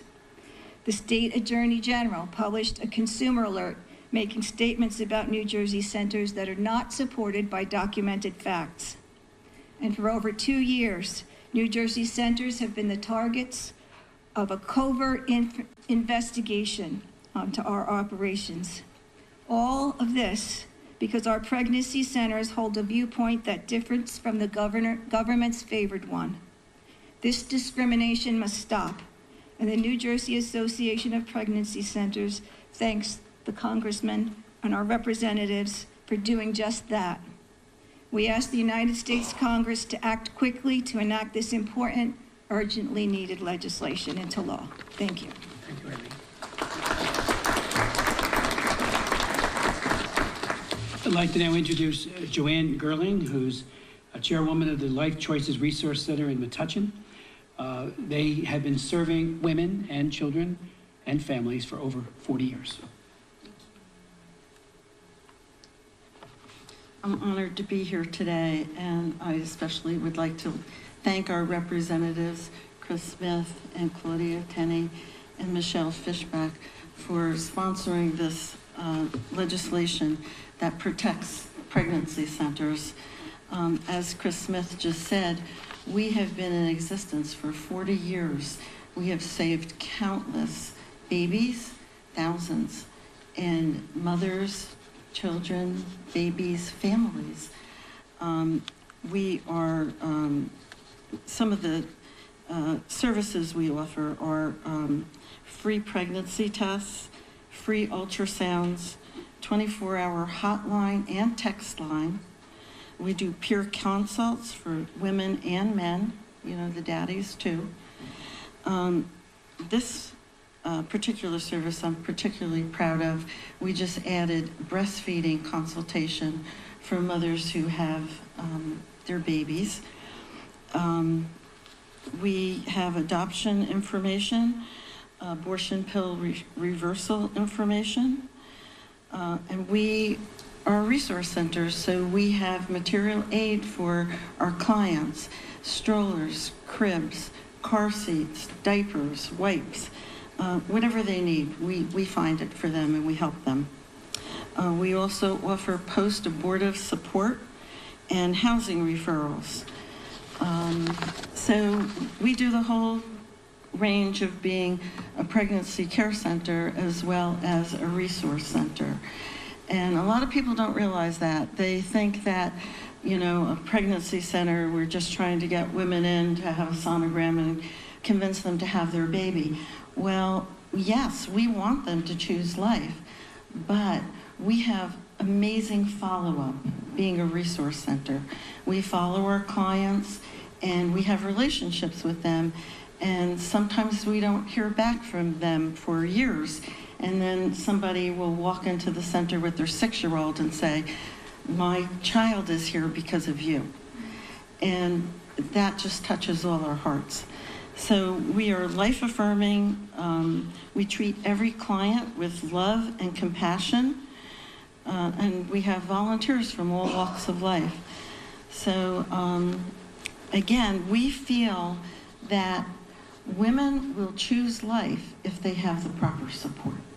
So thank you for your support, and thank you, ladies, for all you do as well. God bless you.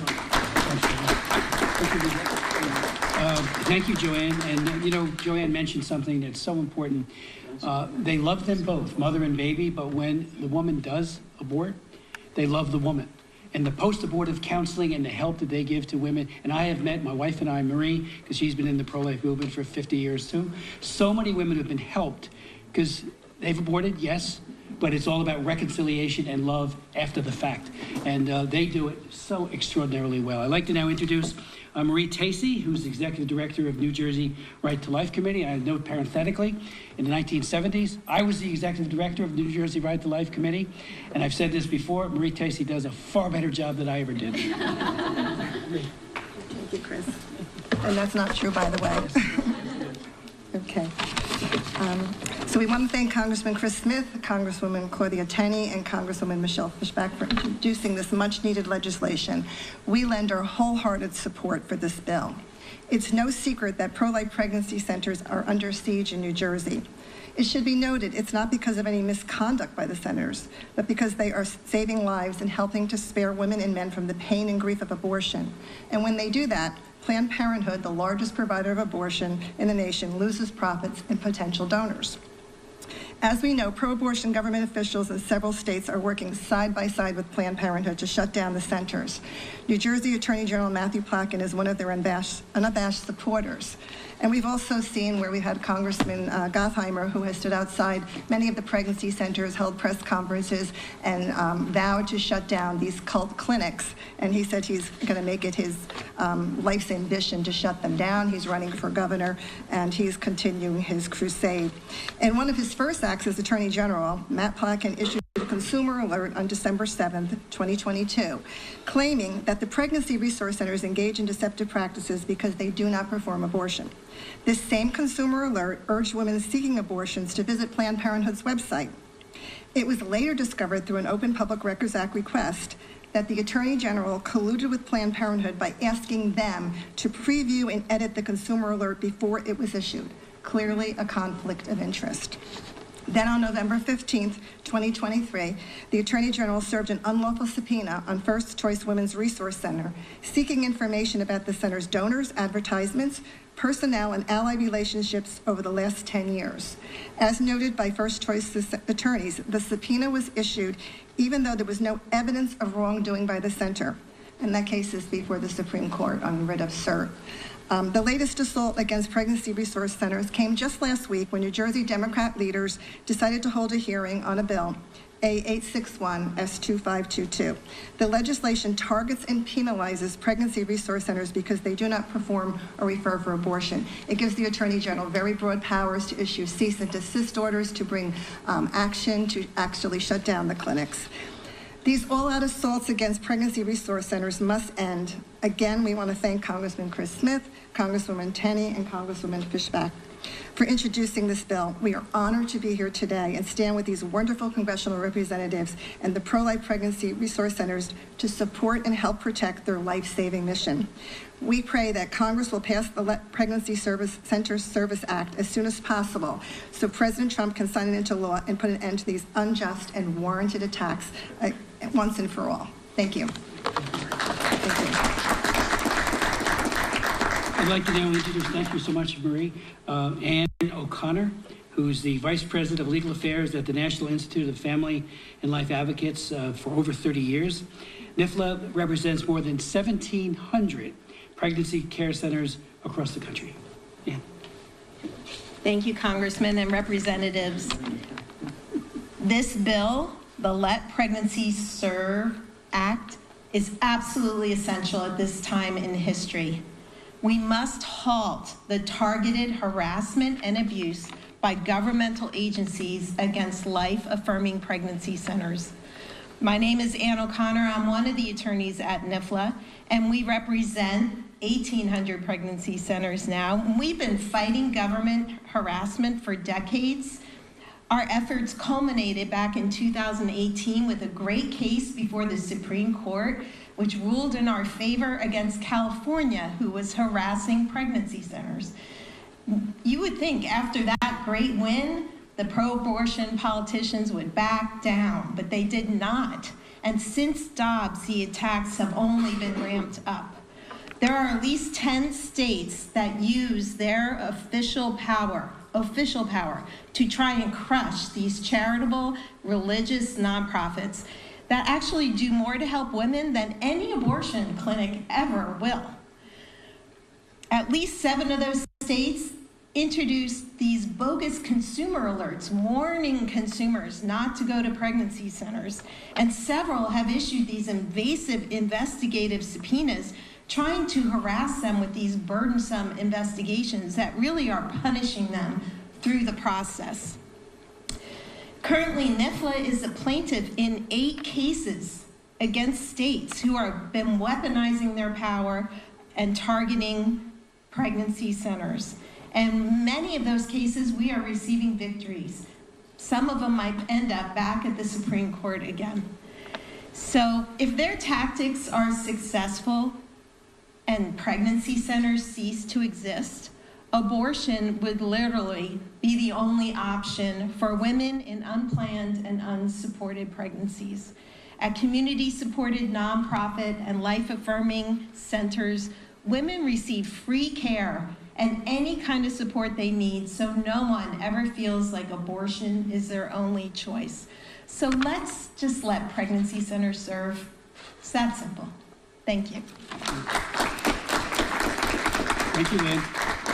Now we'll hear from Lisa Bourne, who's managing editor with Heartbeat International. Heartbeat International serves 1.5 million clients each and every year, and they have over 3,700 affiliates around the world. Good afternoon. Heartbeat is appreciative for this legislation and for the opportunity to be involved in any way. The Let Pregnancy Centers Serve Act of 2025 offers critical protections that address increasing regulatory overreach targeting pregnancy help organizations. As state-level mandates attempt to coerce pregnancy centers into promoting abortion or undermine their work through burdensome regulations, this bill ensures that these organizations can continue providing life-affirming support without government interference. Every woman deserves love and support during an unexpected pregnancy. And every woman should likewise have all the information she needs to make an informed choice during this time, free from coercion, misinformation, or pressure from those with financial or ideological interests. The approximately 3,000 pregnancy help organizations in the United States offer free care and support to women in need, unlike highly profitable abortion businesses.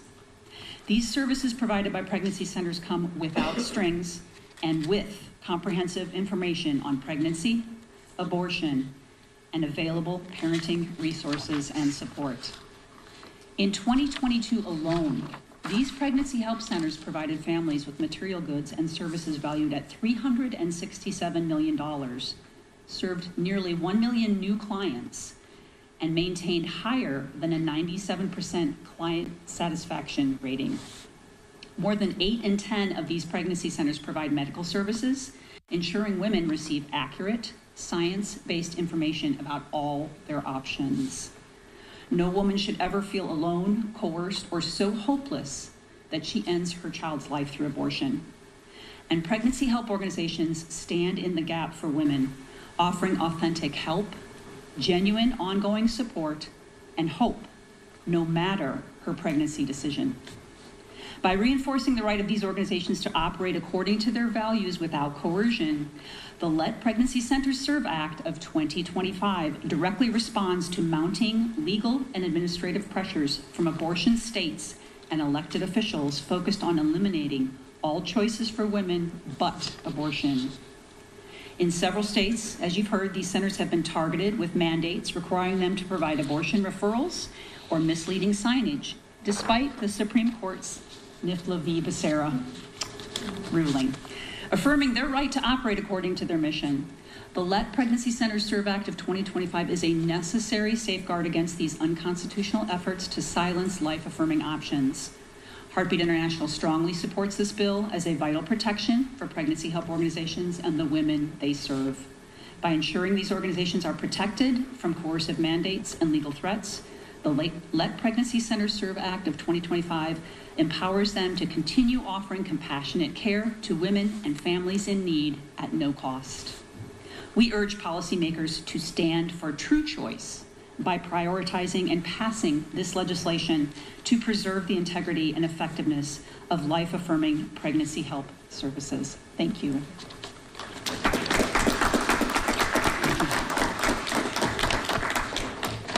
We have one final speaker, Jamie Dangers, who's Legislative Director for Susan B. Anthony Pro-Life America, one of the most effective organizations in the country. And I'm going to yield to her. Thank you so much, sir. I am honored to be here with these amazing leaders, Congressman Smith, Congresswoman Tenney, and Fishbach. Their leadership is something that really gives us courage to continue advocating for life. And to be with you ladies who are on the front lines doing this work is truly an honor. I think it's interesting that the attacks on pregnancy centers have continued and ramped up so much recently, and I can only think that it's because they're a threat to the abortion industry. Because why would they spend their time attacking pregnancy centers if they weren't effective, if they weren't actually helping women and babies? And to me, that is a huge testament of the effectiveness of letting these pregnancy centers serve. Our Charlotte Lozier Institute has done studies over the years looking at the effectiveness of pregnancy centers, and I would urge you to look at those reports for more stats like the ones you've heard this morning on how much they give to the community for free, incredible services at really high quality services, that is. Also, it shows that the satisfaction rate of the clients who are served at pregnancy centers is at 97%. It is hard to find 97% satisfaction rate anywhere for anything. And there was an article a couple years ago that even said that's higher than the satisfaction rate of those getting served at Chick-fil-A. That's a really great stat. But another 97% stat that is really, truly terrible is that the abortion industry, that Planned Parenthood, 97% of their pregnancy resolutions are abortion. They're not giving women what they need to choose life. And one of the stats that our Charlotte Lozier Institute has found is that 67% of women who have had abortions say that that was inconsistent with their values. It's not what they wanted. 43% of them said, I did not want it, but they didn't feel like they had an option. So letting pregnancy centers serve, protecting their ability to serve, is what they want. It is empowering to women. It is good for women. It's good for the community. And I'm grateful for these members of Congress who are working hard to let these pregnancy centers continue to serve these women and babies. Thank you. Thank you. Any questions from the press? Before we do that, Planned Parenthood has killed over 10 million unborn babies since 1973. That's a numbing loss of children's lives, more than every man, woman, and child living in my state, for example. It is a terrible, horrific loss of life. And for every one of those babies lost, there is a wounded mom. And one of the things that the pregnancy care centers have done so amazingly well is to reach out and say, we love you both. And when they do abort on those occasions, they still love the woman. I mean, it's such a unique phenomenon as to what they do, and yet Planned Parenthood and company are pressuring governments, especially mine in New Jersey, our Governor Murphy and Platkin, the Attorney General, collaborating, colluding, as Marie Tacey said before, to shut them down. So, you know, this bill is needed. 83% of the American public, and that's consistent year over year over year with the Marist poll, shows that the American public, including Democrats, support pregnancy care centers. So any questions from the press? Chris, yes. Can you explain distinctly the difference in the wording in this bill, H.R. 2226, and last year's legislation, H.R. 7427? Well, the previous bills were focused primarily on ending the terrorism being committed by pro-abortion extremists. And one estimate by Catholic Vote suggests that there's 100 such terrorist acts that occurred. Maybe some of the others would like to speak to this. And that was calling on the previous administration because that's when there was a huge spike. When the information was leaked about what the Dobbs decision was likely to be and turned out to be, that's when these terrorist attacks occurred. So my hope is that the FBI and the Department of Justice will very aggressively ensure the safety and the well-being of pregnancy care centers throughout the country. I know we all get death threats as members of Congress. I get it, we all get them. And of course, there's always an effort to protect. But when you got the vulnerability of just caring for women out of total love, we have a situation where they need protection as well. So we're going to up that effort as well. So does the bill have the same language about TANF? TANF? No, it does not. You want to speak to your TANF bill? All right, everyone, you are watching Live Now from Fox. Everyone, we appreciate you continuing to join us all in real time. We are now going to go out to the White House. President Trump's cabinet meeting. This is the tape playback. We have about 45 minutes of it right now. Let's show it to you from the beginning all the way to the end. The chip business, not because of the CHIPS Act, which was a disaster. You gave billions of dollars to companies that already have many billions of dollars. They said, thank you very much. It was no incentive for them to use it. But what is good is the tariffs will make it so that they want to come back. That's why they're coming back. I think they're coming back.